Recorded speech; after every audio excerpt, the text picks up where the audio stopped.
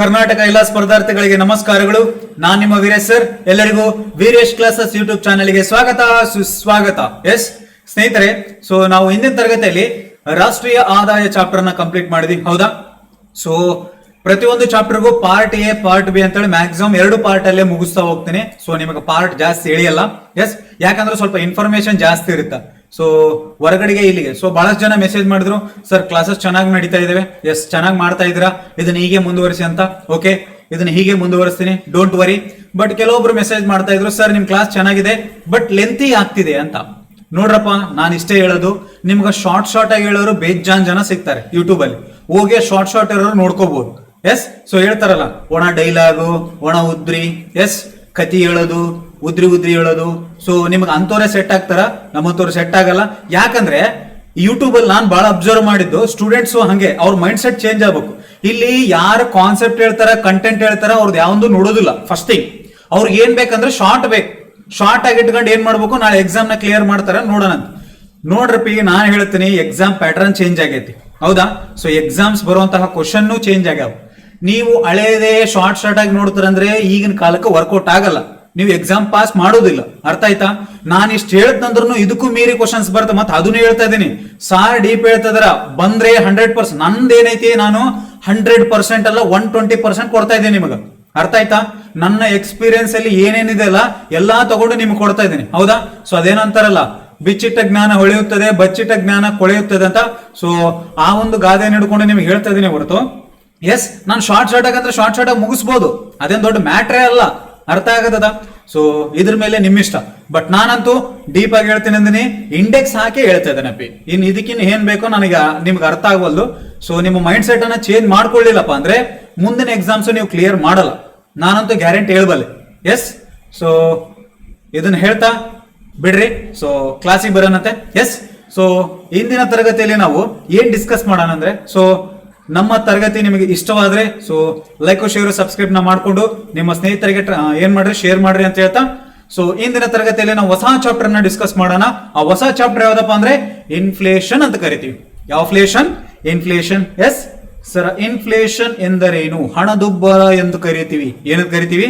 ಹಣದುಬ್ಬರ. ಕನ್ನಡದಲ್ಲಿ ಅತಿ ಪ್ರಸರಣ ಅಂತ ಕರಿತೀವಿ. ಯಾವ ಪ್ರಸರಣ? ಅತಿ ಪ್ರಸರಣ. ಇಂಗ್ಲಿಷ್ ಅಲ್ಲಿ ಇನ್ಫ್ಲೇಷನ್ ಅಂತ ಕರಿತೀವಿ. ಏನಂತ ಕರಿತೀವಿ? ಇನ್ಫ್ಲೇಷನ್, ಹಣದುಬ್ಬರ. ಹಾಗಾದ್ರೆ ಹಣದುಬ್ಬರ ಎಂದರೇನು, ಇನ್ಫ್ಲೇಷನ್ ಎಂದರೇನು, ಹೌದಾ? ಎಸ್, ನೋಡ್ತಾ ಹೋಗೋಣ. ಸೊ ಏನ್ರಿ ಸರ ಇನ್ಫ್ಲೇಷನ್ ಅಂದ್ರೆ? ಇನ್ನೊಂದು, ಸೊ ನಮ್ಮ ಒಂದು ಎಕನಾಮಿ ಪ್ಲಸ್ ಇನ್ಫ್ಲೇಷನ್ ಜೊತೆಗೆ ಏನಾಗ್ತಾವಪ್ಪ ಅಂದ್ರೆ ಸೊ ಇನ್ಕ್ರೀಸ್ ಆಗ್ತಾ ಹೋಗುತ್ತೆ. ಅದು ಮುಂದೆ ಹೇಳ್ತೀನಿ, ನೀವು ತಲೆ ಕೆಡಿಸ್ಕೋಬೇಡ. ಜಸ್ಟ್ ಫಸ್ಟ್ ಹಣದುಬ್ಬರ ಅಂದ್ರೆ ಫಸ್ಟ್ ಬೇಸಿಕ್ ಥಾಟ್ ಏನಪ್ಪಾ ಅಂದ್ರೆ ಹಣದುಬ್ಬರ, ಇನ್ಫ್ಲೇಷನ್, ಅತಿ ಪ್ರಸರಣ ಎಂದರೇನು? ಹಾಗಾದ್ರೆ ಪ್ರಸ್ತುತ ಹಣದುಬ್ಬರ ಅಥವಾ ಅತಿ ಪ್ರಸರಣವು ಒಂದು ಜಾಗತಿಕ ಸಮಸ್ಯೆಯಾಗಿದೆ. ಹೌದು, ಸೊ ಜಗತ್ತಿನಲ್ಲಿ ಎಲ್ಲ ಕಡೆನೂ ಒಂದು ಜಾಗತಿಕ ಸಮಸ್ಯೆ ಆಗಿದೆ. ಏನಪ್ಪಾ ಅಂದ್ರೆ ಇನ್ಫ್ಲೇಷನ್. ಹಾಗಾದ್ರೆ ಈ ಒಂದು ಜಾಗತಿಕ ಸಮಸ್ಯೆ ಕಾಡುತ್ತಿರುವ ಇನ್ಫ್ಲೇಷನ್. ಹಾಗಾದ್ರೆ ಇನ್ಫ್ಲೇಷನ್ ಅಂದ್ರೆ ಫಸ್ಟ್ ನೀವು ಇನ್ಫ್ಲೇಷನ್ ಅಂದ್ರೆ ಏನಂತ ತಿಳ್ಕೊಡ್ರಿ. ಆವಾಗ ಅದು ಸಮಸ್ಯೆ ಯಾವ ರೀತಿ ಆಗ್ತದ, ಅದನ್ನ ಹೆಂಗ ನಿವಾರಣೆ ಮಾಡಬೇಕು, ಯಾವ ರೀತಿ ಕಂಟ್ರೋಲ್ ಮಾಡ್ಬೇಕು ಅಂತೇಳಿ ಮುಂದೆ ಡಿಸ್ಕಸ್ ಮಾಡ್ತಾ ಹೋಗೋಣಂತೆ. Yes, are you understand? Yes, ಹಾಗಾದ್ರೆ ಇನ್ಫ್ಲೇಷನ್ ಅಂದ್ರೇನು, ಹಣದುಬ್ಬರ ಎಂದರೇನು? ಸರಕು ಮತ್ತು ಸೇವೆಗಳ ಬೆಲೆಗಳು. ಯಾವ ಬೆಲೆಗಳು? ಸರಕು ಮತ್ತು ಸೇವೆಗಳ ಬೆಲೆಗಳು ನಿರಂತರವಾಗಿ ಹೆಚ್ಚಳವಾಗುವ ಮತ್ತು ಹಣದ ಮೌಲ್ಯ ಕುಸಿತವಾಗುವ ಸನ್ನಿವೇಶವನ್ನು ಹಣದುಬ್ಬರ ಎಂದು ಕರೆಯುತ್ತೇವೆ. ಏನ್ರಿ ಸರ್, ಒಂಚೂರು ಅರ್ಥ ಆಗಿಲ್ಲ. ಈಗ ನಿಧಾನಕ್ಕೆ ಒನ್ ಬೈ ಒನ್ ಎಕ್ಸ್ಪ್ಲೇನ್ ಮಾಡ್ಕೊಂತ ಹೋಗ್ತೀನಿ ನೋಡ್ರಿ. ಇಲ್ಲಿ ಏನಾಗೈತ, ಫಸ್ಟ್ ಸರಕು ಮತ್ತು ಸೇವೆಗಳ ಬೆಲೆಗಳು. Yes, goods and services. ಇದು ಏನಾಗೋ ಬೆಲೆಗಳು ನಿರಂತರವಾಗಿ ಹೆಚ್ಚಳವಾಗುವ. ಏನ್ರಿ ಸರ್ ನಿರಂತರವಾಗಿ ಹೆಚ್ಚಳವಾಗುವ ಅಂದ್ರೆ? ಒಂದು ಎಕ್ಸಾಂಪಲ್ ಕೊಡ್ತೀನಿ ನೋಡ್ರಿ. ಇಲ್ಲಿದೆ, ಜಸ್ಟ್ ಅ ಮಿನಿಟ್.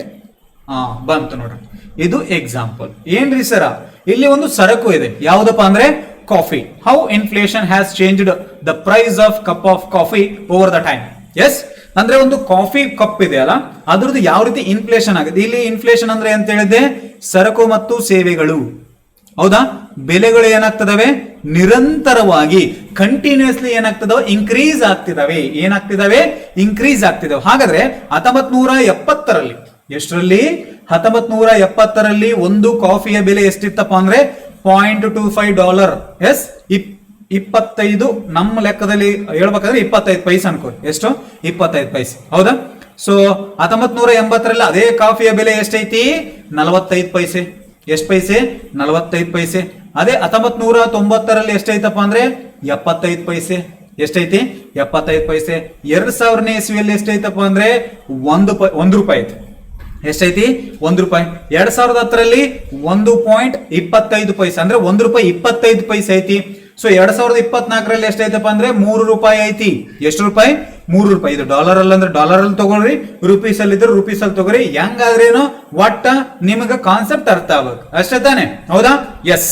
ಸೊ ಹಾಗಾದ್ರೆ ಇಲ್ಲಿ ನೋಡ್ರಿ, ಸರಕು ಮತ್ತು ಸೇವೆಗಳ ಬೆಲೆಗಳು ನಿರಂತರವಾಗಿ ಏನಾಗ್ತಿದಾವೆ? ಏರಿಕೆ ಆಗ್ತಿದಾವೆ. ಇಲ್ಲೋ ಇಲ್ಲಿ 25 ಪೈಸೆ, ಇಲ್ಲಿ 45 ಪೈಸೆ, 75 ಪೈಸೆ, 1 ರೂಪಾಯಿ, 1 ರೂಪಾಯಿ 25 ಪೈಸೆ, 3 ರೂಪಾಯಿ. ಅಂದ್ರೆ ಇಲ್ಲಿ ಕಂಟಿನ್ಯೂಸ್ಲಿ ಏನಾಗ್ತಿದಾವೆ? ಏರಿಕೆ ಆಗ್ತಿದಾವನೋ ಇಲ್ಲೋ? ಎಸ್. ಇಲ್ಲಿ ಕಾಫಿ ಏನು? ಒಂದೇ ಕಾಫಿ, ಒಂದೇ ಕಾಫಿ, ಒಂದೇ ಕಾಫಿ, ಒಂದೇ ಕಾಫಿ, ಒಂದೇ ಕಾಫಿ, ಒಂದೇ ಕಾಫಿ. ಬಟ್ ಈ ಕಾಫಿಯ ಬೆಲೆ ಏನಾಗ್ತಿದೆ? ನಿರಂತರವಾಗಿ ಹೆಚ್ಚಳ ಆಗ್ತಾ ಇದೆನೋ ಇಲ್ಲೋ? ಎಸ್. ಕಂಟಿನ್ಯೂಸ್ಲಿ ಏನಾಗ್ತಿದೆ? ಹೆಚ್ಚಾಗ್ತಾ ಇದೆ. ಎಸ್. ಸರಕು ಮತ್ತು ಸೇವೆಗಳ ಬೆಲೆಗಳು ನಿರಂತರವಾಗಿ ಹೆಚ್ಚಳವಾಗ್ತಿದ್ದು, ಎಸ್, ಹಣದ ಮೌಲ್ಯ ಏನಾಗ್ತಿರೋದು? ಕಡಿಮೆ ಆಗ್ತಿರೋದು. ಏನಾಗ್ತಾ ಇರೋದು? ಹಣದ ಮೌಲ್ಯ ಕಡಿಮೆ ಆಗಿರುವ ಸನ್ನಿವೇಶಕ್ಕೆ ನಾವೇನಂತ ಕರಿತೀವಪ್ಪ ಅಂದ್ರೆ ಇನ್ಫ್ಲೇಷನ್ ಅಂತ ಕರಿತೀವಿ. ಏನ್ರಿ ಸರ್ ಹಣದ ಮೌಲ್ಯ ಅಂದ್ರೆ? ಈಗ ಸಿಂಪಲ್ ಆಗಿ ಹೇಳ್ತೀನಿ ಕೇಳ್ರಿ. ಮೊದಲು ಎಷ್ಟು ಕೊಡ್ತಾ ಇದ್ರಿ? 25 ಪೈಸೆ ಕೊಡ್ತಾ ಇದ್ರಿ. ಈಗ ಎಷ್ಟು ಕೊಡ್ತಾ ಇದ್ರಿ? 3 ರೂಪಾಯಿ ಕೊಡ್ತಾ ಇದ್ರಿ, ಹೌದಾ? ಮೊದಲು ಎಷ್ಟು ಕೊಡ್ತಾ ಇದ್ರಿ? 25 ಪೈಸೆ. ಈಗ ಎಷ್ಟು ಕೊಡ್ತಾ ಇದ್ರಿ? 3 ರೂಪಾಯಿ ಕೊಡ್ತಾ ಇದ್ರಿ. ಸೊ ವಸ್ತು ಒಂದೇ, ಹೌದಾ? ಇಲ್ಲಿ ಕಾಫಿ ಅಂತಕ್ಕಂಥದ್ದು ಒಂದೇ ಕಾಫಿ, ಇಲ್ಲಿ ಒಂದೇ ಕಾಫಿ. ಬಟ್ ಇಲ್ಲಿ ಮೌಲ್ಯ ಏನಾಗ್ತಿದೆ? ಕಡಿಮೆ ಆಗ್ತಿದೆ. ಅಂದ್ರೆ ಜಾಸ್ತಿ ದುಡ್ಡು ಕೊಡ್ತಾ ಇದ್ದೀರಪ್ಪ ಅಂದ್ರೆ ಅರ್ಥ ಏನು? ಹೆಚ್ಚಿನ ದುಡ್ಡು ಕೊಡ್ತಾ ಇದ್ರಿ ಅಂದ್ರೆ ಅದ್ರ ಮೌಲ್ಯ ಏನದಂಗ? ಕಡಿಮೆ ಆದಂಗ. ಸರಿ, ಇದನ್ನೂ ಅರ್ಥ ಆಗಿಲ್ಲ ಅಂದ್ರೆ ಸಿಂಪಲ್ ಆಗಿ ಹೇಳ್ತೀನಿ. ಮನ್ಯಾಗ ಅಪ್ಪ ಅಮ್ಮ ಅಂತ ಉಗಿಸ್ಕೋತಾರೋ ಇಲ್ಲೋ? ಅಂದ್ರೆ ಬೈಸ್ಕೋತಾರೋ ಇಲ್ಲೋ? ಅಂದ್ರೆ ಮನ್ಯಾಗ ಜಾಸ್ತಿ ಬೈದರಂದ್ರೆ ಅರ್ಥ ಏನು? ಕಡಿಮೆ ರೆಸ್ಪೆಕ್ಟ್ ಐತೆ ಅಂತ ಅರ್ಥ. ಕಡಿಮೆ ಬೈತಿದ್ರಂದ್ರೆ ಅರ್ಥ ಏನೋ? ಜಾಸ್ತಿ ರೆಸ್ಪೆಕ್ಟ್ ಐತೆ ಅಂತ ಅರ್ಥ. ಅದೇ ತರನೇ ಜಾಸ್ತಿ ದುಡ್ಡು ಕೊಟ್ಟು ವಸ್ತುಗಳನ್ನ ಪರ್ಚೇಸ್ ಮಾಡ್ತಾ ಇದ್ರಿ, ಸೊ ಅದಕ್ಕೆ ಅರ್ಥ ಏನು? ಕಡಿಮೆ ಮೌಲ್ಯ ಐತಂತ ಅರ್ಥ. ಯಾವುಗಳಿಗೆ? ಹಣಕ್ಕೆ. ಯಾವುದಕ್ಕೆ? ಹಣಕ್ಕೆ. ಎಸ್. ಸೊ ಜಾಸ್ತಿ ದುಡ್ಡು ಕೊಡ್ತಾ ಇದ್ರೆ ಅಂದ್ರೆ ಕಡಿಮೆ ಮೌಲ್ಯ ಅಂತ ಅರ್ಥ. ಸೊ ಇಲ್ಲಿ ವಸ್ತುಗಳ ಬೆಲೆ ನಿರಂತರವಾಗಿ ಏರಿಕೆ ಆಗ್ತಿದ್ದು ಹಣದ ಕೊಳ್ಳುವ ಸಾಮರ್ಥ್ಯ, ಹಣದ ಮೌಲ್ಯ ಕಡಿಮೆಯಾಗಿರುವ ಸನ್ನಿವೇಶಕ್ಕೆ ನಾವೇನಂತ ಕರಿತೀವಪ್ಪ ಅಂದ್ರೆ ಇನ್ಫ್ಲೇಷನ್ ಅಂತ ಕರಿತೀವಿ. ಏನಂತ ಕರಿತೀವಿ? ಹಣದುಬ್ಬರ ಅಂತ ಕರಿತೀವಿ. ಏನಂತ ಕರಿತೀವಿ? ಅತಿ ಪ್ರಸರಣ ಅಂತ ಕರಿತೀವಿ. ಏನಂತ ಕರಿತೀವಿ? ಸರ್ ಮೂರು ಒಂದೇ. ಅವನು ಹೆಂಗಾರ ಆಪ್ಷನ್ ಕೊಡ್ಲಿ, ಮೂರನ್ನು ಹೇಳ್ತಾ ಇದೆ. ಅರ್ಥ ಆಯ್ತಾ? ಎಸ್. ಇದನ್ನ ನಾವೇನಂತ ಕರಿತೀವಪ್ಪ ಅಂದ್ರೆ ಹಣದುಬ್ಬರ ಅಂತ ಕರಿತೀವಿ. ಏನಂತ ಕರಿತೀವಿ? ಹಣದುಬ್ಬರ. ಸೇಮ್ ಅದೇ. ಸರಕು ಮತ್ತು ಸೇವೆಗಳ ಬೆಲೆಗಳು ನಿರಂತರವಾಗಿ ಹೆಚ್ಚಳವಾಗ್ತಿದ್ದು ಹಣದ ಮೌಲ್ಯ ಏನಾಗೋದು? ಕುಸಿಯುತ್ತಿರುವ, ಹಣದ ಮೌಲ್ಯ ಕಡಿಮೆ ಆಗ್ತಿರುವ ಸನ್ನಿವೇಶಕ್ಕೆ ನಾವೇನಂತ ಕರಿತೀವಪ್ಪ ಅಂದ್ರೆ ಎಸ್. ಸೊ ಹಣದುಬ್ಬರ ಅಂತ ಕರಿತೀವಿ. ಸೊ ರಾಷ್ಟ್ರದಲ್ಲಿ ಹಣದ ಪೂರೈಕೆಯು ಸರಕು ಮತ್ತು ಸೇವೆಗಳ ಬೆಲೆಗಳು, ಎಸ್, ಸರಕು ಮತ್ತು ಸೇವೆಗಳ ಉತ್ಪಾದನೆಗಿಂತ ಹೆಚ್ಚಳವಾದಾಗ ಹಣದುಬ್ಬರ ಸಂಭವಿಸುತ್ತೆ ಅಂತ ಹೇಳ್ತಾರೆ. ಅಂದ್ರೆ ಏನಿಲ್ಲ, ಉತ್ಪಾದನೆ ಕಡಿಮೆ ಇದ್ದಾಗ, ಹಣದ ಪೂರೈಕೆ ಜಾಸ್ತಿ ಇದ್ದಾಗ ಏನಾಗತ್ತಾ? ಸೊ ಹಣದುಬ್ಬರ ಸಂಭವಿಸುತ್ತೆ ಅಂತ ಕೇಳ್ಯಾರ. ಸರ್ ಹೆಂಗ್ರಿ ಸರ್? ಹೆಂಗಂದ್ರೆ ಏನಿಲ್ಲ, ಬಹಳ ಸಿಂಪಲ್ ಆಗಿ ಹೇಳ್ತೀನಿ ಕೇಳ್ರಿ. ಸೊ ಇಲ್ಲಿ ಹಣದ ಪೂರೈಕೆ ಏನಾಗ್ತಿದೆ? ಹೆಚ್ಚಳ ಆಗ್ತಾ ಇದೆ. ಸರಕು ಮತ್ತು ಸೇವೆಗಳ ಉತ್ಪಾದನೆಗಿಂತ ಏನಾಗಿದೆ? ಹೆಚ್ಚಳ ಆಗೈತೆ. ಅಂದ್ರೆ ಉತ್ಪಾದನೆ ಕಡಿಮೆ ಐತಿ, ಹಣದ ಪೂರೈಕೆ ಜಾಸ್ತಿ ಐತಿ. ಸೊ ಮಾರುಕಟ್ಟೆಯಲ್ಲಿ ಹಣದ ಪೂರೈಕೆ ಅಧಿಕವಾಗಿದ್ದಾಗ ಏನಾಗಿದ್ದಾಗ? ಮಾರುಕಟ್ಟೆಯಲ್ಲಿ ಹಣದ ಪೂರೈಕೆ ಅಂದ್ರೆ ಏನು? ದುಡ್ಡು ಜಾಸ್ತಿ ಇದ್ರೆ, ಮಾರುಕಟ್ಟೆಯಲ್ಲಿ ದುಡ್ಡು ಜಾಸ್ತಿ ಇದ್ರೆ ಸೊ ಏನ್ ಮಾಡ್ತಾರೆ? ಜನ ಖರ್ಚು ಮಾಡೋದು ಜಾಸ್ತಿ ಮಾಡ್ತಾರೆ, ಹೌದಾ? ಸೊ ನಿಮ್ಮ ಹತ್ರ ಎಲ್ಲ ಈಗ ನಾಳೆ ಏನ್ ಮಾಡ್ರಪ್ಪ ಅಂದ್ರೆ, ಸೊ ನಮ್ಮ ಒಂದು ಸರ್ಕಾರ ಏನಿದೆಯಲ್ಲ, ಸೊ ರಾಜ್ಯ ಸರ್ಕಾರ 2,000 ಕೊಟ್ಟಿದೆ, ಹೌದಾ? ಗೃಹಲಕ್ಷ್ಮಿ. ನಾಳೆಯಿಂದ ಏನ್ ಮಾಡ್ತಾರಂದ್ರೆ ನಿಮ್ಗೆ 10,000 ಗೃಹಲಕ್ಷ್ಮಿ ಕೊಡ್ತಾರ ಅನ್ಕೋರಿ. ಎಷ್ಟು? 10,000. ಎಸ್. ನಾಳೆಯಿಂದ ನಿಮ್ಗೆ 10,000 ಜಾಸ್ತಿ ಆದ್ರೆ ಸೊ ಮಾರ್ಕೆಟ್ಗೆ ದುಡ್ಡು ಜಾಸ್ತಿ ಬರುತ್ತೋ ಇಲ್ಲೋ? ಸೊ ಮಾರ್ಕೆಟ್ಗೆ ಪುಷ್ ಆಗುತ್ತೆ. ಏನಾಗುತ್ತೆ? ಸೊ ಮನಿ ಪುಷ್ ಆಗುತ್ತೆ. ಸೊ ಮನಿ ಪುಷ್ ಆದಾಗ ಮಾರುಕಟ್ಟೆಗೆ ಮನಿ ಫ್ಲೋ ಜಾಸ್ತಿ ಆದಾಗ ಜನ ಏನ್ ಮಾಡ್ತಾರೆ? ಖರ್ಚು ಜಾಸ್ತಿ ಮಾಡ್ತಾರೆ. ಏನ್ ಮಾಡ್ತಾರೆ? ಖರ್ಚು ಜಾಸ್ತಿ ಮಾಡ್ತಾರೆ. ಯಾವಾಗ ಮಾರುಕಟ್ಟೆಯಲ್ಲಿ ಹಣವನ್ನ ಖರ್ಚು ಜಾಸ್ತಿ ಮಾಡ್ತಾರೋ ಆಗ ಏನಾಗತ್ತಪ್ಪ ಅಂದ್ರೆ ಸೊ ವಸ್ತುಗಳಿಗೆ ಬೇಡಿಕೆ ಜಾಸ್ತಿ ಆಗತ್ತಾ? ಏನ್ ಜಾಸ್ತಿ ಆಗತ್ತಾ? ವಸ್ತುಗಳಿಗೆ ಬೇಡಿಕೆ ಜಾಸ್ತಿ ಆಗತ್ತಾ? ಯಾವಾಗ ವಸ್ತುಗಳಿಗೆ ಬೇಡಿಕೆ ಜಾಸ್ತಿ ಆಗತ್ತಾ? ಮೊದಲೇ ಏನಾಗಿತ್ತು? ಉತ್ಪಾದನೆ ಕಡಿಮೆ ಐತಿ. ಏನ್ ಕಡಿಮೆ ಐತಿ? ಸೊ ಸರಕುಗಳ ಉತ್ಪಾದನೆ ಕಡಿಮೆ ಐತಿ. ಸರಕುಗಳ ಉತ್ಪಾದನೆ ಕಡಿಮೆ ಐತಿ, ಇಲ್ಲಿ ಬೇಡಿಕೆ ಜಾಸ್ತಿ ಆಗೈತಿ. ಸೊ ಯಾವಾಗ ಸರಕುಗಳ ಉತ್ಪಾದನೆ ಕಡಿಮೆ ಐತಿ, ಅದ್ರ ಬೇಡಿಕೆ ಜಾಸ್ತಿ ಆಗ್ತಾ ಇದೆ ಅಂದ್ರೆ ಆಟೋಮೆಟಿಕಲಿ ಅದ್ರ ಬೆಲೆ ಏನಾಗತ್ತಾ, ಜಾಸ್ತಿ ಆಗತ್ತಾ. ಏನಾಗತ್ತಾ, ಬೆಲೆ ಜಾಸ್ತಿ ಆಗತ್ತಾ. ಸೊ ಬೆಲೆ ಜಾಸ್ತಿ ಆದಾಗ, ದುಡ್ಡು ಜಾಸ್ತಿ ಇದ್ದಾಗ ಸೊ ಏನಾಗತ್ತಪ್ಪ ಅಂದ್ರೆ ನಾವು ಅಧಿಕ ಬೆಲೆಗೆ ಕಡಿಮೆ ಸರಕುಗಳನ್ನ ಕೊಳ್ಳಬೇಕತ್ತ. ಹೌದಾ, ಅಧಿಕ ಬೆಲೆಗೆ ಕಡಿಮೆ ಸರಕುಗಳನ್ನ ಕೊಂಡುಕೊಳ್ಳುವಂತಿದ್ದರೆ, ಏನಂತಿದ್ದರೆ ಕೊಂಡುಕೊಳ್ಳುವಂತಿದ್ದರೆ ಈ ಒಂದು ಸನ್ನಿವೇಶವನ್ನ ನಾವೇನಂತ ಹಣದುಬ್ಬರ ಏನಾಗತ್ತಾ ಸಂಭವಿಸ್ತದೆ ನೋಡಿ. ಈ ಒಂದು ಸಿಚುವೇಶನ್ ಅಲ್ಲಿ ಹಣದುಬ್ಬರ ಏನಾಗತ್ತಾ ಸಂಭವಿಸ್ತದೆ.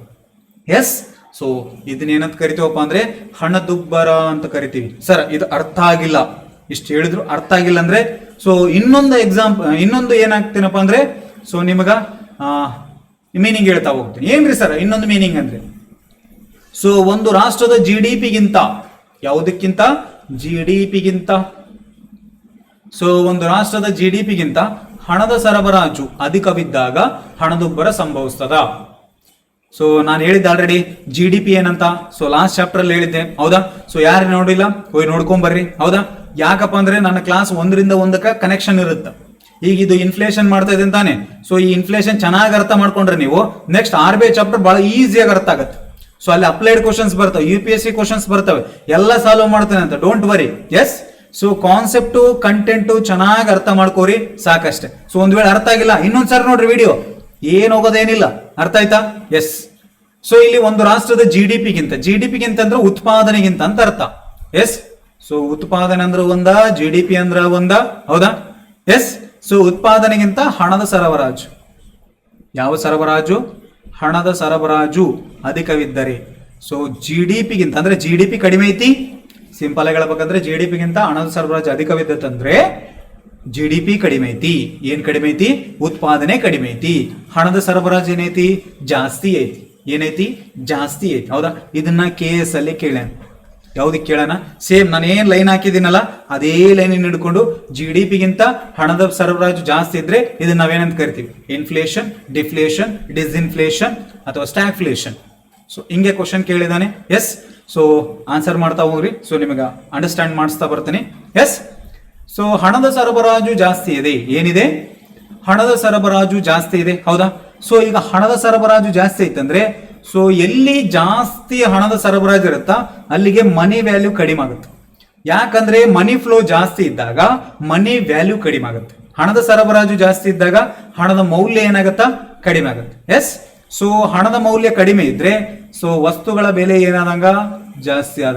ಯಾಕಂದ್ರೆ ಇಲ್ಲಿ ಉತ್ಪಾದನೆ ಕಡಿಮೆ ಐತಿ. ಉತ್ಪಾದನೆ ಕಡಿಮೆ ಇದ್ದು ಹಣದ ಸರಬರಾಜು ಜಾಸ್ತಿ ಇದ್ರೆ ಸೊ ವಸ್ತುಗಳಿಗೆ ಏನಾಗತ್ತಾ? ಬೇಡಿಕೆ ಜಾಸ್ತಿ ಆಗತ್ತಾ? ಏನ್ ಜಾಸ್ತಿ ಆಗತ್ತಾ? ಬೇಡಿಕೆ ಜಾಸ್ತಿ ಆಗತ್ತಾ? ಸೊ ಬೇಡಿಕೆ ಜಾಸ್ತಿ ಆದಾಗ ನೀವೇನ್ ಮಾಡ್ತಾರಪ್ಪ ಅಂದ್ರೆ ಜಾಸ್ತಿ ಕೊಂಡ್ಕೊಳ್ಳೋಕೆ ಶುರು ಮಾಡ್ತೀರಿ. ಯಾವಾಗ ಕೊಂಡ್ಕೊಳ್ಳೋಕೆ ಶುರು ಮಾಡ್ತಾರೋ ಬೇಡಿಕೆ ಜಾಸ್ತಿ ಆಗತ್ತಾ? ಬೇಡಿಕೆ ಜಾಸ್ತಿ ಆದ್ರೆ ಅದರಿಂದಲೇ ಏನಾಗುತ್ತೆ? ಆಟೋಮೆಟಿಕಲಿ ಬೆಲೆ ಜಾಸ್ತಿ ಆಗುತ್ತೆ. ಯಾವ್ದ್ರದ್ದು? ವಸ್ತುಗಳ ಬೆಲೆ ಏನಾಗತ್ತ? ಜಾಸ್ತಿ ಆಗತ್ತ. ಸೊ ವಸ್ತುಗಳ ಬೆಲೆ ಜಾಸ್ತಿ ಆದಾಗ ಆಟೋಮೆಟಿಕಲಿ ನಾವೇನಂತ ಕರಿತೀವಪ್ಪ ಅಂದ್ರೆ ಇದನ್ನ ಹಣದುಬ್ಬರ ಅಂತ ಕರಿತೀವಿ. ಹೌದಾ, ಇಲ್ಲಿ ಹೇಳಿನಲ್ಲ GDP-ಗಿಂತ ಹಣದ ಸರಬರಾಜು ಜಾಸ್ತಿ ಆದ್ರೆ ಹಣದುಬ್ಬರ ಸಂಭವಿಸ್ತದ. ಏನ್ ಸಂಭವಿಸ್ತದ? ಹಣದುಬ್ಬರ ಸಂಭವಿಸ್ತದೆ. ಎಸ್ ಎಸ್ ಸರ, ಇದನ್ನು ಅರ್ಥ ಆಗಿಲ್ಲ ನಮಗೆ ಇನ್ನೊಂದು ಹೇಳ್ರಿ, ತಗೋರಿ. ಅಧಿಕ ಪ್ರಮಾಣದ ಹಣವು ನೀಡಿ ಕಡಿಮೆ ಪ್ರಮಾಣದ ಸರಕು ಮತ್ತು ಸೇವೆಗಳನ್ನ ಕೊಂಡುಕೊಳ್ಳುವ ಸನ್ನಿವೇಶಕ್ಕೆ ಹಣದುಬ್ಬರ ಎಂದು ಕರೆಯುತ್ತೇವೆ. ಇಲ್ಲಿ ಹೊಸ ಪಾಯಿಂಟ್ ಇದೆ. ಏನಪ್ಪಾ ಅಂದ್ರೆ ಅಧಿಕ ಪ್ರಮಾಣದ ಹಣವನ್ನು ನೀಡಿ. ಯಾವ ಹಣ? ಅಧಿಕ ಪ್ರಮಾಣದ ಹಣ. ಎಸ್, ಕಡಿಮೆ ಪ್ರಮಾಣದ ಸರಕು ಮತ್ತು ಸೇವೆಗಳನ್ನ ಕೊಂಡುಕೊಳ್ಳುವಂತಿದ್ದರೆ ಏನಂತಿದ್ದರೆ? ಸೊ ಅಧಿಕ ಪ್ರಮಾಣದ ಹಣವು ಕಡಿಮೆ ಪ್ರಮಾಣದ ಅಥವಾ ಅಧಿಕ ಪ್ರಮಾಣದ ಹಣವು ಕಡಿಮೆ ಪ್ರಮಾಣದ ಸರಕು ಮತ್ತು ಸೇವೆಗಳನ್ನ ಕೊಳ್ಳುವಂತಿದ್ದರೆ ಈ ಒಂದು ಸನ್ನಿವೇಶಕ್ಕೆ ನಾವು ಏನಂತ ಕರಿತೀವಪ್ಪ ಅಂದ್ರೆ ಇನ್ಫ್ಲೇಷನ್ ಅಂತ ಕರಿತೀವಿ. ಸರ್ ಎಕ್ಸಾಂಪಲ್ ಅಂದ್ರೆ ಉದಾಹರಣೆ, ನಿಮ್ಮ ಒಂದು ಅಜ್ಜಿ ಅಜ್ಜ ಕಾಲ, ಹೌದಾ, ನಿಮ್ ತಾತ ಅವ್ರು ಏನಿದ್ರಲ್ಲ ಅವ್ರ ಕಾಲ ತಗೋರಿ. ಅವ್ರು ಏನ್ ಮಾಡ್ತಾ ಇದ್ರಪ್ಪ ಅಂದ್ರೆ ಇವನು ಸಂತೆ. ಎಸ್, ಸೊ ಅವರೆಲ್ಲ ಸಂತೆಗೆ ಹೋಗ್ತಿದ್ರ ತಾನೆ. ಸೊ ಸಂತೆಗೆ ಹೋಗ್ಬಿಟ್ಟು ಏನ್ ಮಾಡ್ತಾರಪ್ಪ ಅಂದ್ರೆ 2 ರೂಪಾಯಿ 3 ರೂಪಾಯಿ ಸಂತೆ ತಗೊಂಡು ಹೋಗ್ತಿದ್ರು. ಹೌದಾ, ಆ 2 ರೂಪಾಯಿ 3 ರೂಪಾಯಿ ಸಂತೆ ತಗೊಂಡ್ಬಿಟ್ಟು ಸೊ ಇಷ್ಟು ಸರಕುಗಳನ್ನ ಪರ್ಚೇಸ್ ಮಾಡ್ತಾ ಇದ್ರು. ಹೌದಾ, ಇಷ್ಟೇ ಹಣ ಇಷ್ಟು ಸರಕು.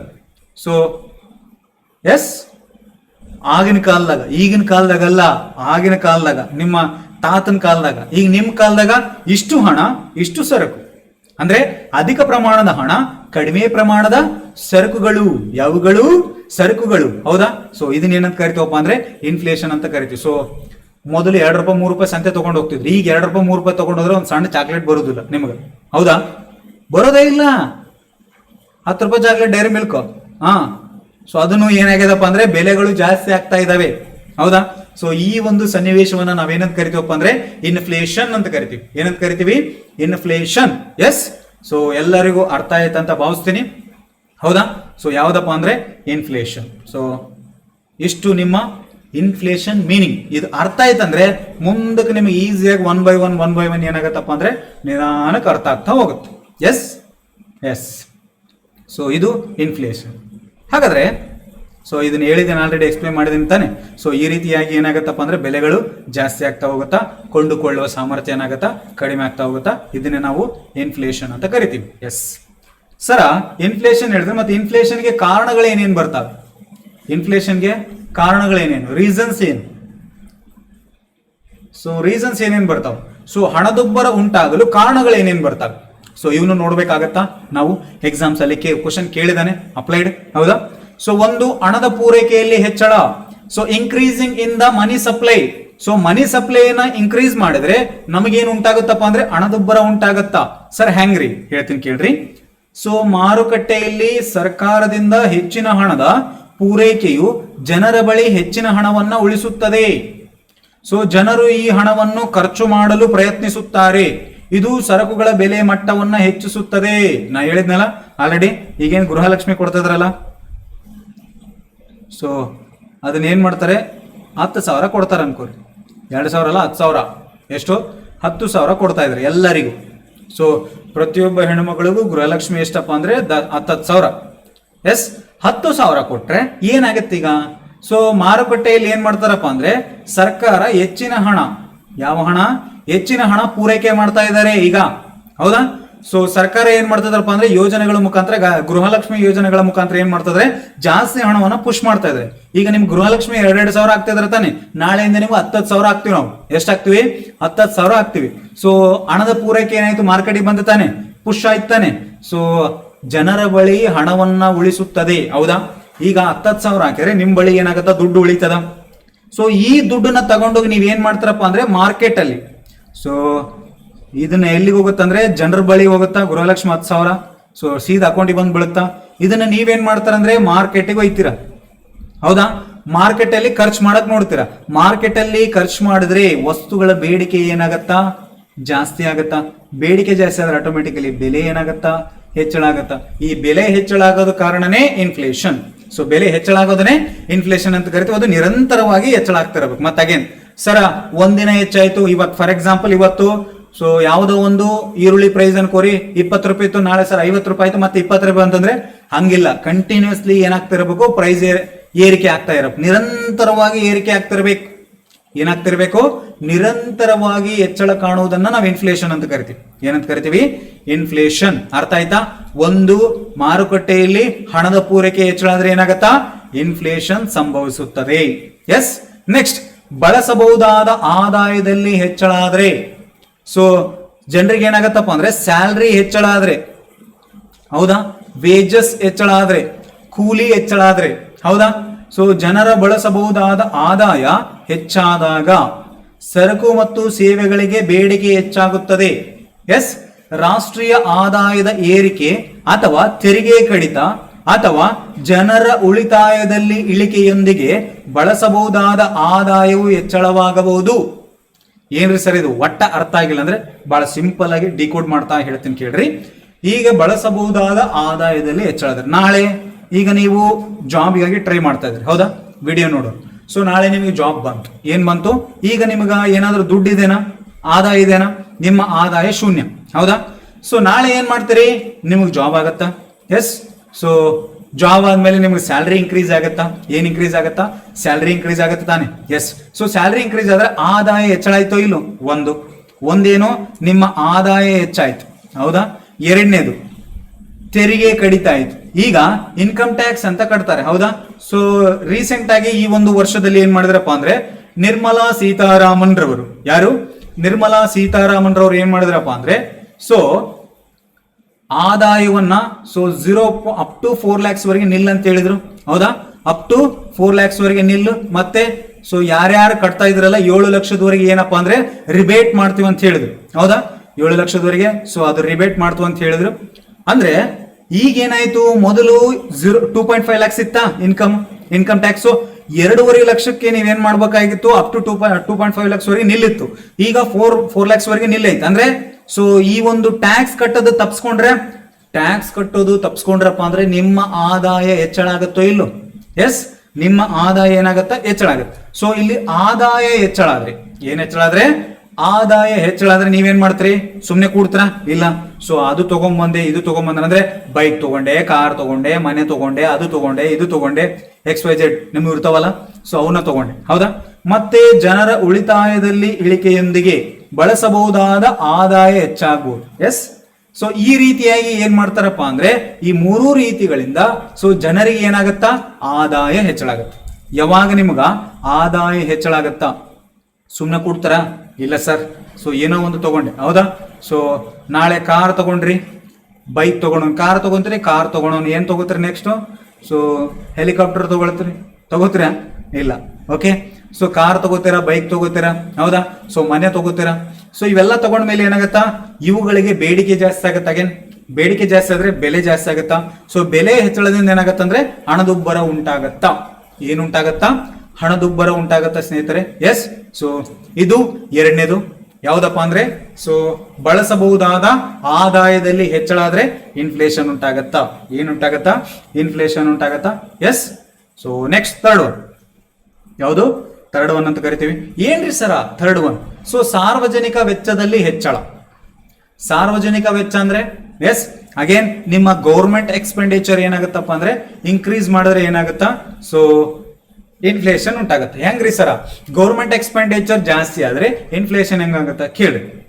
ಆಧುನಿಕ ಜಗತ್ತಿನಲ್ಲಿ, ಯಾವ ಜಗತ್ತಿನಲ್ಲಿ? ಆಧುನಿಕ ಜಗತ್ತಿನಲ್ಲಿ ಸರ್ಕಾರಿ ಚಟುವಟಿಕೆಗಳು ವಿಸ್ತರಿಸುತ್ತಿದ್ದು. ಹೌದಾ? ಸರ್ಕಾರ ಚಟುವಟಿಕೆಗಳು ಎಲ್ಲಾ ಕಡೆನೂ ಇದಾವೆ. ಹೌದಾ? ಇದು ಸರ್ಕಾರಿ ವೆಚ್ಚದಲ್ಲಿ ಹೆಚ್ಚಳಕ್ಕೆ ಕಾರಣ ಆಗುತ್ತೆ. ಇದು ಸರಕು ಮತ್ತು ಸೇವೆಗಳಿಗೆ ಒಟ್ಟು ಬೇಡಿಕೆಯನ್ನು ಹೆಚ್ಚಿಸಿ ಹಣದುಬ್ಬರಕ್ಕೆ ಕಾರಣ ಆಗತ್ತಂತ. ನೋಡ್ರಿ ಹೆಂಗೈತಿ. ಸರ್ಕಾರ ಏನ್ ಮಾಡತ್ತಪ್ಪ ಅಂದ್ರೆ ಈಗ ಪ್ರತಿಯೊಂದು ಸರ್ಕಾರ ಏನ್ ಮಾಡ್ತದ್ರೆ ಫ್ರೀ ಸ್ಕೀಮ್ ನ ಇಂಟ್ರೊಡ್ಯೂಸ್ ಮಾಡ್ತದೆ. ಹೌದಾ? ಈ ಫ್ರೀ ಕೊಡೋದು ಜಾಸ್ತಿ ಆಗ್ತದೆ. ನಾ ಹೇಳಿದ್ನಲ್ಲ, ಆಧುನಿಕ ಜಗತ್ತದಲ್ಲಿ ಸರ್ಕಾರ ಚಟುವಟಿಕೆಗಳು ಜಾಸ್ತಿ ಆಗ್ತಿದಾವೆ, ವಿಸ್ತಾರ ಆಗ್ತಿದೆ.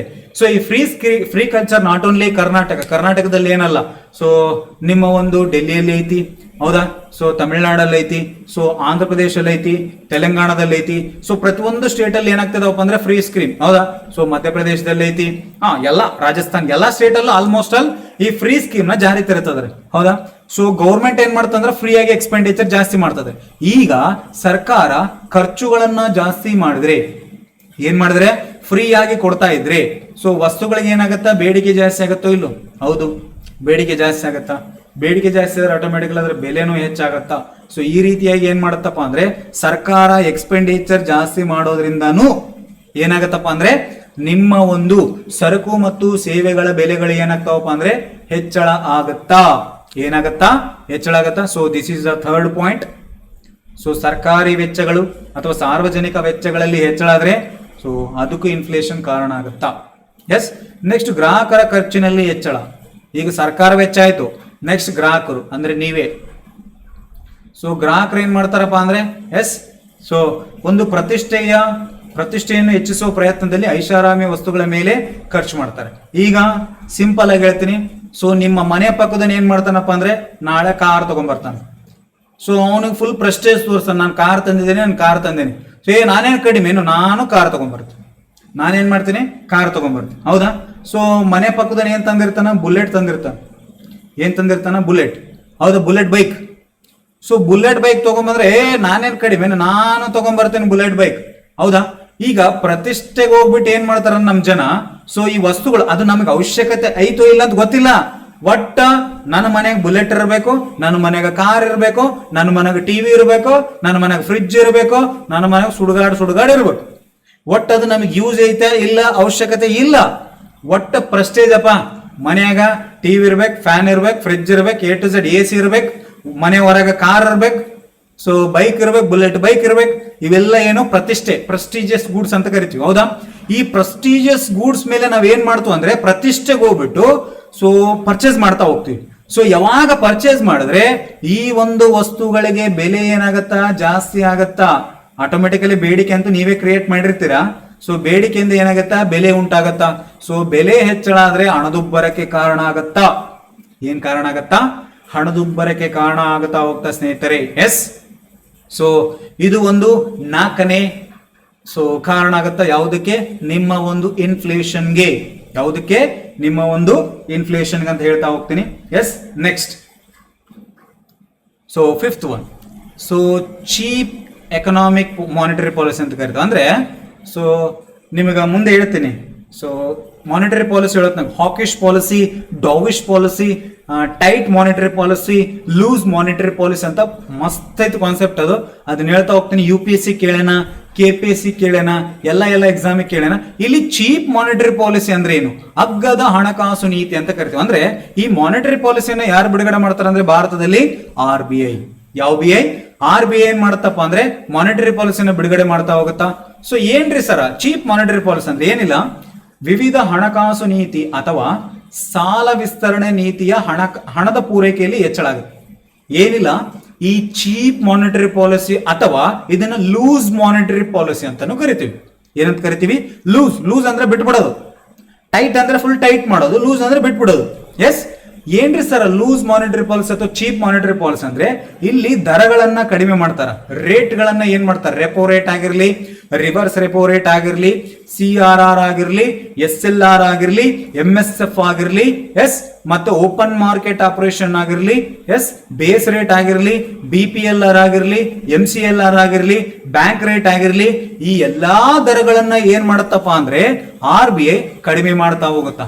ಈ ರೇಟ್ ಗಳನ್ನ ಕಡಿಮೆ ಮಾಡೋದನ್ನ ನಾವ್ ಏನಂತ ಕರಿತೀವಪ್ಪ ಅಂದ್ರೆ ಚೀಪ್ ಮಾನಿಟರಿ ಪಾಲಿಸಿ ಅಂತ ಕರಿತೀವಿ. ಏನಂತ ಕರಿತೀವಿ? Cheap monetary policy. ಹೌದಾ ಸರ? ಈ ಚೀಪ್ ಮಾನಿಟರಿ ಪಾಲಿಸಿಯಿಂದ ಏನಾಗತ್ತಾ, ಈಗ ದರಗಳು ಕಡಿಮೆ ಆದ್ರೆ ಏನಾಗತ್ತಂದ್ರೆ, ಸೊ ದರಗಳು ಕಡಿಮೆ ಆದ್ರೆ ವಾಣಿಜ್ಯ ಬ್ಯಾಂಕ್ಗಳಿಗೆ ಏನ್ ಮಾಡ್ತಾವಪ್ಪ ಅಂದ್ರೆ ಸೊ ಜಾಸ್ತಿ ದುಡ್ಡನ್ನ ಏನ್ ಮಾಡ್ತವೆ, ಸಾಲದ ರೂಪದಲ್ಲಿ ಪಡಿತವೆ. ಸೊ ಈ ಸಾಲದ ರೂಪದಲ್ಲಿ ಪಡೆದಂತ ವಾಣಿಜ್ಯ ಬ್ಯಾಂಕ್ಗಳು ಅಗೇನ್ ಜನರಿಗೆ ಕಡಿಮೆ ಬಡ್ಡಿ ದರ ಕೊಡ್ತಾರೆ. ಸೊ ಜನರು ಏನ್ ಮಾಡ್ತಾರೆ, ಕಡಿಮೆ ಬಡ್ಡಿ ದರ ಐತೆ ಅಂತೇಳಿ ಜಾಸ್ತಿ ಪರ್ಚೇಸ್ ಮಾಡ್ತಾರೆ. ಜಾಸ್ತಿ ಪರ್ಚೇಸ್ ಮಾಡಿದಾಗ ಮಾರುಕಟ್ಟೆಯಲ್ಲಿ ಮನಿ ಫ್ಲೋ ಜಾಸ್ತಿ ಆಗತ್ತೆ. ಒಟ್ಟು ಚೀಪ್ ಮಾನಿಟರಿ ಪಾಲಿಸಿಯ ಉದ್ದೇಶ ಏನಪ್ಪಾ ಅಂದ್ರೆ ಮಾರುಕಟ್ಟೆಗೆ ಹಣವನ್ನ ಪಂಪ್ ಮಾಡೋದು. ಏನ್ ಮಾಡೋದು? ಹಣವನ್ನ ಸರಬರಾಜು ಮಾಡೋದು. ಯಾವಾಗ ನಾವು ಚೀಪ್ ಮಾನಿಟರಿ ಪಾಲಿಸಿಯಲ್ಲಿ ಹಣವನ್ನ ಸರಬರಾಜು ಜಾಸ್ತಿ ಮಾಡ್ತೀವೋ, ಹಣ ಸರಬರಾಜು ಏನ್ ಮಾಡ್ತೀವಿ, ಜಾಸ್ತಿ ಮಾಡ್ತೀವೋ, ಆಗ ಹಣದ ಪೂರೈಕೆ ಏನಾಗತ್ತಾ, ಹೆಚ್ಚಳ ಆಗತ್ತಾ. ಈ ಹಣದ ಪೂರೈಕೆ ಹೆಚ್ಚಳಾದಾಗ ನೆಕ್ಸ್ಟ್ ಆರ್ಥಿಕತೆಯಲ್ಲಿ ಸರಕು ಮತ್ತು ಸೇವೆಗಳಿಗೆ ಬೇಡಿಕೆ ಹೆಚ್ಚಾಗತ್ತಾ. ಏನ್ ಹೆಚ್ಚಾಗತ್ತಾ? ಬೇಡಿಕೆ ಹೆಚ್ಚಾಗತ್ತಾ. ಇದರಿಂದ ಬೆಲೆ ಹೆಚ್ಚಾಗಿ ಏನ್ ಹೆಚ್ಚಾಗಿ? ಬೆಲೆ ಹೆಚ್ಚಾಗಿ ಹಣದುಬ್ಬರಕ್ಕೆ ಕಾರಣವಾಗತ್ತಾ. ಯಾವ ದುಬ್ಬರಕ್ಕೆ? ಹಣದುಬ್ಬರಕ್ಕೆ ಅಂತ ಹೇಳ್ತೀನಿ. ನೆಕ್ಸ್ಟ್ ಮಾನಿಟರಿ ಪಾಲಿಸಿ ಬರುತ್ತಲ್ಲ, ಸೊ RBI ಅಲ್ಲಿ ಇನ್ನೂ ಡೀಟೇಲ್ ಆಗಿ ಡೆಪ್ತ್ ಆಗಿ ಡಿಸ್ಕಸ್ ಮಾಡೋಣಂತೆ. ಸೊ ಇದನ್ನ ಇಷ್ಟೇ ನೆನ್ಪಿಟ್ಕೋರಿ. ಸೊ ಚೀಪ್ ಮಾನಿಟರಿ ಪಾಲಿಸಿಯಿಂದ ಏನಾಗತ್ತಪ್ಪ ಅಂದ್ರೆ ನಮಗ ಏನಾಗತ್ತಾ, ಇನ್ಫ್ಲೇಷನ್ ಉಂಟಾಗತ್ತಾ. ಏನು ಉಂಟಾಗತ್ತಾ? ಇನ್ಫ್ಲೇಷನ್ ಕಾರಣ ಆಗುತ್ತೆ. ಎಸ್, ನೆಕ್ಸ್ಟ್ ರಫ್ತುಗಳ ಹೆಚ್ಚಳ. ಯಾವ ಹೆಚ್ಚಳ? ರಫ್ತುಗಳ ಹೆಚ್ಚಳ ಅಂತ ಕರಿತಾ ಹೋಗ್ತೀವಿ. ಏನ್ರಿ ಸರ ರಫ್ತುಗಳ ಹೆಚ್ಚಳ ಅಂದ್ರೆ? ಎಸ್, ಸೊ ರಫ್ತುಗಳ ಹೆಚ್ಚಳ ಅಂದ್ರೆ ಏನಿಲ್ಲ, ಸೊ ವಿದೇಶದಲ್ಲಿ, ಯಾವುದರಲ್ಲಿ? ವಿದೇಶದಲ್ಲಿ ಸೊ ದೇಶೀಯವಾಗಿ ಉತ್ಪಾದಿಸುವ ಸರಕುಗಳಿಗೆ ಬೇಡಿಕೆ ಹೆಚ್ಚಾದರೆ, ಅಂದ್ರೆ ನಾವಿಲ್ಲೇನು ಉತ್ಪಾದನೆ ಮಾಡಿರ್ತೀವ ಸರಕು ಮತ್ತು ಸೇವೆಗಳು, ಹೌದಾ? ಸೊ ಈಗ ಫಾರ್ ಎಕ್ಸಾಂಪಲ್ ಹೇಳ್ಬೇಕಂದ್ರೆ ನಮ್ಮ ಬ್ರಹ್ಮೋಸ್ ಬಹಳ ದೊಡ್ಡದಾಗತ್ತ. ಸೊ ಶಾರ್ಟ್ ಆಗಿ ನೀವು ಯಾವುದೋ ಒಂದು ಎಕ್ಸಾಂಪಲ್ ತಗೋರಿ. ಫಾರ್ ಎಕ್ಸಾಂಪಲ್ ನಮ್ಮ ಒಂದು ಸೊ ನಮ್ಮ ದೇಶದ ಯಾವ್ದಪ್ಪ ಅಂದ್ರೆ ಟೊಮೆಟೊ ತಗೋತಾರ. ಟೊಮೆಟೊ, ಎಸ್, ಟೊಮ್ಯಾಟೊ, ಹೌದಾ? ಹಾ. ಸೊ ಈ ಟೊಮೆಟೊ ಬೆಲೆ ಏನಾಗುತ್ತೆ, ಸರಕು ಮತ್ತು ಸೇವೆಗಳು ವಿದೇಶದಲ್ಲಿ ಏನಾಗತ್ತಪ್ಪ ಅಂದ್ರೆ ಒಂದು ಫುಲ್ ಬೇಡಿಕೆ ಇರುತ್ತಾ. ಸೊ ತಿಂದ್ರೆ ನಾನು ಇಂಡಿಯನ್ ಟಮಾಟೋನೇ ತಿಂತೀನಿ, ಇಲ್ಲಾಂದ್ರೆ ಟಮಾಟೋನೇ ತಿನ್ನಕ್ ಹೋಗಲ್ಲ ಅಂತಾರ ಯಾರು? US ದವ್ರು, ಟ್ರಂಪ್, ಹೌದಾ? ಸೊ ಅವಾಗ ವಿದೇಶದಲ್ಲಿ ನಮ್ದೊಂದು ಬೆಲೆಗಳು ಜಾಸ್ತಿ ಆಗಿದಾವಪ್ಪ ಅಂದ್ರೆ, ಸೊ ವಿದೇಶದಲ್ಲಿ ಏನಾಗ್ತಿದೆ, ನಮ್ಮ ಒಂದು ಟೊಮೆಟೊ ಬೆಲೆ ಜಾಸ್ತಿ ಆಗ್ತಿದೆಪ್ಪ ಅಂದ್ರೆ ನಾವೇನ್ ಮಾಡ್ತೀವಿ, ರಫ್ತು ಜಾಸ್ತಿ ಮಾಡ್ತಿರ್ತಾನೆ. ಯಾಕೆ? ಡಾಲರ್ ಅಲ್ಲಿ ದುಡ್ಡು ಬರುತ್ತೆ ನಮ್ಗೆ, ಹೌದಾ? ಸೊ ಅವಾಗ ಏನ್ ಮಾಡ್ತಾರ, ಹೆಚ್ಚಾದರೆ ಬೇಡಿಕೆ ಹೆಚ್ಚಾದರೆ ನಾವೇನ್ ಮಾಡ್ತೀವಿ, ಕೈಗಾರಿಕೆಗಳು ತಮ್ಮ ಸರಕುಗಳನ್ನ ರಫ್ತು ಮಾಡುವ ಮೂಲಕ ರಫ್ತು ಜಾಸ್ತಿ ಮಾಡ್ತು ತಾನೆ, ಎಸ್, ಹಣವನ್ನ ಗಳಿಸುತ್ತವೆ. ಎಸ್, ಇವು ಪ್ರತಿಯಾಗಿ ಸರಕು ಮತ್ತು ಸೇವೆಗಳಿಗೆ ಹೆಚ್ಚಿನ ಬೇಡಿಕೆಯನ್ನ ಸೃಷ್ಟಿಸುತ್ತವೆ. ಯಾಕೆ ಕೇಳ್ತೀನಿ ಕೇಳ್ರಿ. ಇಲ್ಲಿ ಬೇಡಿಕೆ ಹೆಚ್ಚಾಗೈತೆ ಅಂತ ನಾವ್ ಏನ್ ಮಾಡೀವಿ, ರಫ್ತು ಮಾಡಿವ್ರಿ. ಹೌದಾ, ನಾವೇನ್ ಮಾಡೀವಿ, ರಫ್ತು ಮಾಡಿವಿ. ಈಗ ನೀವು ಒಂದು ರಫ್ತು ಮಾಡೋದ್ನಾಗ ಒಂದು ಕಾಮನ್ ಸೆನ್ಸ್ ತಿಳ್ಕೊಬೇಕು. ಏನು, ಫಸ್ಟ್ ನಮ್ಮ ದೇಶದ ಜನರಿಗೆ ಫುಲ್ಫಿಲ್ ಆಗಿದೆನೋ ಇಲ್ಲ, ಅಂದ್ರೆ ನಮ್ಮ ದೇಶದ ಜನರಿಗೆ ಸ್ಯಾಟಿಸ್ಫ್ಯಾಕ್ಷನ್ ಆಗಿದಿಲ್ಲ, ಅಂದ್ರೆ ನಮ್ಮ ದೇಶದ ಜನರಿಗೆ ಟೊಮೊಟೊ ಏನಾಗಿದೆ, ಫುಲ್ಫಿಲ್ ಆಗಿದೆನೋ ಇಲ್ಲೋ, ಪೂರೈಕೆ ಆಗಿದೆನೋ ಇಲ್ಲೋ, ಸಪ್ಲೈ ಆಗಿದೆನೋ ಇಲ್ಲೋ ಇಡೀ ಇಂಡಿಯಾ ಒಳಗಡೆ. ಸೊ ಟೊಮೊಟೊನ ಪೂರೈಕೆ ಆಗಿದೆನೋ ಇಲ್ಲ ಅಂತ ತಿಳ್ಕೊಂಡು ನೀವು ಸಪ್ಲೈ ಮಾಡ್ಬೇಕಾಗತ್ತ. ಹೌದಾ, ಯಾವಾಗ ನಾವು ವಿದೇಶದಲ್ಲಿ ಬೇಡಿಕೆ ಜಾಸ್ತಿ ಆಗಿದೆ ಅಂತೇಳಿ ಸಪ್ಲೈ ಮಾಡಂದ್ರೆ ನಮ್ಮ ದೇಶದಲ್ಲಿ ಏನಾಗತ್ತಾ, ಪೂರೈಕೆ ಕಡಿಮೆ ಆಗತ್ತಾ.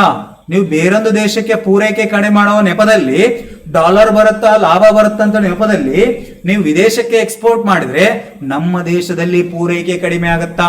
ಯಾವಾಗ ವಸ್ತುಗಳ ಪೂರೈಕೆ ಕಡಿಮೆ ಆಗತ್ತಾ, ಆಗ ಆ ವಸ್ತುಗೆ ಬೇಡಿಕೆ ಜಾಸ್ತಿ ಆಗತ್ತಾ. ಫಸ್ಟ್ ಏನ್ ಜಾಸ್ತಿ ಆಗತ್ತಾ, ಬೇಡಿಕೆ ಜಾಸ್ತಿ ಆಗತ್ತಾ.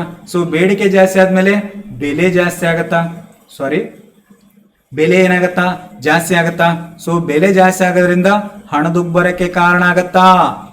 ಯಾವ ದುಬ್ಬರಕ್ಕೆ ಕಾರಣ ಆಗತ್ತಾ, ಹಣದುಬ್ಬರಕ್ಕೆ ಕಾರಣ ಆಗುತ್ತೆ. ಮೊದಲು ನಾವು ಎಕ್ಸ್ಪೋರ್ಟ್ ಮಾಡೋಕ್ಕಿಂತ ಮುಂಚೆ ನಮ್ಮ ಒಂದು ನೀಡ್ನ ಫುಲ್ಫಿಲ್ ಆಗಿದೇನೆ ಇಲ್ಲ, ಅಂದ್ರೆ ನಮ್ಮ ದೇಶದ ಒಳಗಡೆ ಆ ಒಂದು ಪರ್ಟಿಕ್ಯುಲರ್ ಪ್ರಾಡಕ್ಟ್ ಇಂದು ಫುಲ್ಫಿಲ್ ಆಗಿದೇನೋ ಇಲ್ಲ, ಪೂರೈಕೆ ಆಗಿದೇನೋ ಇಲ್ಲ ತಿಳ್ಕೊಂಡು ನಾವು ಎಕ್ಸ್ಪೋರ್ಟ್ ಮಾಡ್ಬೇಕಾಗತ್ತೆ. ಇಲ್ಲಾಂದ್ರೆ ಹ್ಯಾಂಗ್ ಬೇಕಾದ್ರೆ ಹಂಗ್ ಮಾಡಿದ್ರೆ ಹ್ಯಾಂಗ್ ಬೇಕಾದ್ರೆ ಹಂಗೆ ಆಗುದು. ಎಸ್, ಇದು ಏನಪ್ಪಾ ಅಂದ್ರೆ ನಿಮ್ಮ ಒಂದು ಪೂರೈಕೆ. Next 7th point. ಯಾವ ಪಾಯಿಂಟ್? 7th point. ಕೊರತೆ ಹಣಕಾಸು, ಡೆಫಿಸಿಟ್ ಫಿನಾನ್ಸಿಂಗ್ ಅಂತ ಕರಿತೀವಿ. ಏನಂತ ಕರಿತೀವಿ? Deficit financing. ಏನ್ರಿ ಸರ್ ಕೊರತೆ ಹಣಕಾಸು? ನಿಮಗೆ ಬಜೆಟ್ ಬಂದಾಗ ಹೇಳ್ತೀನಿ, ಡೋಂಟ್ ವರಿ. ಬಟ್ ಇಲ್ಲಿ ನಿಮ್ಗೆ ಡೆಫಿಸಿಟ್ ಫಿನಾನ್ಸ್ ಅಂತಾರೆ ಏನಂತ ಹೇಳ್ತೀನಿ. ಸೊ ಸರ್ಕಾರದ ಆದಾಯ ಕಡಿಮೆ ಇದ್ದು, ಏನ್ ಕಡಿಮೆ ಇದ್ದು? ಆದಾಯ ಕಡಿಮೆ ಇದ್ದು ವೆಚ್ಚ ಅಧಿಕವಾಗಿರೋದು. ಏನ್ ಅಧಿಕ ಆಗಿರೋದು? ವೆಚ್ಚ ಅಧಿಕ. ಸೊ ಸರ್ಕಾರದ ಆದಾಯ ಕಡಿಮೆ ಇದ್ದು ವೆಚ್ಚ ಅಧಿಕ ಮಾಡೋದನ್ನ ನಾವೇನಂತ ಕರಿತೀವಪ್ಪ ಅಂದ್ರೆ, ಸೊ ಈ ಆದಾಯ ಮತ್ತು ವೆಚ್ಚಗಳ ನಡುವೆ ಏನ್ ಡಿಫರೆನ್ಸ್ ಬರುತ್ತಲ್ಲ ಅದನ್ನೇ ನಾವು ಕೊರತೆ ಅಂತ ಕರಿತೀವಿ. ಅಂದ್ರೆ ಆದಾಯ ಒಂದು 100 ಕೋಟಿ ಇದ್ದು ವೆಚ್ಚ ಒಂದು 200 ಕೋಟಿ ಮಾಡಿದ್ರೆ ಆ ರಿಮೈನಿಂಗ್ ಮೈನಸ್ ಬ್ಯಾಲೆನ್ಸ್ 100 ಕೋಟಿ ಏನೈತಲ್ಲ ಅದನ್ನೇ ನಾವು ಕೊರತೆ ಅಂತ ಕರಿತೀವಿ. ಏನಂತ ಕರಿತೀವಿ? ಕೊರತೆ. ಸೊ ಅದನ್ನು ಇಲ್ಲೇ ಕೊಟ್ಟಿದೆ ನೋಡ್ರಿ. ಸೊ ಸರ್ಕಾರವು ಹೆಚ್ಚಿನ ಖರ್ಚುಗಳನ್ನ ಪೂರೈಸಲು, ಅಂದ್ರೆ ಹೆಚ್ಚಿಗೆ. ಸೊ ನಾವು ಈಗ ಜಾಸ್ತಿ ಏನ್ ಮಾಡ್ತಾವಪ್ಪ ಅಂದ್ರೆ ಯೋಜನೆಗಳನ್ನ, ಹೊಸ ಯೋಜನೆಗಳನ್ನ ಜಾರಿಗೆ ತಂದಾಗ ನಾವು ಆ ಯೋಜನೆಗಳನ್ನ ಇಂಪ್ಲಿಮೆಂಟ್ ಮಾಡಲು, ಕಾರ್ಯಗತಗೊಳಿಸಲು ನಮಗೇನ್ ಬೇಕಪ್ಪ ಅಂದ್ರೆ, ನಮಗೇನ್ ಬೇಕು? ದುಡ್ಡು ಬೇಕು ತಾನೆ. ಆ ದುಡ್ಡನ್ನ ಎಲ್ಲಿಂದ ತಗೊಂಡ್ ಬರ್ತೀವಿ? ಸೊ ಸಾರ್ವಜನಿಕ ಸಾಲ ಮಾಡ್ತೀವಿ. ಏನ್ರಿ ಸರ್ ಸಾರ್ವಜನಿಕ ಸಾಲ ಅಂದ್ರೆ? ಸೊ ಒಂದು KPSC ಎಕ್ಸಾಮ್ ಅಲ್ಲಿ ಕೇಳಿದಾನೆ, ಸಾರ್ವಜನಿಕ ಸಾಲ ಎಂದರೇನು? ಸಾರ್ವಜನಿಕರು ಮಾಡುವ ಸಾಲ, ಸರ್ಕಾರ ಮಾಡುವ ಸಾಲ, ಕೇಂದ್ರ ಬ್ಯಾಂಕು ಮಾಡುವ ಸಾಲ, ವಾಣಿಜ್ಯ ಬ್ಯಾಂಕುಗಳು ಮಾಡುವ ಸಾಲ. ಸೊ ಸಾರ್ವಜನಿಕ ಸಾಲ ಎಂದರೆ ಸರ್ಕಾರ ಮಾಡುವ ಸಾಲ. ಯಾವ ಸಾಲ? ಸರ್ಕಾರ ಮಾಡುವ ಸಾಲವನ್ನ ನಾವೇನಂತ ಕರಿತೀವಪ್ಪ ಅಂದ್ರೆ ಸಾರ್ವಜನಿಕ ಸಾಲ ಎಂದು ಕರೆಯುತ್ತೇವೆ. ಏನಂತ ಕರಿತೀವಿ? ಸಾರ್ವಜನಿಕ ಸಾಲ. ಎಂತ ಸಾಲ? ಸಾರ್ವಜನಿಕ ಸಾಲ ಅಂತ ಕರಿತಾ ಹೋಗ್ತೀವಿ. ಸೊ ಸಾರ್ವಜನಿಕ ಸಾಲ ಪಡೆಯುವ ಮೂಲಕ ಹೆಚ್ಚಿನ ನೋಟುಗಳನ್ನು ಮುದ್ರಿಸುವ ಮೂಲಕ ಇದು ಒಂದಕ್ಕೂ ಕಾರಣ ಆಗತ್ತ. ಅಗೇನ್ ಇದು ಜಾಸ್ತಿ ಆಗತ್ತ. ಸೊ ನಿಮಗೆ ಆ ಕ್ವಶನ್ ಕೇಳಿದ್ದೇನೆ, ಈ ಕೆಳಗಿನವುಗಳಲ್ಲಿ ಯಾವುದು ಅತಿ ಹೆಚ್ಚು ಹಣದುಬ್ಬರಕ್ಕೆ ಕಾರಣ ಆಗುತ್ತಂದ್ರೆ, ಸೊ ಸಾರ್ವಜನಿಕ ಸಾಲವನ್ನ ತೀರಿಸಲಿಕ್ಕೆ ನಾವೇನ್ ಮಾಡ್ತೀವಿ? ಅಗೇನ್ ಸೊ ಹೆಚ್ಚಿನ ನೋಟುಗಳನ್ನ ಮುದ್ರಣ ಮಾಡ್ತೀವಿ. ಸೊ ಇದು ಅತಿ ಹೆಚ್ಚು ಕಾರಣ ಆಗತ್ತೆ. ಯಾವ್ದು ಕಾರಣ ಆಗತ್ತಾ? ಅತಿ ಹೆಚ್ಚು ಕಾರಣ ಆಗೋದು ನೋಟುಗಳು. ಹ್ಯಾಂಗ್ರಿ ಸರ್? ಹೇಳ್ತೀನಿ. ಸೊ ಕೊರತೆ ಹಣಕಾಸನ್ನು ಒದಗಿಸಲು ಸರ್ಕಾರ ಯೋಚಿಸುತ್ತದೆ. ಈಗ ಸೊ ಸರ್ಕಾರ, ಹೌದಾ? ಸೊ ರಾಜ್ಯ ಸರ್ಕಾರ ಆಗಿರ್ಲಿ ಮತ್ತೆ ಕೇಂದ್ರ ಸರ್ಕಾರ ಆಗಿರ್ಲಿ, ಯಾವುದೇ ಆಗಿರ್ಲಿ, ಹೌದಾ? ಸೊ ಸಿದ್ದರಾಮಯ್ಯ ಆಗಿರ್ಲಿ, ನಿಮ್ಮ ಒಂದು ನರೇಂದ್ರ ಮೋದಿಜಿ ಆಗಿರ್ಲಿ, ಹೌದಾ? ಸೊ ಇವ್ರು ಯಾರೇ ಆಗಿರ್ಲಿ, ಸೊ ಸಾರ್ವಜನಿಕ ಸಾಲ ಮಾಡ್ತಾರೆ, ಹೌದಾ? ಸಾರ್ವಜನಿಕ ಸಾಲ ಮಾಡಿದ್ರೆ ಈ ಸಾರ್ವಜನಿಕ ಸಾಲವನ್ನ ಒಂದು ಆಂತರಿಕವಾಗಿ ಮಾಡ್ತಾರೆ ಮತ್ತೆ ಬಾಹ್ಯವಾಗಿನೂ ಮಾಡ್ತಾರೆ. ಸರ ಆಂತರಿಕವಾಗಿನೂ ಮಾಡ್ತಾರೆ, ಬಾಹ್ಯವಾಗಿನೂ ಮಾಡ್ತಾರೆ. ಏನ್ರಿ ಸರ ಆಂತರಿಕ ಅಂದ್ರೇನು, ಬಾಹ್ಯ ಅಂದ್ರೇನು? ಆಂತರಿಕ ಅಂದ್ರೆ ದೇಶದ ಒಳಗಡೆ. ಯಾವುದ್ರೊಳಗಡೆ? ದೇಶದ ಒಳಗಡೆ. ಬಾಹ್ಯ ಅಂದ್ರೆ ದೇಶದ ಹೊರಗಡೆ. ಸರ ಆಂತರಿಕವಾಗಿ ಅಂದ್ರೆ ಯಾವ್ಯಾವ್ರೆ ಮಾಡ್ಬೋದು? For example so R B I ಕಡೆಯಿಂದ ಸಾಲ ಮಾಡಬಹುದು ಆಂತರಿಕವಾಗಿ. ಸೊ ಜನರಿಂದ ಸಾಲ ಮಾಡಬಹುದು. ನೆಕ್ಸ್ಟ್ ಬ್ಯಾಂಕುಗಳಿಂದ ಸಾಲ ಮಾಡಬಹುದು, ಹೌದಾ. ಸೊ ಉದ್ಯಮ ಸಂಸ್ಥೆಗಳಿಂದ ಸಾಲ ಮಾಡಬಹುದು. ಸೊ ಈ ರೀತಿಯಾಗಿ ದೇಶದ ಒಳಗಡೆ ಸರ್ಕಾರಗಳು ಏನ್ ಮಾಡ್ತಾವಪ್ಪ ಅಂದ್ರೆ ಕೊರತೆ ಹಣಕಾಸನ್ನ ನಿಭಾಯಿಸಲು, ಸೊ ಹಣಕಾಸಿನ ಕೊರತೆ ಉಂಟಾಗತ್ತೆ ತಾನೆ, ಆ ಕೊರತೆಯನ್ನ ನಿಭಾಯಿಸಲು ಏನ್ ಮಾಡ್ತಾರಪ್ಪ ಅಂದ್ರೆ ಒಂದು ಆಂತರಿಕವಾಗಿ ಸಾಲ ಮಾಡ್ತಾರೆ.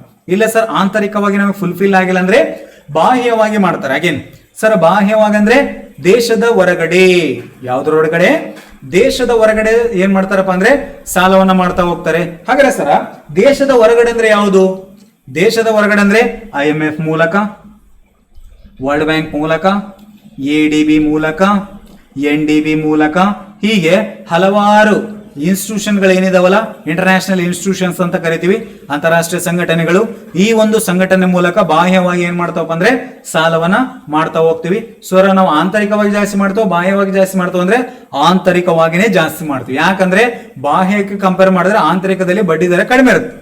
ಎಸ್, ಸೊ ಈ ರೀತಿಯಾಗಿ ಮುಂದೆ ಬಜೆಟ್ ಬಂದಾಗ ಸೊ ನಿಮಗೆ ಈಸಿಯಾಗಿ ಡಿಸ್ಕಸ್ ಮಾಡ್ತಾ ಹೋಗ್ತೇನಂತೆ, ಡೋಂಟ್ ವರಿ. ಎಸ್, ಸೊ ಈಗ ಈ ಸಾಲವನ್ನ ತೀರಿಸ್ಬೇಕಾ? ಯಾರು? ನಿಮ್ಮ ಒಂದು ಸರ್ಕಾರ. ಈಗ ಏನ್ ಮಾಡುತ್ತಂದ್ರೆ ಸಾಲವನ್ನ ತೀರಿಸ್ಬೇಕಂದ್ರೆ ಮತ್ತೆ ಸಾಲ ಮಾಡ್ತಾರೆ. ಒಂದು ಸರ್ ಮತ್ತೆ ಸಾಲ ಮಾಡ್ತಾರೆ, ಓಕೆ. ಇದಕ್ಕಿಂತ ಜಾಸ್ತಿ ಏನ್ ಎಫೆಕ್ಟ್ ಆಗತ್ತಂದ್ರೆ ನಿಮ್ಮ ಒಂದು ಹೊಸ ನೋಟು ಮುದ್ರಣ. ಈ ನೋಟ್ ಏನಾರ ಮುದ್ರಣ ಮಾಡತ್ತಪ್ಪ ಅಂದ್ರೆ ಇನ್ನೂ ಏನಾಗತ್ತಪ್ಪ ಅಂದ್ರೆ ಇನ್ಫ್ಲೇಷನ್ ಜಾಸ್ತಿ ಆಗುತ್ತೆ. ಸೊ ನಿಮಗೆ ಕ್ವಶನ್ ಕೇಳಿದಾನೆ ಬಹಳಷ್ಟು ಎಕ್ಸಾಮ್ ಅಲ್ಲಿ. ಸೊ ಈ ಕೆಳಗಿನವುಗಳಲ್ಲಿ ಕೊಟ್ಟಿರ್ತಕ್ಕಂಥ ಆಪ್ಷನ್ಗಳಲ್ಲಿ ಅತಿ ಹೆಚ್ಚು ಯಾವ್ದಾಗತ್ತಂದ್ರೆ ಅತಿ ಹೆಚ್ಚಾಗೋದು ನೋಟು ಮುದ್ರಣ. ಯಾಕಪ್ಪ ಅಂದ್ರೆ ಸುಮ್ನೆ ಪ್ರಿಂಟ್ ಮಾಡಿರಿ ಇಶ್ಯೂ ಮಾಡಿರಿ ಅಂದ್ರೆ ಕೆಲಸ ಆಗಲ್ಲ, ಹೌದಾ. ಸೊ ಈಗ ಸರ ಬಡತನ ಜಾಸ್ತಿ ಐತಿ, ನಿರುದ್ಯೋಗ ಜಾಸ್ತಿ ಐತಿ ಸರ ನಮ್ಮ ಭಾರತದಲ್ಲಿ, ಮತ್ತೆ ನಮ್ಮ RBI ನಮ್ದೇ, ಸರ್ಕಾರ ನಮ್ದೇ, ಪ್ರಿಂಟ್ ಮಾಡಿ ಇಶ್ಯೂ ಮಾಡಿಬಿಡ ಅಂತ ತಗೋರಿ ಅಂದ್ರೆ ಆಗಲ್ಲ. ಯಾಕಂದ್ರೆ ಸೊ ನೀವು ಪ್ರಿಂಟ್ ಮಾಡುವಂತ ನಮ್ಮ ಒಂದು ಎಕನಾಮಿ ಒಳಗಡೆ ಫ್ರೀ ಆಗಿ ಯಾವುದು ಕೊಡಬಾರ್ದು. ಸೊ ಅದಕ್ಕಾದಂತ ಒಂದು ವ್ಯಾಲ್ಯೂ ಇರ್ಬೇಕಂದ್ರೆ ಅದು ಫ್ರೀ ಆಗಿ ಸಿಗಬಾರ್ದು. ಎಸ್, ಫ್ರೀ ಆಗಿ ಸಿಕ್ಕರೆ ಹಿಂಗೆ ಆಗದ. ಈಗ ನಮ್ದೇ ಸರ ನೋಟು ಮುದ್ರಣಾಲಯ ಐತಿ, RBI ನಮ್ ಗವರ್ನರೇ. ಸೊ ಪ್ರಿಂಟ್ ಮಾಡಿ ಏನ್ ಮಾಡೋಣ, ಎಲ್ಲರಿಗೂ 1,1 ಲಕ್ಷ ಕೊಡೋಣ ಅಂದ್ರೆ ಹೊಗೆ ಹಾಕ್ಸ್ಕೋತೀರ.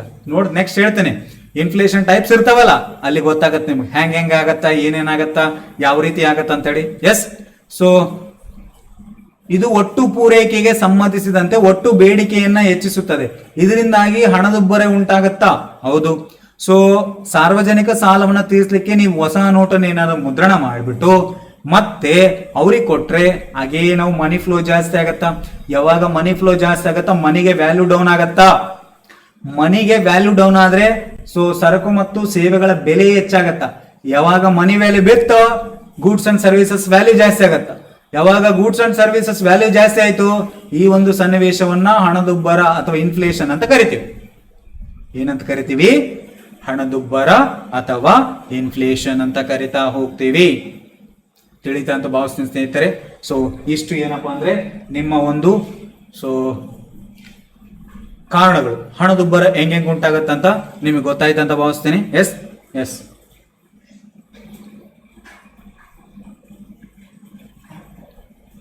ಈಗ ನೆಕ್ಸ್ಟ್ ಟಾಪಿಕ್ ಹೋಗೋಣ. ಎಸ್,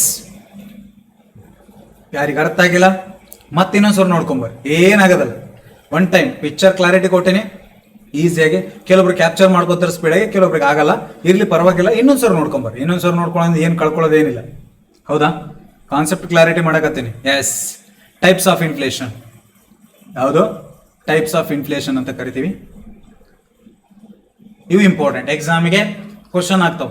ಸೊ ಡೈರೆಕ್ಟ್ ಆಗಿ ಏನ್ ಮಾಡ್ತಾರಪ್ಪ ಅಂದ್ರೆ ಮೀನಿಂಗ್ ಕೊಟ್ಬಿಟ್ಟು ಇದು ಯಾವ ಟೈಪಿಗೆ ಸಂಬಂಧಪಟ್ಟಿದೆ, ಟೈಪ್ಸ್ ಆಫ್ ಇನ್ಫ್ಲೇಷನ್ ಅಂತ ಕರಿತೀವಿ. ಎಸ್, ಹಣದುಬ್ಬರದ ವಿಧಗಳು ಯಾವುಗಳು? ಹಣದುಬ್ಬರದ ವಿಧಗಳು. ಎಸ್ ಎಸ್, ಅದರಲ್ಲಿ ಫಸ್ಟ್ ಒನ್ ಯಾವ್ದ್ರಿ ಸರ? ಫಸ್ಟ್ ಒನ್ ಸೊ ಬೇಡಿಕೆ ಸೆಳೆತ ಹಣದುಬ್ಬರ. ಎಲ್ಲೈತ್ ನೋಡ್ರಿ, ಡಿಮ್ಯಾಂಡ್ ಪುಲ್ ಇನ್ಫ್ಲೇಷನ್. ಪುಲ್ ಅಂದ್ರೆ ಎಳಿಯೋದು. ಎಸ್, ಈಗ ಹಗ್ಗ ನಿಂಗೆ ಎಳಿತಿರ್ತಾನೆ. ಎಸ್, ಸೊ ಅದನ್ನ ಏನಂತ ಕರಿತೀವಪ್ಪ ಅಂದ್ರೆ pull. So demand pull inflation ಅಂತ ಕರಿತೀವಿ. ಸೊ ಬೇಡಿಕೆ ಸೆಳೆತ ಹಣದುಬ್ಬರ. ಯಾವ ದುಬ್ಬರ? ಬೇಡಿಕೆ ಸೆಳೆತ ಹಣದುಬ್ಬರ ಅಂತ ಕರಿತೀವಿ. ಹಾಗಾದ್ರೆ ಸರ ಬೇಡಿಕೆ ಸೆಳೆತ ಹಣದುಬ್ಬರ ಎಂದರೇನು? ಬೇಡಿಕೆ ಸೆಳೆತ ಹಣದುಬ್ಬರ ಎಂದ್ರೇನಂದ್ರೆ ಸರಕು ಮತ್ತು ಸೇವೆಗಳ ಬೇಡಿಕೆಯು ಪೂರೈಕೆಗಿಂತ ಅಧಿಕವಾದಾಗ, ಅಂದ್ರೆ ಸಿಂಪಲ್ ಆಗಿ ಹೇಳ್ತೀನಿ ಕೇಳ್ರಿ, ಬಹಳ ತಲೆ ಕೆಡಿಸ್ಕೋಬೇಡ್ರಿ. ಇಲ್ಲಿ ಬೇಡಿಕೆ ಏನಾಗಿರುತ್ತಪ್ಪ ಅಂದ್ರೆ ಪೂರೈಕೆಗಿಂತ ಅಧಿಕವಾಗಿರುತ್ತೆ. ಅಂದ್ರೆ ಪೂರೈಕೆಗಿಂತ ಅಂದ್ರೆ ಬೇಡಿಕೆ ಜಾಸ್ತಿ ಐತಿ, ಪೂರೈಕೆ ಏನಾಗೈತಿ ಕಡಿಮೆ ಆಗೈತಿ. ಹೌದಾ? ಯಾವಾಗ ಒಂದು ವಸ್ತುವಿನ ಪೂರೈಕೆ ಕಡಿಮೆ ಇದ್ದಾಗ ಮಾರುಕಟ್ಟೆಯಲ್ಲಿ, ಪೂರೈಕೆ ಮೀನ್ಸ್ ಸಪ್ಲೈ, ಎಸ್, ಬೇಡಿಕೆ ಮೀನ್ಸ್ ಡಿಮ್ಯಾಂಡ್. ಯಾವುದು? ಡಿಮ್ಯಾಂಡ್. ಹೌದಾ? ಸೊ ಪೂರೈಕೆ ಕಡಿಮೆ ಇದ್ದು ಬೇಡಿಕೆ ಜಾಸ್ತಿ ಆದ್ರೆ, ಎಸ್, ಸರಕು ಮತ್ತು ಸೇವೆಗಳ ಬೆಲೆಗಳು ಆಗುವ ಹೆಚ್ಚಳವನ್ನ ಬೇಡಿಕೆ ಸೆಳೆತ ಹಣದುಬ್ಬರ ಅಂತ ಕರಿತೀವಿ. ಅಂದ್ರೆ ಫಸ್ಟ್ ಪೂರೈಕೆ ಕಡಿಮೆ ಐತಿ, ಪೂರೈಕೆ ಆದ್ಮೇಲೆ ಬೇಡಿಕೆ ಜಾಸ್ತಿ ಆಗೈತಿ, ಬೇಡಿಕೆ ಜಾಸ್ತಿ ಆದ್ಮೇಲೆ ಅವುಗಳ ಬೆಲೆ ಏನಾಗೈತಿ? ಹೆಚ್ಚಳ ಆಗೈತಿ. ಏನಾಗೈತಿ? ಹೆಚ್ಚಳ ಆಗೈತಿ. ಸೊ ಈ ಒಂದು ಸನ್ನಿವೇಶವನ್ನ ನಾವೇನಂತ ಕರಿತೀವಪ್ಪ ಅಂದ್ರೆ ಬೇಡಿಕೆ ಸೆಳೆತ ಹಣದುಬ್ಬರ ಅಂತ ಕರಿತೀವಿ. ಹಾಗಾದ್ರೆ ಇಲ್ಲಿ ಹಣದುಬ್ಬರ ಯಾವುದರಿಂದ ಆಗ್ಯದಪ್ಪ ಅಂದ್ರೆ ಬೇಡಿಕೆಯಿಂದ. ಯಾವುದರಿಂದ? ಬೇಡಿಕೆಯಿಂದ. ಯಾಕಂದ್ರೆ ವಸ್ತುವಿನ ಪೂರೈಕೆ ಕಡಿಮೆ ಐತಿ. ಯಾವಾಗ ಒಂದು ವಸ್ತುವಿನ ಪೂರೈಕೆ ಕಡಿಮೆ ಇದ್ದು ಬೇಡಿಕೆ ಜಾಸ್ತಿ ಆದ್ರೆ ಆಟೋಮೆಟಿಕಲಿ ಆ ಬೇಡಿಕೆಯಿಂದ ಏನಾಗತ್ತಾ? ಆ ಒಂದು ವಸ್ತುವಿನ ಬೆಲೆ ಜಾಸ್ತಿ ಆಗತ್ತಾ? ಏನಾಗತ್ತಾ? ಬೆಲೆ ಜಾಸ್ತಿ ಆಗತ್ತೆ. ಇಲ್ಲಿ ಬೆಲೆ ಯಾವುದರಿಂದ ಆಗೈತಿ? ಬೇಡಿಕೆಯಿಂದ ಆಗೈತಿ. ಅದಕ್ಕಾಗಿ ಈ ಬೇಡಿಕೆ ಏನಾಗ್ತಿದೆ? ಎಳಿತಾ ಇದೆ. ಎಸ್, ಸೊ ಬೇಡಿಕೆ ಏನಾಗ್ತಿದೆ? ಪುಲ್ ಮಾಡ್ತಾ ಇದೆ. Demand pull. ಬೇಡಿಕೆ ಸೆಳಿತಾ ಇದೆ. ಏನನ್ನ? ಇನ್ಫ್ಲೇಷನ್ ಅನ್ನ. ಸೊ ಬೆಲೆ ಹೆಚ್ಚಾದ್ರೆ ಮತ್ತೆ ಹಣದುಬ್ಬರ ಆಗೈತೆ ಇಲ್ಲೋ? ಸೊ ಹಣದುಬ್ಬರ ಯಾವ್ದ್ರಿಂದ ಉಂಟಾಗೈತಿ? ಬೇಡಿಕೆಯಿಂದ. ಅದಕ್ಕಾಗಿ ಏನಂತ ಕರಿತೀವಪ್ಪ ಅಂದ್ರೆ ಬೇಡಿಕೆ ಸೆಳೆತ ಹಣದುಬ್ಬರ ಅಂತ ಕರಿತೀವಿ. ಏನಂತ ಕರಿತೀವಿ? ಬೇಡಿಕೆ ಸೆಳೆತ ಹಣದುಬ್ಬರ. ಇಲ್ಲ ಐತಿ ನೋಡ್ರಿ, ಡಿಮ್ಯಾಂಡ್ ಪುಲ್ ಇನ್ಫ್ಲೇಷನ್. ಯಾವ ಇನ್ಫ್ಲೇಷನ್? ಡಿಮ್ಯಾಂಡ್ ಪುಲ್ ಇನ್ಫ್ಲೇಷನ್ ಅಂತ ಕರಿತಾ ಹೋಗ್ತೀವಿ. ಎಸ್, ಸೊ ಇದು ಒಟ್ಟಾರೆ ಬೇಡಿಕೆ ಮತ್ತು ಬಳಕೆಯಲ್ಲಿನ ಹೆಚ್ಚಳ ಎಂದಿ. ಹೌದು, ಒಟ್ಟಾರೆ ಬೇಡಿಕೆ ಮತ್ತು ಬಳಕೆಯಲ್ಲಿ ಅಂದ್ರೆ ನಾವು ಬಳಸೋದು ಜಾಸ್ತಿ ಮಾಡಿದ್ರೆ ವಸ್ತುವಿನ ಬೇಡಿಕೆ ಜಾಸ್ತಿ ಆಗತ್ತಾ? ಮುಂದೆ ಹೇಳ್ತೀನಿ ಕಾರಣಗಳು. ಬೇಡಿಕೆ ಸೆಳೆತ ಹಣದುಬ್ಬರಕ್ಕೆ ಕಾರಣಗಳೇನಂತ ನೋಡ್ತಾ ಹೋಗೋಣ. Don't worry. ಎಸ್, ಸೊ ಇದು ಬೇಡಿಕೆ ಸೆಳೆತ ಹಣದುಬ್ಬರ. ಯಾವ ಹಣದುಬ್ಬರ? ಬೇಡಿಕೆ ಸೆಳೆತ ಹಣದುಬ್ಬರ. ಹಾಗಾದ್ರೆ ರೀಸನ್ಸ್ ಏನೇನು ಬರ್ತವೆ? ಕಾರಣಗಳು. ಯಾವುಗಳು? ಕಾರಣಗಳಂತ ಕರಿತಾ ಹೋಗ್ತೀವಿ. ಹಾಗಾದ್ರೆ ಕಾರಣಗಳು ಯಾವ್ಯಾವ ಬರ್ತಾವೆ ಬೇಡಿಕೆ ಸೆಳೆತ ಹಣದುಬ್ಬರಕ್ಕೆ? ಫಸ್ಟ್ ಒನ್, ಹಣದ ಪೂರೈಕೆ. ಯಾವ ಪೂರೈಕೆ? ಹಣದ ಪೂರೈಕೆ. ಬ್ಯಾಂಕ್ಗಳು ಸಾಲದಲ್ಲಿ ಹೆಚ್ಚಳ. ಈಗ ಬ್ಯಾಂಕ್ ಸಾಲ ಜಾಸ್ತಿ ಕೊಡ್ತಂದ್ರು ಒಂದ, ಹಣದ ಪೂರೈಕೆ ಆಗ್ತಂದ್ರು ಒಂದ. ಹೆಂಗ್ರಿ ಸರ್ ಎಕ್ಸಾಂಪಲ್ ಕೊಡ್ರಿ. ಈಗ ಯಾವುದೋ ಒಂದು ಬ್ಯಾಂಕ್ ನಿಮ್ಗೆ ಏನ್ ಕೊಡದಪ್ಪ ಅಂದ್ರೆ ಕರೆದು ಸಾಲ ಕೊಡ್ತಾ ಇದೆ ಎಲ್ಲರಿಗೆ. ಬಡ್ಡಿ ಏನ್ ಕೊಡಬೇಡ್ರಪ್ಪ, ಸಾಲ ಒಂದೇ ತಗೋರಿ. ಎಸ್, ನನಗೆ ಸಾಲ ಒಂದೇ ವಾಪಸ್ ಕೊಡ್ರಿ. ನೀವೇನ್ ಮಾಡ್ರಿ? ಬಡ್ಡಿ ಕೊಡೋದ ಅವಶ್ಯಕತೆ ಇಲ್ಲ. ಕೆಲವೊಬ್ರಿಗೆ ಏನ್ ಕೊಡುತ್ತಾ? ಸಬ್ಸಿಡಿ ಮೇಲೆ ಕೊಟ್ಬಿಡುತ್ತಾ. ಸೊ ಸಾಲ ಕೊಡ್ತಾ ಇದ್ರೆ ಬಡ್ಡಿ ಇಲ್ಲ, ಪ್ಲಸ್ ಸಬ್ಸಿಡಿನೂ ಜಾಸ್ತಿ ಸಿಗ್ತಾ ಇದೆ ಅಂದ್ರೆ ಜನರು ಏನ್ ಮಾಡ್ತಾರೆ? ಸಾಲವನ್ನ ತಗೋತಾರೆ. ಹೌದಾ? ಸಾಲವನ್ನ ತಗೊಂಡ್ಬಿಟ್ಟು ಸುಮ್ಮನೆ ಕೊಡ್ತಾರ? ಇಲ್ಲ, ಅದನ್ನೇನ್ ಮಾಡ್ತಾರೆ? ಅಗೇನ್ ಖರ್ಚು ಜಾಸ್ತಿ ಮಾಡ್ತಾರೆ. ಸೊ ಖರ್ಚು ಜಾಸ್ತಿ ಮಾಡಿದ್ರೆ ಸೊ ಮಾರುಕಟ್ಟೆಗೆ ಹಣದ ಪೂರೈಕೆ ಏನಾಗತ್ತಾ? ಜಾಸ್ತಿ ಆಗತ್ತಾ? ಹೌದಾ? ಯಾವಾಗ ಮಾರುಕಟ್ಟೆಯಲ್ಲಿ ಹಣದ ಪೂರೈಕೆ ಜಾಸ್ತಿ ಆಗತ್ತಾ, ಹಣದ ಮೌಲ್ಯ ಏನಾಗತ್ತಾ? ಕಡಿಮೆ ಆಗುತ್ತೆ. ಏನ್ ಕಡಿಮೆ ಆಗತ್ತಾ? ಹಣದ ಮೌಲ್ಯ ಕಡಿಮೆ ಆಗತ್ತಾ? ಯಾವಾಗ ಹಣದ ಮೌಲ್ಯಕ್ಕೆ ಕಡಿಮೆ ಆಗತ್ತಾ, ಸರಕು ಮತ್ತು ಸೇವೆಗಳ ಬೆಲೆ ಏನಾಗತ್ತಾ? ಜಾಸ್ತಿ ಆಗತ್ತಾ? ಸೊ ಈ ರೀತಿಯಾಗಿ ಇನ್ಫ್ಲೇಷನ್ ಉಂಟಾಗತ್ತಾ? ಏನು ಉಂಟಾಗತ್ತಾ? ಇನ್ಫ್ಲೇಷನ್ ಉಂಟಾಗ್ತಾ ಹೋಗುತ್ತಾ ನೋಡ್ರಿ. ಎಸ್, ಸೊ ಇದು ಹಣದ ಪೂರೈಕೆಯಿಂದ ಏನಾಗತ್ತಾ? ವಸ್ತುಗಳ ಬೇಡಿಕೆ ಜಾಸ್ತಿ ಆಗತ್ತಾ? ವಸ್ತುಗಳ ಬೇಡಿಕೆಯಿಂದ ಬೆಲೆ ಜಾಸ್ತಿ ಆಗತ್ತಾ? ಎಸ್, ಬೆಲೆ ಜಾಸ್ತಿ ಆದ್ರೆ ಅರ್ಥ ಏನು? ಇನ್ಫ್ಲೇಷನ್ ಉಂಟಾಗಿದೆ ಅಂತ ಅರ್ಥ. ಏನುಂಟಾಗಿದೆ? ಇನ್ಫ್ಲೇಷನ್ ಉಂಟಾಗಿದೆ ಅಂತ ಅರ್ಥ. ಎಸ್, ನೆಕ್ಸ್ಟ್ ರಫ್ತುಗಳ ಹೆಚ್ಚಳ. ಯಾವುಗಳ ಹೆಚ್ಚಳ? ರಫ್ತುಗಳ ಹೆಚ್ಚಳ. ಈಗ ಸೊ ನಾನು ಮೊದಲೇ ಹೇಳಿದ್ ನೋಡ್ರಿ ಕಾರಣಗಳು. ಹೌದಾ? ಅದರಲ್ಲಿ ಇದಕ್ಕೂ ಬರುತ್ತೆ. ಏನು? ವಿದೇಶಗಳಿಗೆ ರಫ್ತುಗಳು ಜಾಸ್ತಿ ಮಾಡಿದ್ರೆ ನಮ್ಮ ಸ್ವದೇಶದಲ್ಲಿ ವಸ್ತುಗಳ ಪೂರೈಕೆ ಕಡಿಮೆ ಆಗತ್ತಾ? ಯಾವಾಗ ವಸ್ತುಗಳ ಪೂರೈಕೆ ಕಡಿಮೆ ಆಗತ್ತಾ, ಸೊ ಅವುಗಳಿಗೆ ಬೇಡಿಕೆ ಜಾಸ್ತಿ ಆಗತ್ತಾ? ಬೇಡಿಕೆ ಜಾಸ್ತಿ ಆದ್ರೆ ಅಗೇನ್ ಬೆಲೆನೂ ಜಾಸ್ತಿ ಆಗ್ತಾ ಹೋಗುತ್ತೆ. ಬೆಲೆ ಏನಾಗತ್ತಾ? ಜಾಸ್ತಿ ಆಗ್ತಾ ಹೋಗುತ್ತಾ. ಎಸ್, ಸೊ ಇದು ರಫ್ತುಗಳ ಹೆಚ್ಚಳ ಕಾರಣದಿಂದ ಬೇಡಿಕೆ ಹೆಚ್ಚಾಗಿ ಅದ್ರ ಬೆಲೆ ಹೆಚ್ಚಾಗತ್ತೆ. ಬೇಡಿಕೆ ಹೆಚ್ಚಾಗಿ ಅವುಗಳ ಬೆಲೆ ಏನಾಗತ್ತಾ? ಹೆಚ್ಚಳ ಆಗ್ತಾ ಹೋಗುತ್ತಾ. ನೆಕ್ಸ್ಟ್ ಥರ್ಡ್ ಒನ್, ಆದಾಯದಲ್ಲಾಗುವ ಹೆಚ್ಚಳ. ಎಸ್, ಈಗ ನಿಮ್ಗೆ ನಾಳೆ ಜಾಬ್ ಸಿಗುತ್ತಾ? ಏನ್ ಸಿಗುತ್ತಾ? ಜಾಬ್ ಸಿಗುತ್ತಾ? ಸೊ ಜಾಬ್ ಸಿಕ್ಕರೆ ಏನಾಗತ್ತಾ? ನಿಮಗೆಲ್ಲ ಸ್ಯಾಲ್ರಿ ಸಿಗುತ್ತೆ. ಹೌದಾ? ಜಾಬ್ ಸಿಕ್ಕರೆ ಸರ ಸ್ಯಾಲ್ರಿ ಜಾಸ್ತಿ ಆಗತ್ತೆ. ಸೊ ಸ್ಯಾಲ್ರಿ ಜಾಸ್ತಿ ಆದ್ರೆ ಏನ್ ಮಾಡ್ತೀರಿ? ಖರ್ಚು ಮಾಡೋದು ಜಾಸ್ತಿ ಮಾಡ್ತೀರಿ. ಯಾವಾಗ ಖರ್ಚು ಮಾಡೋದು ಜಾಸ್ತಿ ಮಾಡಿದ್ರೆ ವಸ್ತುಗಳಿಗೆ ಬೇಡಿಕೆ ಜಾಸ್ತಿ ಆಗತ್ತ. ಹೌದಾ? ಬೇಡಿಕೆ ಜಾಸ್ತಿ ಆದ್ರಾಗ ಏನ್ ಬೆಲೆನೂ ಜಾಸ್ತಿ ಆಗತ್ತ. ಸೊ ಬೇಡಿಕೆ ಸೆಳೆತ ಈ ರೀತಿಯಾಗಿ ಏನ್ ಮಾಡ್ಬೋದು? ಸೊ ಆದಾಯದಲ್ಲಿ ಹೆಚ್ಚಳ ಆಗೋದ್ರಿಂದ, ಅಂದ್ರೆ ಜನಸಾಮಾನ್ಯರ ಆದಾಯ ಹೆಚ್ಚಳ ಆಗೋದ್ರಿಂದ ನಿಮಗೇನಾಗತ್ತಪ್ಪ ಅಂದ್ರೆ, ಎಸ್ ಏನಾಗತ್ತಾ? ಸೊ ಬೆಲೆ ಹೆಚ್ಚಾಗುತ್ತೆ. ಬೆಲೆ ಹೆಚ್ಚಾದ್ರೆ ಇನ್ಫ್ಲೇಷನ್ ಉಂಟಾಗತ್ತೆ. ಏನು ಉಂಟಾಗತ್ತಾ? ಇನ್ಫ್ಲೇಷನ್ ಉಂಟಾಗತ್ತಾ. ಎಸ್. ನೆಕ್ಸ್ಟ್, ತೆರಿಗೆಗಳಲ್ಲಿ ಕಡಿತ. ಯಾವುದರಲ್ಲಿ ಕಡಿತ? ತೆರಿಗೆಯಲ್ಲಿ ಕಡಿತ ಅಂತ ಕರಿತಾ ಹೋಗ್ತೀವಿ. ಏನ್ರಿ ಸರ್ ತೆರಿಗೆಯಲ್ಲಿ ಕಡಿತ ಅಂದ್ರೆ? ಸೊ ಟ್ಯಾಕ್ಸ್ ಏನ್ ಮಾಡ್ತಾರಪ್ಪ ಅಂದ್ರೆ ಜನ ಕಡಿಮೆ ಮಾಡ್ತಾರೆ. ಯಾವಾಗ ಟ್ಯಾಕ್ಸ್ ಅನ್ನ ಕಡಿಮೆ ಮಾಡಿದ್ರೆ ಜನರ ಆದಾಯದಲ್ಲಿ ಹೆಚ್ಚಳ ಆಗುತ್ತೆ. ಯಾವುದ್ರಲ್ಲಿ ಹೆಚ್ಚಳ ಆಗತ್ತಾ? ಜನರ ಆದಾಯದಲ್ಲಿ ಹೆಚ್ಚಳ ಆಗತ್ತಾ? ಸೊ ಜನರ ಆದಾಯದಲ್ಲಿ ಹೆಚ್ಚಳ ಆದ್ರೆ ಅವ್ರು ಖರ್ಚು ಮಾಡೋದು ಏನ್ ಮಾಡ್ತಾರೆ? ಅಗೇನ್ ಜಾಸ್ತಿ ಮಾಡ್ತಾರೆ. ಯಾಕಂದ್ರೆ ದುಡ್ಡು ಜಾಸ್ತಿ ಅದಾವ. ದುಡ್ಡು ಇಟ್ಕೊಂಡು ಏನ್ ಮಾಡೋಣ? ಎಲ್ಲಾರ ಖರ್ಚು ಮಾಡ್ಬೇಕು ತಾನೆ. ಸೊ ಯಾವ್ದ್ರಲ್ಲ ಒಂದು ಖರ್ಚು ಮಾಡ್ತಾರೆ. ಸೊ ಖರ್ಚು ಮಾಡಿದಾಗ ವಸ್ತುಗಳ ಬೇಡಿಕೆ ಏನಾಗತ್ತಾ? ಜಾಸ್ತಿ ಆಗತ್ತಾ? ಹೌದು, ಮಾರ್ಕೆಟಿಗೆ ಬಂದು ಖರ್ಚು ಮಾಡಿದಾಗ ಸೊ ಏನಾಗತ್ತ? ಅದ್ರದ್ದು ಬೇಡಿಕೆ ಜಾಸ್ತಿ ಆಗತ್ತಾ? ಸೊ ಬೇಡಿಕೆ ಜಾಸ್ತಿ ಆಗೋದ್ರದ್ದು ಏನಾಗತ್ತಾ? ಬೆಲೆ ಹೆಚ್ಚಾಗತ್ತಾ? ಬೆಲೆ ಹೆಚ್ಚಾದ್ರೆ ಇನ್ಫ್ಲೇಷನ್ ಹೆಚ್ಚಾಗತ್ತಾ? ಸೊ ಈ ರೀತಿಯಾಗಿ ಸೊ ತೆರಿಗೆಗಳ ಕಡಿತದಿಂದ ಏನಾಗತ್ತಪ್ಪ ಅಂದ್ರೆ ನಿಮಗ ಸೊ ಇನ್ಫ್ಲೇಷನ್ ಉಂಟಾಗತ್ತಾ. ಎಂತ ಇನ್ಫ್ಲೇಷನ್? Demand pull inflation. ಬೇಡಿಕೆ ಸೆಳೆತ ಹಣದುಬ್ಬರ. ಯಾವ್ದುಬ್ಬರ? ಹಣದುಬ್ಬರ. ನೆಕ್ಸ್ಟ್, ಅನುಭೋಗಿ ಆಸೆ. ಸೊ ಅನುಭೋಗಿ ಆಸೆ ಏನಾಗತ್ತಪ್ಪ ಅಂದ್ರೆ ಒಂದರಿಂದ ಒಂದಕ್ಕೆ ಡಿಫ್ರೆನ್ಸ್ ಆಗ್ತಾನೆ ಇರುತ್ತೆ. ಹೌದಾ? ಸೊ ಇವತ್ತು ನಿಮ್ಗ ಕಾರ್ ತಗೋಬೇಕು ಅನಿಸ್ತತಿ, ನಾಳೆ ಹೆಲಿಕಾಪ್ಟರ್ ತಗೋಬೇಕು ಅನಿಸ್ತತಿ. ಎಸ್. ಸೊ ಇಷ್ಟೆಲ್ಲ ಥಿಂಕ್ ಮಾಡಿದ್ಮೇಲೆ ನಮ್ಗೆ ದುಡ್ಡು ಬೇಕು ಅನಿಸ್ತತಿ. ಸೊ ನಿಮ್ಮ ಆಸೆ ಸೊ ಪ್ರತಿ ಸೆಕೆಂಡ್ಗೆ ಪ್ರತಿ ನಿಮಿಷಕ್ಕೆ ಏನಾಗ್ತಾ ಇರುತ್ತಪ್ಪ ಅಂದ್ರೆ ಚೇಂಜ್ ಆಗ್ತಾನೆ ಇರುತ್ತೆ. ಹೌದಾ? ಸೊ ಈ ಆಸೆ ಬದಲಾವಣೆ ಆದಂಗೆಲ್ಲ ಸೊ ಈಗ ಧಾರವಾಡದಲ್ಲಿ ಏನ್ ಮಾಡ್ತಾರಪ್ಪ ಅಂದ್ರೆ ಜನರು ದುಡ್ಡಿದ್ರೆ ಸೊ ಬಿರಿಯಾನಿ ತಿಂತಾರೆ. ಹೌದಾ? ದುಡ್ಡಿಲ್ಲ ಅಂದ್ರೆ ಜೈ ಹಿಂದ್ ಏನಂತಾರೆ? ಎಗ್ ರೈಸ್, ವಡಿ ಒಂಬತ್. ಹೌದಾ? ಸೊ ದುಡ್ಡಿದ್ರೆ ಬಿರಿಯಾನಿ ತಿಂದು ಬರ್ತಾವ, ಇಲ್ಲಪ್ಪ ಅಂದ್ರೆ ಎಗ್ ರೈಸ್ ತಿಂತಾವ್. ಹೌದಾ? ನಿಮ್ಮ ಅದು ಡಿಪೆಂಡ್ ಅಪಾನ್ ಆಸೆ. ಆಸೆಗೆ ಏನಿರಪ್ಪ ಅಂದ್ರೆ ಟ್ಯಾಕ್ಸ್ ಇಲ್ಲ ಹಂಗಂತೇಳಿ ಬರೀ ಕನಸ್ಗಂದ ಕಾಣ್ಕೊಂತಿದ್ರೆ ಕೆಲಸ ಆಗಲ್ಲ. ಹೌದಾ? ಆ ಆಸೆಗಳನ್ನ ಈಡೇರಿಸಲು ನಾನೇನ್ ಕೆಲಸ ಮಾಡ್ತೇನೆ ಅಂತಾನು ನೀವು ಥಿಂಕ್ ಮಾಡ್ಬೇಕಾಗತ್ತೆ. ಹೌದಾ? ಎಸ್. ಸೊ ಎಲ್ಲಿದ್ವಿ? ಅನುಭೋಗಿ ಆಸೆ. ಅನುಭೋಗಿ ಆಸೆ ಸೊ ಎಗ್ ರೈಸ್ ಇಂದ ಬಿರಿಯಾನಿಗೆ ಹೊಂಟರೆ ಸೊ ಬಿರಿಯಾನಿ ಬೇಡಿಕೆ ಜಾಸ್ತಿ ಆಗುತ್ತೆ ತಾನೆ. ಹೌದು, ಎಲ್ಲರಿಗೂ ದುಡ್ಡು ಐತಿ ಅಂದ್ರೆ ಎಗ್ ರೈಸ್ ಯಾವನು ತಿಂತಾನೆ? ಯಾವನು ತಿನ್ನೋದಿಲ್ಲ. ಹೌದಾ? ಸೊ ಅವಾಗ ಏನಾಗತ್ತಪ್ಪ ಅಂದ್ರೆ ಸೊ ಇವೆರಡಕ್ಕೂ ಅಪ್ಲಿಕೇಬಲ್ ಆಗುತ್ತೆ. ಅಭಿರುಚಿಯಲ್ಲಿ ಬದಲಾವಣೆನು ಆಸೆ, ಅನುಭೋಗಿ ಆಸೆ. ಸೊ ಆಸೆ ಚೇಂಜ್ ಆದಂಗ ಅಭಿರುಚಿ ಚೇಂಜ್ ಆದಂಗ ನಿಮ್ಗೆ ಬೇಡಿಕೆ ಜಾಸ್ತಿ ಆಗತ್ತಾ. ಆ ಒಂದು ಸಬ್ಸ್ಟಿಟ್ಯೂಟ್ ಪ್ರಾಡಕ್ಟ್ ಅಲ್ಲಿ ಸೊ ಎಗ್ ರೈಸಿಗೆ ಬೇಡಿಕೆ ಕಡಿಮೆ ಆಗುತ್ತಾ, ಬಿರಿಯಾನಿಗೆ ಏನಾಗತ್ತಪ್ಪ ಅಂದ್ರೆ ಜಾಸ್ತಿ ಆಗತ್ತ. ಹೌದಾ? ಸೊ ಬೇಡಿಕೆ ಜಾಸ್ತಿ ಆದಾಗ ಆಟೋಮೆಟಿಕಲಿ ಅದ್ರ ಬೆಲೆ ಏನಾಗತ್ತಾ? ಹೆಚ್ಚಳ ಆಗತ್ತಾ. ಈ ರೀತಿಯಾಗಿ ಹಣದುಬ್ಬರ ಏನಾಗತ್ತಾ? ಸೊ ಉಂಟಾಗತ್ತ. ಸೊ ಮೊದಲಾದ ಕಾರಣಗಳಿಂದ ಸರಕು ಮತ್ತು ಸೇವೆಗಳ ಬೇಡಿಕೆ ಹೆಚ್ಚಳವಾಗುತ್ತದೆ. ಬೇಡಿಕೆ ಹೆಚ್ಚಾದ್ರೆ ಬೆಲೆ ಜಾಸ್ತಿ ಆಗತ್ತಾ. ಬೆಲೆ ಹೆಚ್ಚಾದ್ರೆ ಅದನ್ನ ಏನಂತ ಕರಿತೀವಿ?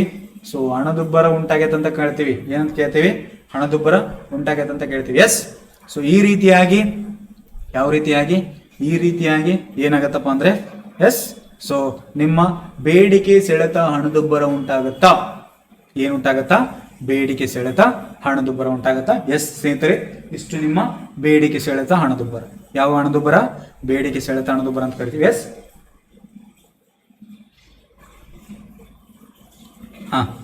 ಅರ್ಥ ಆಯ್ತು ಅಂತ ಭಾವಿಸ್ತೀನಿ. So next cook. So next ಏನಪ್ಪಾ ಅಂದ್ರೆ ಸೊ ಎರಡನೇದು ವೆಚ್ಚ ತಳ್ಳಿಕೆ ಹಣದುಬ್ಬರ. Cost push inflation. ಯಾವ ಇನ್ಫ್ಲೇಷನ್? ಕಾಸ್ಟ್ ಏನ್ ಮಾಡ್ತದೆ? ಪುಷ್ ಮಾಡ್ತದೆ. ಪುಷ್ ಅಂದ್ರೆ ತಳ್ಳೋದು. ಎಸ್. ಸೊ ಇಲ್ಲಿ ವೆಚ್ಚ ತಳ್ಳಿಕೆ ಹಣದುಬ್ಬರ ಅಂತ ಕರಿತೀವಿ. ಯಾವ ಹಣದುಬ್ಬರ? ವೆಚ್ಚ ತಳ್ಳಿಕೆ ಹಣದುಬ್ಬರ. Cost push inflation. ಯಾವ ಇನ್ಫ್ಲೇಷನ್? ಕಾಸ್ಟ್ ಪುಷ್ ಇನ್ಫ್ಲೇಷನ್ ಅಂತ ಕರಿತೀವಿ. ಏನ್ರಿ ಸರ್ ಕಾಸ್ಟ್ ಪುಷ್ ಇನ್ಫ್ಲೇಷನ್ ಅಂದ್ರೆ? ಏನಿಲ್ಲ, ವೆಚ್ಚ ತಳ್ಳಿಕೆಯ ಹಣದುಬ್ಬರವು ಪ್ರಮುಖವಾಗಿ ಪೂರೈಕೆ ಅಭಾವದಿಂದ ಅಥವಾ ಪೂರೈಕೆ ಪ್ರಭಾವದಿಂದ ಏನಾಗತ್ತಾ? ಉದ್ಭವಿಸುತ್ತದೆ, ಉಂಟಾಗುತ್ತದೆ. ಎಸ್. ನಾರ್ಮಲಿ ಕಚ್ಚಾ ಸರಕುಗಳ ಬೆಲೆಯಲ್ಲಿನ ಹೆಚ್ಚಳದೊಂದಿಗೆ ಕೂಲಿ ದರದ ಹೆಚ್ಚಳದೊಂದಿಗೆ ಲಾಭದಲ್ಲಿ ಹೆಚ್ಚಳದೊಂದಿಗೆ ಮೊದಲಾದ ಕಾರಣಗಳಿಂದ ಸರಕು ಮತ್ತು ಸೇವೆಗಳ ಬೆಲೆ ಹೆಚ್ಚಳ ಆದ್ರೆ ಅದನ್ನೇನಂತ ಕರಿತೀವಪ್ಪ ಅಂದ್ರೆ ವೆಚ್ಚ ತಳ್ಳಿಕೆ ಹಣದುಬ್ಬರ ಅಂತ ಕರಿತೀವಿ. ಏನ್ರಿ ಸರ ಒಂಚೂರು ಅರ್ಥ ಆಗಿಲ್ಲ ಅಂದ್ರೆ ಅರ್ಥ ಮಾಡಿಸ್ತೀನಿ ಕೇಳ್ರಿ. ಸೊ ಮಾರುಕಟ್ಟೆಯಲ್ಲಿ ಏನಾಗತ್ತಾ? ಸಪ್ಲೈ ಕಡಿಮೆ ಆಗತ್ತ. ಏನ್ ಕಡಿಮೆ ಆಗತ್ತಾ? ಸಪ್ಲೈ ಕಡಿಮೆ ಆಗತ್ತಾ. ಯಾವಾಗ ಸಪ್ಲೈ ಕಡಿಮೆ ಆಗತ್ತಾ? ಯಾಕೆ ಸಪ್ಲೈ ಕಡಿಮೆ ಆಗತ್ತಾ? ಸೊ ಪೂರೈಕೆ ಪ್ರಭಾವದಿಂದ ಏನಾಗತ್ತಾ? ಉಂಟಾಗತ್ತೆ. ಇಲ್ಲಿ ಕೂಲಿ ದರಗಳ ಹೆಚ್ಚಳ. ಯಾವ ಹೆಚ್ಚಳ? ಕೂಲಿ ದರಗಳ ಹೆಚ್ಚಳ ಒಂದು. ಎರಡನೇದು ಸೊ ಲಾಭದಲ್ಲಿ ಹೆಚ್ಚಳ. ಹೌದಾ? ಸೊ ಮತ್ತೆ ನಿಮ್ಮ ಒಂದು ಬೆಲೆಗಳಲ್ಲಿ ಕಚ್ಚಾ ಸರಕುಗಳ ಬೆಲೆಯಲ್ಲಿನ ಹೆಚ್ಚಳದೊಂದಿಗೆ ಏನಾಗತ್ತಾ? ಸೊ ಇದು ಏನಾಗತ್ತಾ? ಉಂಟಾಗತ್ತಾ. ಈಗ ಫಾರ್ ಎಕ್ಸಾಂಪಲ್ ಸೊ ಈ ಒಂದು ಮೊಬೈಲ್ ಇದೆ, ಇಲ್ಲಿದೆ ಅಲ್ವಾ, ಮೊಬೈಲ್ ಕಾಣ್ತಿದ್ದೇನಾ? ಎಸ್, ಇದು ನಂದೇ. ಎಸ್, ಸೊ ಇದು ಮೊಬೈಲ್, ಹೌದಾ? ಎಕ್ಸಾಂಪಲ್ ಕೊಡ್ತೀನಿ, ಇದು ಕೇಳ್ರಿ. ಮೊಬೈಲ್ ಇದು. ಎಸ್, ಸೊ ಇದು ಮೊಬೈಲ್, ಹೌದಾ? ಸೊ ಈ ಮೊಬೈಲ್ನ ಪ್ರೊಡಕ್ಷನ್ ಮಾಡ್ಬೇಕಂದ್ರೆ ಒಂದು ಕಚ್ಚಾ ಸರಕುಗಳು ಬೇಕು. ಎಂಥ ಸರಕುಗಳು?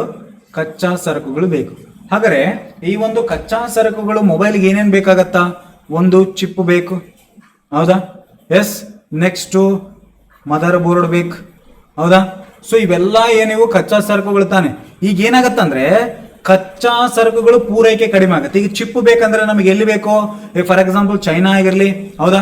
ಸೊ ಕೆಲವೊಂದು ಚೈನಾನ ತಗೋರಿ. ಸೊ ಚೈನಾ ಏನ್ ಮಾಡುತ್ತಪ್ಪ ಅಂದ್ರೆ ನಮ್ಗೆ ಚಿಪ್ನ ಪ್ರೊವೈಡ್ ಮಾಡುತ್ತೆ. ನಾಳೆ ಏನ್ ಮಾಡ್ತಾರಂದ್ರೆ ಚೈನಾ ಚಿಪ್ ಪ್ರೊವೈಡ್ ಮಾಡೋದನ್ನ ನಿಲ್ಲಿಸ್ಬಿಡ್ತಾರೆ. ಏನ್ ಮಾಡ್ತಾರೆ? ಚಿಪ್ಪುಗಳನ್ನ ಕೊಡೋದನ್ನ ಕಡಿಮೆ ಮಾಡಿದ್ರೆ ಸೊ ನಮಗೆ ಏನಾಗತ್ತಪ್ಪ ಅಂದ್ರೆ ಕಚ್ಚಾ ಸರಕುಗಳ ಅಭಾವ ಉಂಟಾಗತ್ತಾ?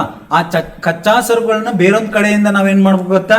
ತರಿಸ್ಕೋಬೇಕಾಗತ್ತ. ಈಗ ಚೈನಾ ಕೊಡಲ್ಲಪ್ಪ ಅಂದ್ರೆ ನಾವ್ ಯಾವ್ದೋ ಸೊ ಅರ್ಜೆಂಟೈನಾನೋ ಬೊಲವಿಯಾನೋ ಸೊ ಅಲ್ಲಿಂದ ಏನ್ ಮಾಡ್ಕೋಬೇಕತ್ತ? ಚೀಲಿನೋ, ಹೌದಾ?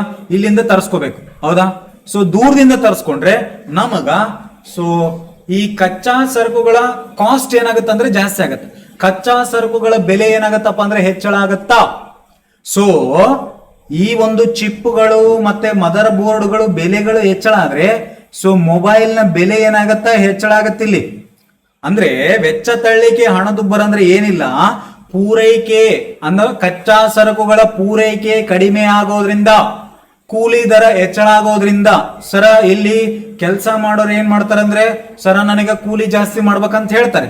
ಸೊ ಒಂದು ಕೂಲಿ ದರಗಳ ಹೆಚ್ಚಳ ಮತ್ತೆ ಕಚ್ಚಾ ಸರಕುಗಳ ದರ ಹೆಚ್ಚಳ ಆದಂಗ ಮತ್ತೆ ಲಾಭ, ನನಗೆ ಲಾಭ ಬೇಕಂತೇಳಿ ಏನ್ ಮಾಡ್ತೀನಿ ನಾನು?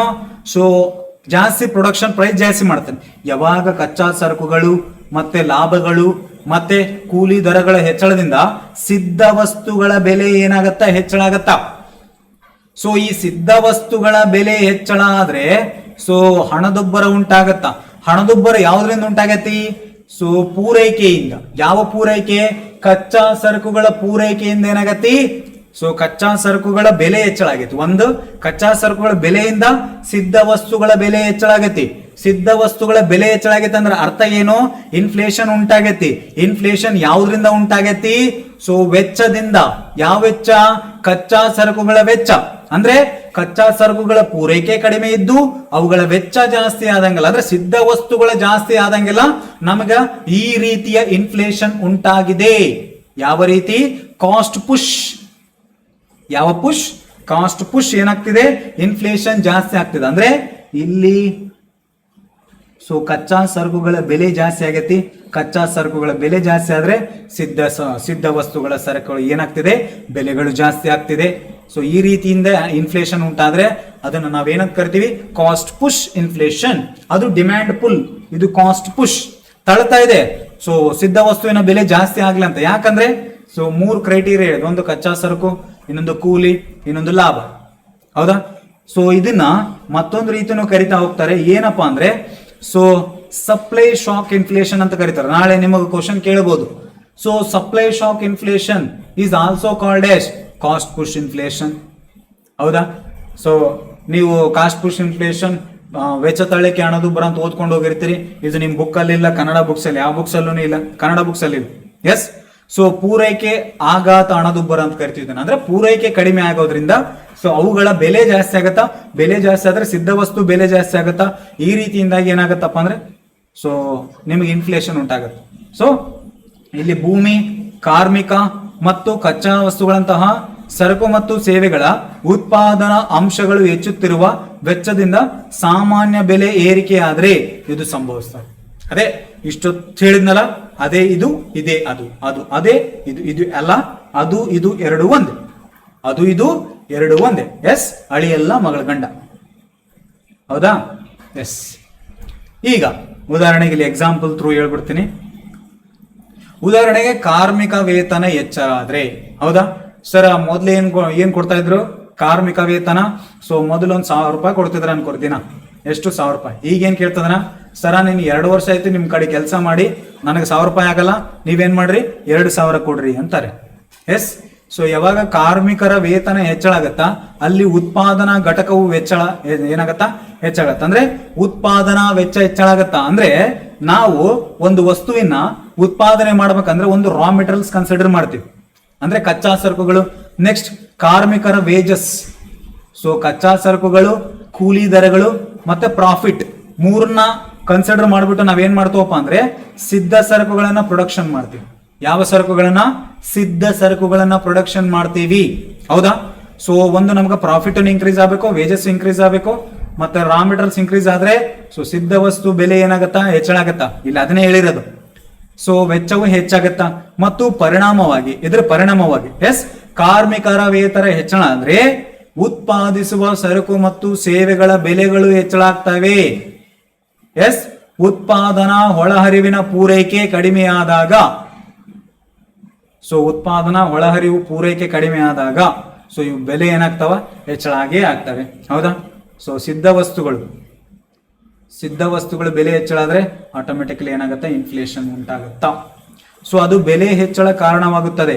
ಅಥವಾ ಬರಗಾಲ, ಪ್ರವಾಹ ಪೀಡಿತ ವಿವಿಧ ಅಂಶಗಳಲ್ಲಿ ಕೃಷಿ ಉತ್ಪನ್ನಗಳ ಉತ್ಪಾದನೆ ಮೇಲೆ ಪ್ರತಿಕೂಲ ಪರಿಣಾಮ ಬೀರಿದಾಗ ಉಂಟಾಗುತ್ತೆ. ಯಾವುದಿದು?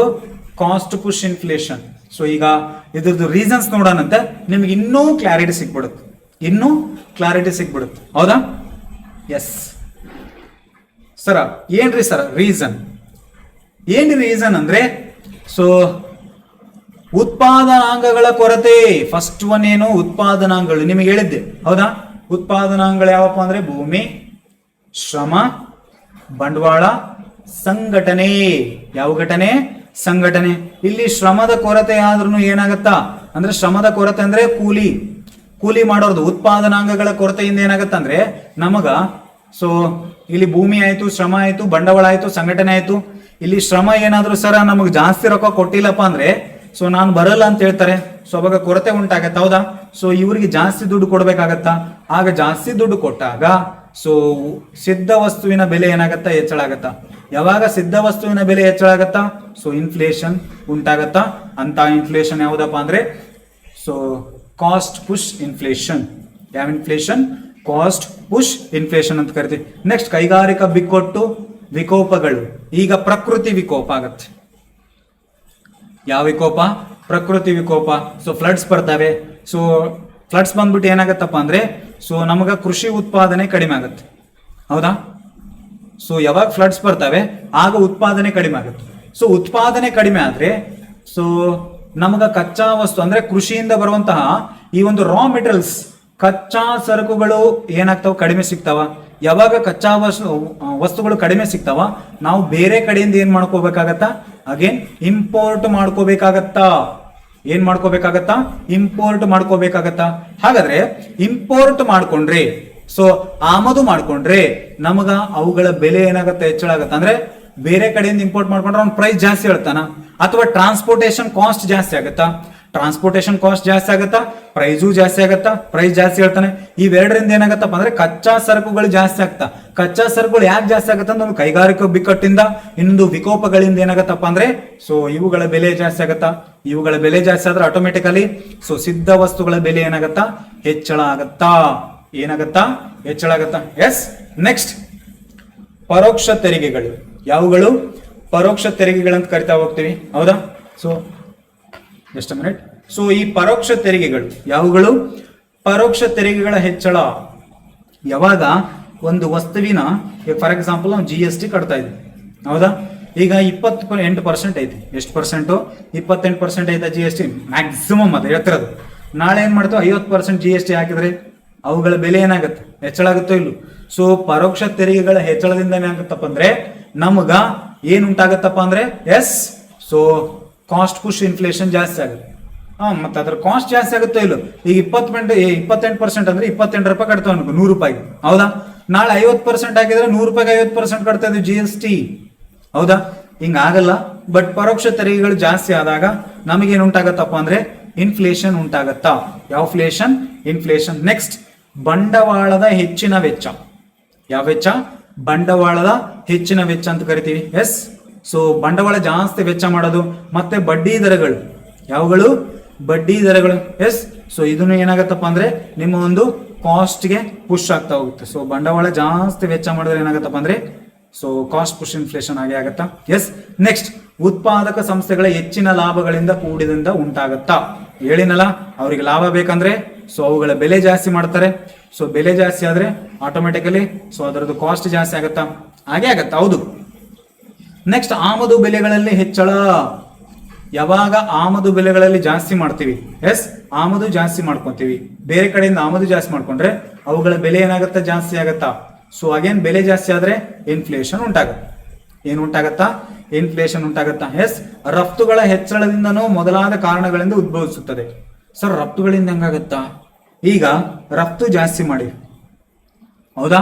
ಸೊ ರಫ್ತು ಜಾಸ್ತಿ ಮಾಡಿದ್ರೆ ಸೊ ನಮಗೆ ಲಾಭ ಬರುತ್ತೆ, ಓಕೆ. ಬಟ್ ನಮ್ಮ ದೇಶದಲ್ಲಿ ನೀವು ಆ ಒಂದು ಸರಕು ಮತ್ತು ಸೇವೆಗಳ ಪೂರೈಕೆ ಕಡಿಮೆ ಆಗತ್ತಾ.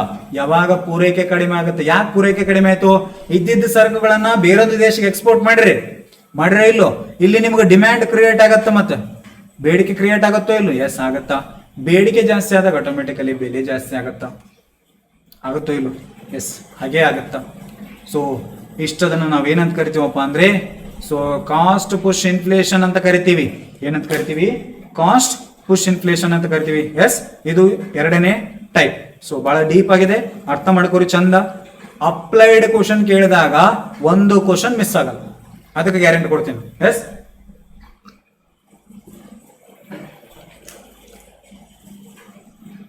Next. Yes, what causes inflation ಅಂತ ಐತಲ್ಲ, ಇಲ್ಲೇ ಕಾಸ್ಟ್ ಪುಷ್ ಇನ್ಫ್ಲೇಷನ್ ಅದನ್ನೇ ಒಂದು ಪಿಕ್ಚರ್ ಮೂಲಕ ಹೇಳ್ತಾ ಹೋಗಿದ್ದೀನಿ.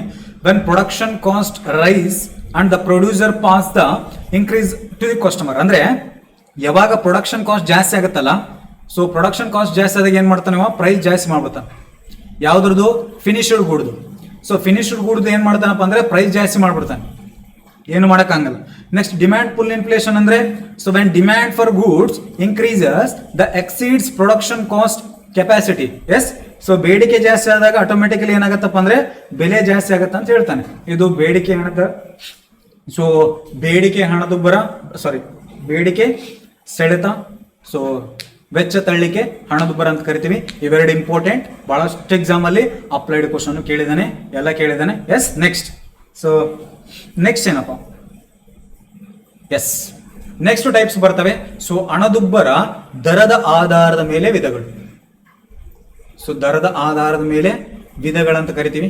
ಎಸ್, ದರದ ಆಧಾರದ ಮೇಲೆ ಅಂದ್ರೆ ಇಂತಿಷ್ಟು ಪರ್ಸೆಂಟೇಜ್ ದರ. ಎಸ್, ಸೊ ಇಂತಿಷ್ಟು ದರ ಏರಿಕೆ ಆದ್ರೆ ಅವುಗಳ ಮೇಲೆ ಏನ್ ಮಾಡಿವಪ್ಪ ಅಂದ್ರೆ ವಿಧಗಳು ಮಾಡಿ. ಸರ್ ಫಸ್ಟ್ನೇದು ಯಾವುದು, ಸೊ ವಾಕಿಂಗ್ ಇನ್ಫ್ಲೇಷನ್ ಅಂತ ಕರಿತೀವಿ. ಇಲ್ಲಿ ವಾಕ್ ಮಾಡ್ತದ ನೋಡ್ರಿ ಝಾಂಬಿ, ನೋಡ್ರಿ. So walking inflation. ಸೊ ಇನ್ನೊಂದು ಕ್ರೀಪಿಂಗ್ ಇನ್ಫ್ಲೇಷನ್. ಕ್ರೀಪಿಂಗ್ ಅಂದ್ರೆ ಸ್ಲೋ ಆಗಿ ತೆವಳುವ ಹಣದುಬ್ಬರ ಅಂತ ಕರಿತೀವಿ. ಮುಂದೆ ಐತಿ ಬಟ್ ಜಸ್ಟ್ ನೋಡ್ಕೋರ ಅಂತ ಹೇಳ್ತಾ ಇದೀನಿ. ಸೊ ಮೈಲ್ಡ್ ಇನ್ಫ್ಲೇಷನ್ ಅಂತಾನು ಕರಿತೀವಿ. ಏನಂತ ಕರಿತೀವಿ, ಮೈಲ್ಡ್ ಇನ್ಫ್ಲೇಷನ್ 3%, ಇದು 3 to 10% ವಾಕಿಂಗ್, ಹೌದಾ. Next galloping inflation. So price rises more than 10%. Hyper inflation. So price rises more than 50% ಅಂತ ಕರಿತೀವಿ. ಎಸ್, ಸೊ ಈಗ ಒನ್ ಬೈ ಒನ್ ನೋಡ್ತಾ ಹೋಗೋಣ. ಇಲ್ಲೈತ್ ನೋಡ್ರಿ, ಹಣದುಬ್ಬರ ದರದ ಆಧಾರದ ಮೇಲೆ ವಿಧಗಳು. ದರದ ಆಧಾರದ ಮೇಲೆ, ಪರ್ಸೆಂಟೇಜ್ ಮೇಲೆ, ಯಾವುದ್ರ ಮೇಲೆ, ಪರ್ಸೆಂಟೇಜ್ ಮೇಲೆ ಏನಾಗಿದಪ್ಪ ಅಂದ್ರೆ ಸೊ ಈ ಒಂದು ಹಣದುಬ್ಬರವನ್ನ ವಿಧಗಳನ್ನ ನಾವು ಡಿವೈಡ್ ಮಾಡ್ತಾ ಹೋಗ್ತೀವಿ. ಸೊ ಅದರಲ್ಲಿ ಫಸ್ಟ್ ಒಂದು ತೆವಳುವ, ಇಂಗ್ಲಿಷ್ ಅಲ್ಲಿ ಕ್ರೀಪಿಂಗ್ ಇನ್ಫ್ಲೇಷನ್. ಕ್ರೀಪಿಂಗ್ ತೆವಳ್ಕೋಂತ ಹೋಗೋದು. ಹೆಂಗ್ ಹೋಗೋದು, ತೆವಳ್ಕೋಂತ ಹೋಗೋದು. ಈಗ ಫಾರ್ ಎಕ್ಸಾಂಪಲ್ ಸಣ್ಣ ಮಗು, ಸೊ ಛೋಟಾ ಬಚ್ಚೆ, ಬೇಬಿ ಅಂತ ಕರಿತಿರ್ತಾನೆ. ಸೊ ಆ ಸಣ್ಣ ಮಗು ಹುಟ್ಟಿದ ತಕ್ಷಣ ಸ್ವಲ್ಪ ಏನಾಗತ್ತಂದ್ರೆ ಮುಂದಕ್ಕೆ ಹೋಗ್ಬೇಕಂದ್ರೆ ತೆವಳ್ಕೋಂತ ಹೋಗುತ್ತೆ ನೋಡ್ರಿ, ಕಾಲು ಹಿಂಗಾಕಿ ಅದೇ ರೀತಿನೇ ನಮ್ಮ ಇನ್ಫ್ಲೇಷನ್ ಏನಾಗತ್ತಂದ್ರೆ ಇನ್ಕ್ರೀಸ್ ಆಗ್ತಾ ಹೋಗುತ್ತಾ. ಎಸ್, ಇಲ್ಲೈತ್ ನೋಡ್ರಿ, ತೆವಳುವ ಹಣದುಬ್ಬರ ಅಂದ್ರೆ ವಾರ್ಷಿಕ ಹಣದುಬ್ಬರ ದರವು 3% ಗಿಂತ ಕಡಿಮೆ ದರದಲ್ಲಿ ಹೆಚ್ಚಳವಾದ್ರೆ, ಸೊ 3% ಗಿಂತ ಕಡಿಮೆ, ಎಸ್ 0 to 3% ಅಂತ ಅರ್ಥ. ಸೊ ಯಾವ ಹಣದುಬ್ಬರ ದರವು 0ಯಿಂದ 3% ಹೆಚ್ಚಳವಾದರೆ ಅಥವಾ 3% ಗಿಂತ ಅಂದ್ರೆ 0ಗೆ ಹೆಚ್ಚು 3ಕ್ಕೆ ಕಡಿಮೆ, ಸೊ ಇಷ್ಟರೊಳಗ ಹಣದುಬ್ಬರ ದರವು ಹೆಚ್ಚಳವಾದ್ರೆ ಅಂತಹ ಹಣದುಬ್ಬರವನ್ನ ನಾವೇನಂತ ಕರಿತೀವಿ ಅಂದ್ರೆ ತೆವಳುವ ಹಣದುಬ್ಬರ. Creeping inflation.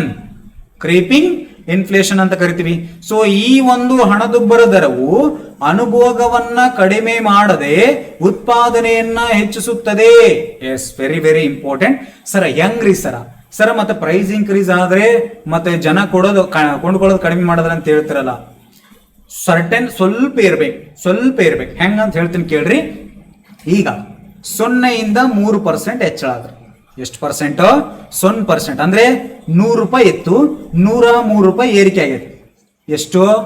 100 ರೂಪಾಯಿಂದ 103 ರೂಪಾಯಿ. ಅಂದ್ರೆ ಈಗ ಫಾರ್ ಎಕ್ಸಾಂಪಲ್ ಈ ಮೊಬೈಲಿನ ಬೆಲೆ ಎಷ್ಟಿತ್ತು? 25,000. 25,000 ಆಗಿದ್ದು ನಾಳೆ ಡಿಮ್ಯಾಂಡ್ ಕ್ರಿಯೇಟ್ ಆಗಿ 26,000 ಆಗತ್ತೆ. ಎಷ್ಟಾಗತ್ತಾ? 26,000. ಅಂದ್ರೆ 1,000 ಜಾಸ್ತಿ ಆಗೈತೆ. ಹೌದಾ? ಸೊ ಜನ 1,000ಕ್ಕ ತಲೆ ಕೆಡಿಸ್ಕೊಳ್ಳಲ್ಲ ಅಷ್ಟೊಂದು. ಹೌದಾ? ಈಗ ಏನ್ ಮಾಡ್ತಾರಂದ್ರೆ ಸ್ವಲ್ಪ ದರಗಳು ಹೆಚ್ಚಳ ಆದ್ರೆ ಉತ್ಪಾದಕರಿಗೆ ಏನಾಗತ್ತಂದ್ರೆ ಸೊ ಹುಮ್ಮಸ್ ಬರುತ್ತ. ಯಾಕೆ? ಸೊ ನಮ್ಮ ಒಂದು ವಸ್ತುಗಳಿಗೆ ಬೇಡಿಕೆ ಜಾಸ್ತಿ ಆಗತ್ತೆ ಇಲ್ಲಿ. ಸೊ ಬೇಡಿಕೆ ಜಾಸ್ತಿ ಆದ್ರೆ ಬೆಲೆನೂ ಹೆಚ್ಚಳ ಆಗೈತೆ. ಹೌದಾ? ಸೊ ಬೆಲೆ ಐತಿ, ಬೇಡಿಕೆ ಐತಿ, ನಾವ್ಯಾಕೆ ಉತ್ಪಾದನೆ ಮಾಡಬಾರ್ದು?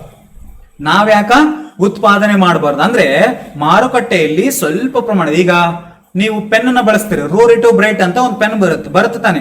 ಮೊದ್ಲು ಎಷ್ಟಿತ್ತು? ಅದು 5 ರೂಪಾಯಿ ಇತ್ತು. ಈಗ ಎಷ್ಟಾಗೈತಿ? 7 ರೂಪಾಯಿ ಆಗೈತಿ. ಎಷ್ಟಾಗೈತಿ? 7 ರೂಪಾಯಿ ಆಗತ್ತೆ ತಾನೆ. ಅಂದ್ರೆ 2% ಇನ್ಕ್ರೀಸ್ ಆಗೈತಾ? 5 ರೂಪಾಯಿ ಇದ್ದು 2 ರೂಪಾಯಿ, ಅಂದ್ರೆ 2 ರೂಪಾಯಿ ಇನ್ಕ್ರೀಸ್ ಆಗೈತಾ?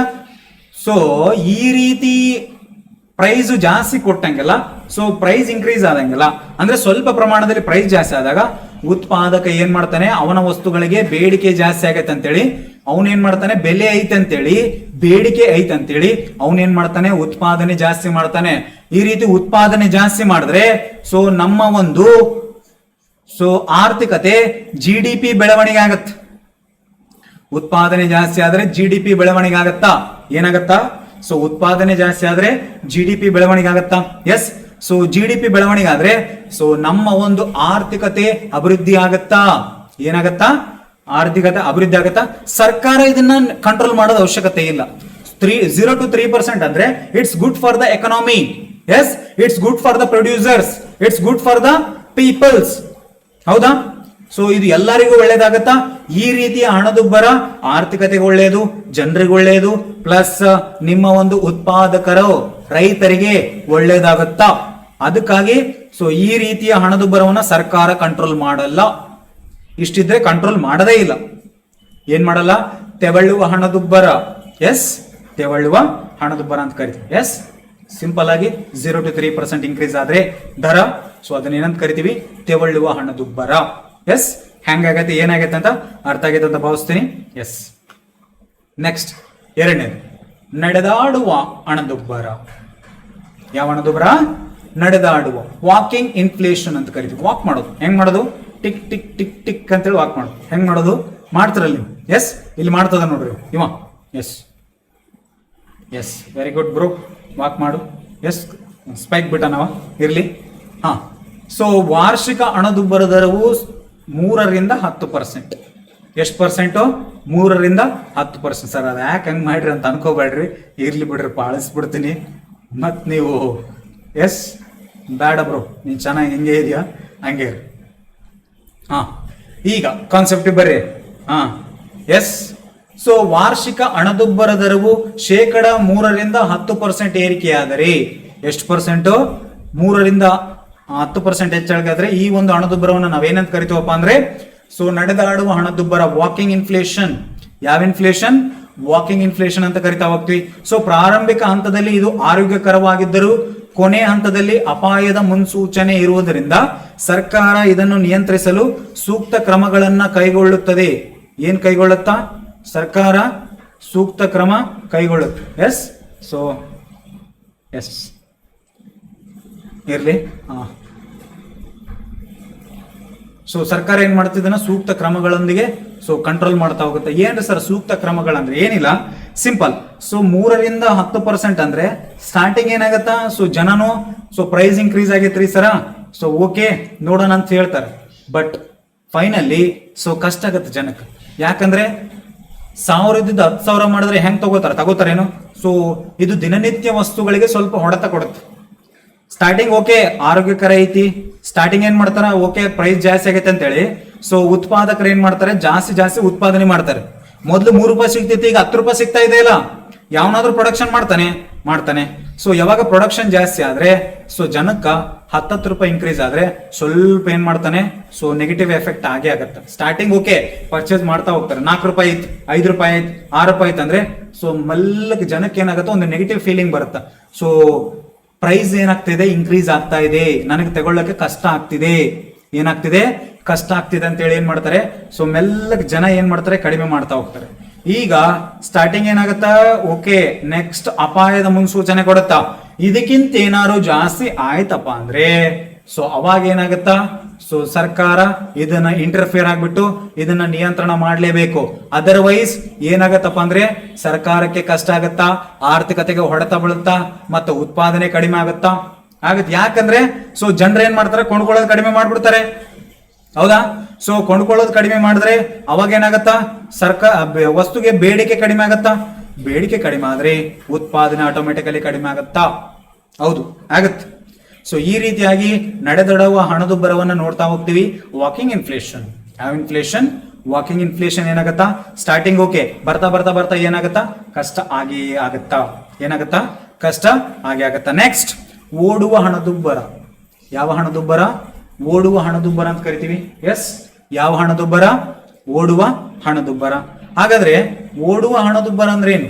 ಸೊ ವಾರ್ಷಿಕ ಹಣದುಬ್ಬರ ದರವು ತೀವ್ರಗತಿಯಲ್ಲಿ ಹೆಚ್ಚಳವಾದ್ರೆ, ಯಾವ ಗತಿಯಲ್ಲಿ, ತೀವ್ರಗತಿಯಲ್ಲಿ ಹೆಚ್ಚಳವಾದ್ರೆ ಅದನ್ನ ಓಡುವ ಹಣದುಬ್ಬರ ಎಂದು ಕರೆಯುತ್ತೇವೆ.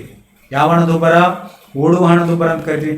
ಸರ್ 10% 20%, ಎಷ್ಟು ಪರ್ಸೆಂಟ್, 10% ಇಂದ 20% ಹೆಚ್ಚಳ ಆದ್ರೆ ಆಯ್ತು, ಮುಗಿದ್ ಕತಿ.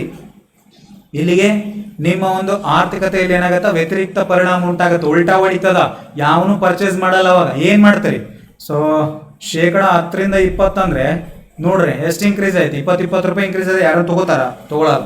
ಅವಾಗ ಏನಾಗತ್ತ, ಅಭಿವೃದ್ಧಿ ಕುಂಠಿತ ಆಗತ್ತೆ. ಯಾಕಂದ್ರೆ ವಸ್ತುಗಳಿಗೆ ಡಿಮ್ಯಾಂಡ್ ಕಡಿಮೆ ಆಗತ್ತಾ, ಬೇಡಿಕೆ ಕಡಿಮೆ ಆಗುತ್ತೆ. ಯಾಕೆ ಡಿಮ್ಯಾಂಡ್ ಕಡಿಮೆ ಆಗುತ್ತೆ, ಬೆಲೆ ಜಾಸ್ತಿ ಐತಿ, ಬೆಲೆ ಜಾಸ್ತಿ ಇದ್ದು ಬೇಡಿಕೆ ಕಡಿಮೆ ಇದ್ರೆ ಉತ್ಪಾದನೆ ಆಟೋಮೆಟಿಕಲಿ ಬೀಳುತ್ತಾ. ಯಾವಾಗ ಉತ್ಪಾದನೆ ಬೀಳುತ್ತಾ, GDP ಬೀಳುತ್ತಾ. ಒಂದಕ್ಕೊಂದು ಲಿಂಕ್ ಅದಾವಿಲ್ಲೋ. ಎಸ್, ಸೊ ಇದನ್ನ ನಿಯಂತ್ರಿಸಲು ಸರ್ಕಾರ ಕಠಿಣ ಕ್ರಮಗಳನ್ನ ಕೈಗೊಳ್ಳುವ ಅಗತ್ಯವಿರುತ್ತಾ. ಒಂದ್ ವೇಳೆ ಕಠಿಣ ಕ್ರಮ ಕೈಗೊಂಡಿಲ್ಲಪ್ಪ ಅಂದ್ರೆ ವಿಶ್ವವ್ಯಾಪಿ ಬರ್ತಡೆ ಆಗತ್ತೆ. ಯಾವುದಕ್ಕೆ, ನಿಮ್ಮ ಒಂದು ಸೊ ದೇಶದ ಆರ್ಥಿಕತೆಗೆ. ಯಾವುದಕ್ಕೆ, ದೇಶದ ಆರ್ಥಿಕತೆಗೆ. ಎಸ್, ಇದನ್ನು ನಾವೇನಂತ ಕರಿತೀವಿ, ಓಡುವ ಹಣದುಬ್ಬರ. ಯಾವ ಹಣದುಬ್ಬರ, ಓಡುವ ಹಣದುಬ್ಬರ ಅಂತ ಕರಿತೀವಿ. Next hyper inflation. Hyper inflation ಅಥವಾ ಗ್ಯಾಲಪಿಂಗ್ ಇನ್ಫ್ಲೇಷನ್ ಅಂತ ಕರಿತೀವಿ. ಯಾವ ಇನ್ಫ್ಲೇಷನ್, ಹೈಪರ್ ಇನ್ಫ್ಲೇಷನ್ ಅಥವಾ ಗ್ಯಾಲಪಿಂಗ್ ಇನ್ಫ್ಲೇಷನ್. ಹಾಗಾದ್ರೆ ಹೈಪರ್ ಇನ್ಫ್ಲೇಷನ್ ಅಂದ್ರೆ ಏನು, 20% 100 ಮಟ, ಕೆಲವೊಂದು ಟೈಮ್ 200 ಹೋಗತ್ತಾ, ಫುಲ್ ಹೈಪರ್, ಹೌದಾ. ಸೊ ಹೈಪರ್ ಇನ್ಫ್ಲೇಷನ್ ಅಂದ್ರೆ ಏನು, ಫುಲ್ ಟಾಪ್ ಮೇಲೆ ಹೋಗುತ್ತೆ. ಏನಾಗುತ್ತಾ, ಸೊ 20% 100 ಮಟ ಹೋಗುತ್ತೆ. ಎಷ್ಟರ ಮಟ, 20% 100 ಮಟ ಹೋಗುತ್ತಾ. ಸೊ ಕೆಲವೊಂದು ಟೈಮ್ 200 ಹೋಗುತ್ತಾ.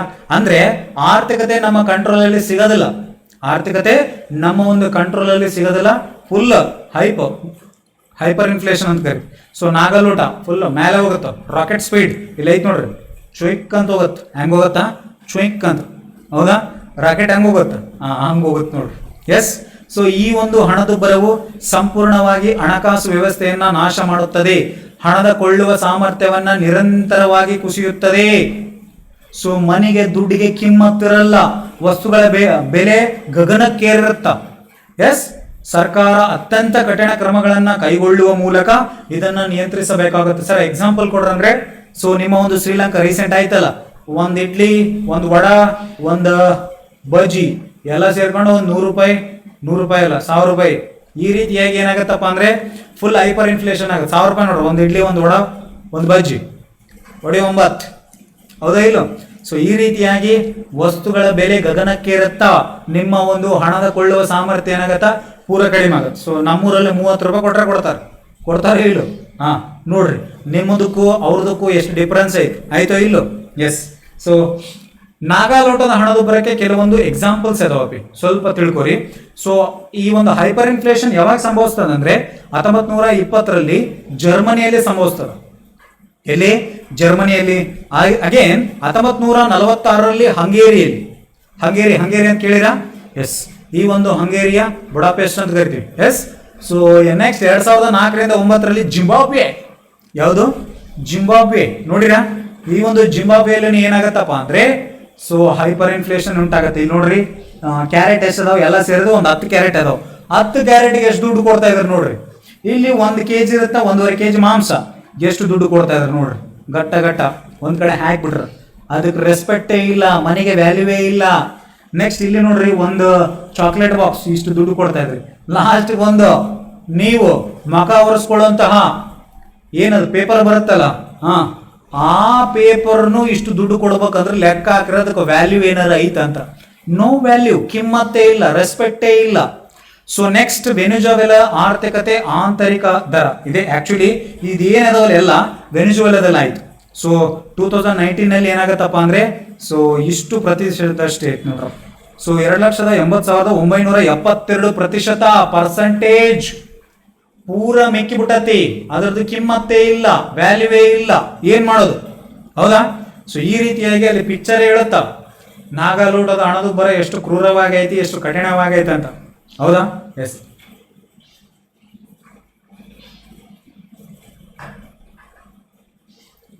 ಸರ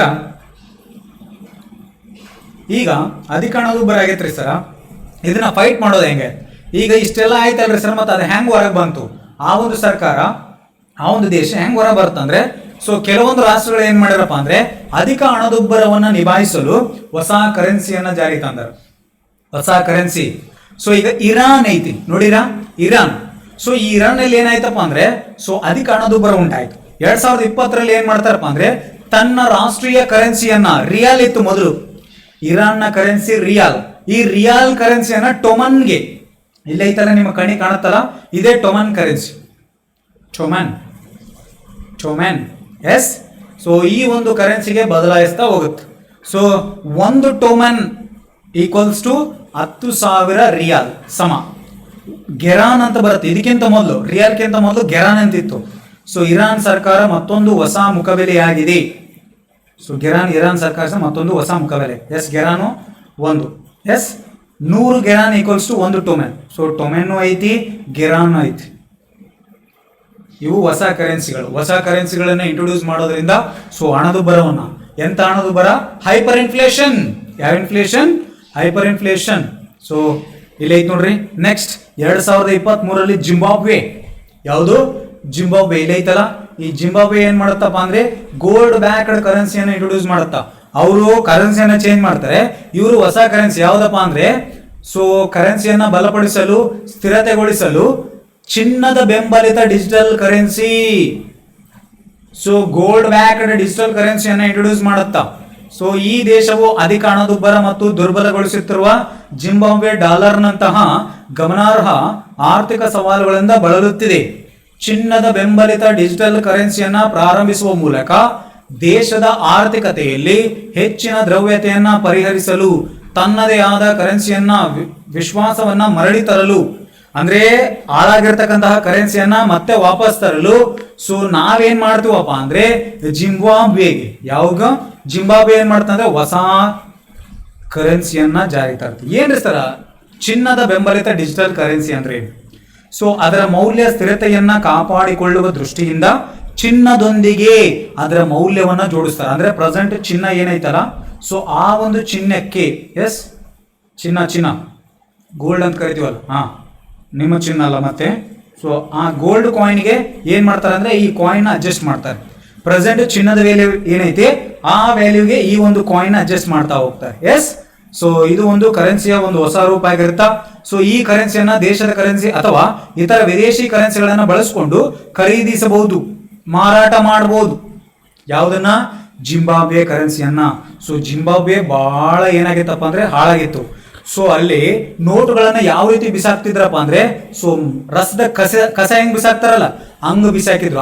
ಅಷ್ಟು ರೀತಿ ಏನಾಗಿತ್ತಪ್ಪ ಅಂದ್ರೆ ನಿಮ್ಮ ಒಂದು ಕರೆನ್ಸಿಯನ್ನ ಹಾಳಾಗಿತ್ತು ನೋಡ್ರಿ. ಎಷ್ಟು ಹಾಳಾಗಿತ್ತು ಅಂದ್ರೆ ಇಷ್ಟು ಹಾಳಾಗಿತ್ತು. ಅದಕ್ಕೆ ಸೊ ದೇಶನ ಆಳೋರು ಚೆನ್ನಾಗಿರ್ಬೇಕು. ಹೆಂಗ್ ಬೇಕಾರಂಗೆ ಆಳಿ, ಹೆಂಗ್ ಬೇಕಾರಂಗೆ ಹಾಳು ಮಾಡಿದ್ರೆ ಹಿಂಗೆ ಆಗೋದು ನೋಡ್ರಿ. ಹೌದಾ? ಎಸ್. ಸೊ ನೀರು ಕುಡಿತೀನಿ, ಸ್ವಲ್ಪ ಎನರ್ಜಿ ಬರಲ್ಲ ಅಂತ.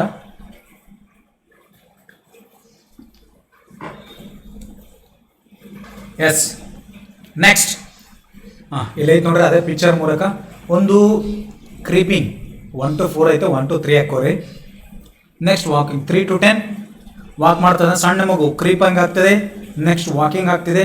ನೆಕ್ಸ್ಟ್ ರನ್ನಿಂಗ್ ಮಾಡ್ತಾ ಇದ್ದಾರೆ. ನೆಕ್ಸ್ಟ್ ಗ್ಯಾಲಪಿಂಗ್, ಕುದುರೆ ಥರ ಓಡೋದು, ರಾಕೆಟ್ ಥರ ಫುಲ್ ಓಡೋದು, ಗ್ಯಾಲಪಿಂಗ್. ನೆಕ್ಸ್ಟ್ ಹೈಪರ್, ಫುಲ್, ಹೌದಾ, ಕೈಗೆ ಸಿಗೋದಿಲ್ಲ, ಒಟ್ಟ ಕೈಗೆ ಸಿಗೋದಿಲ್ಲ. ಈ ರೀತಿಯಾಗಿ ಇದನ್ನ ಟೈಪ್ಸ್ ಅಂತ ಹೇಳ್ಬೋದು. ನೆಕ್ಸ್ಟ್ ಇತರೆ ಟೈಪ್ಸ್ ಬರ್ತವೆ important. So exam point of view ಕೇಳಿದಾನೆ, yes yes. Next just a minute.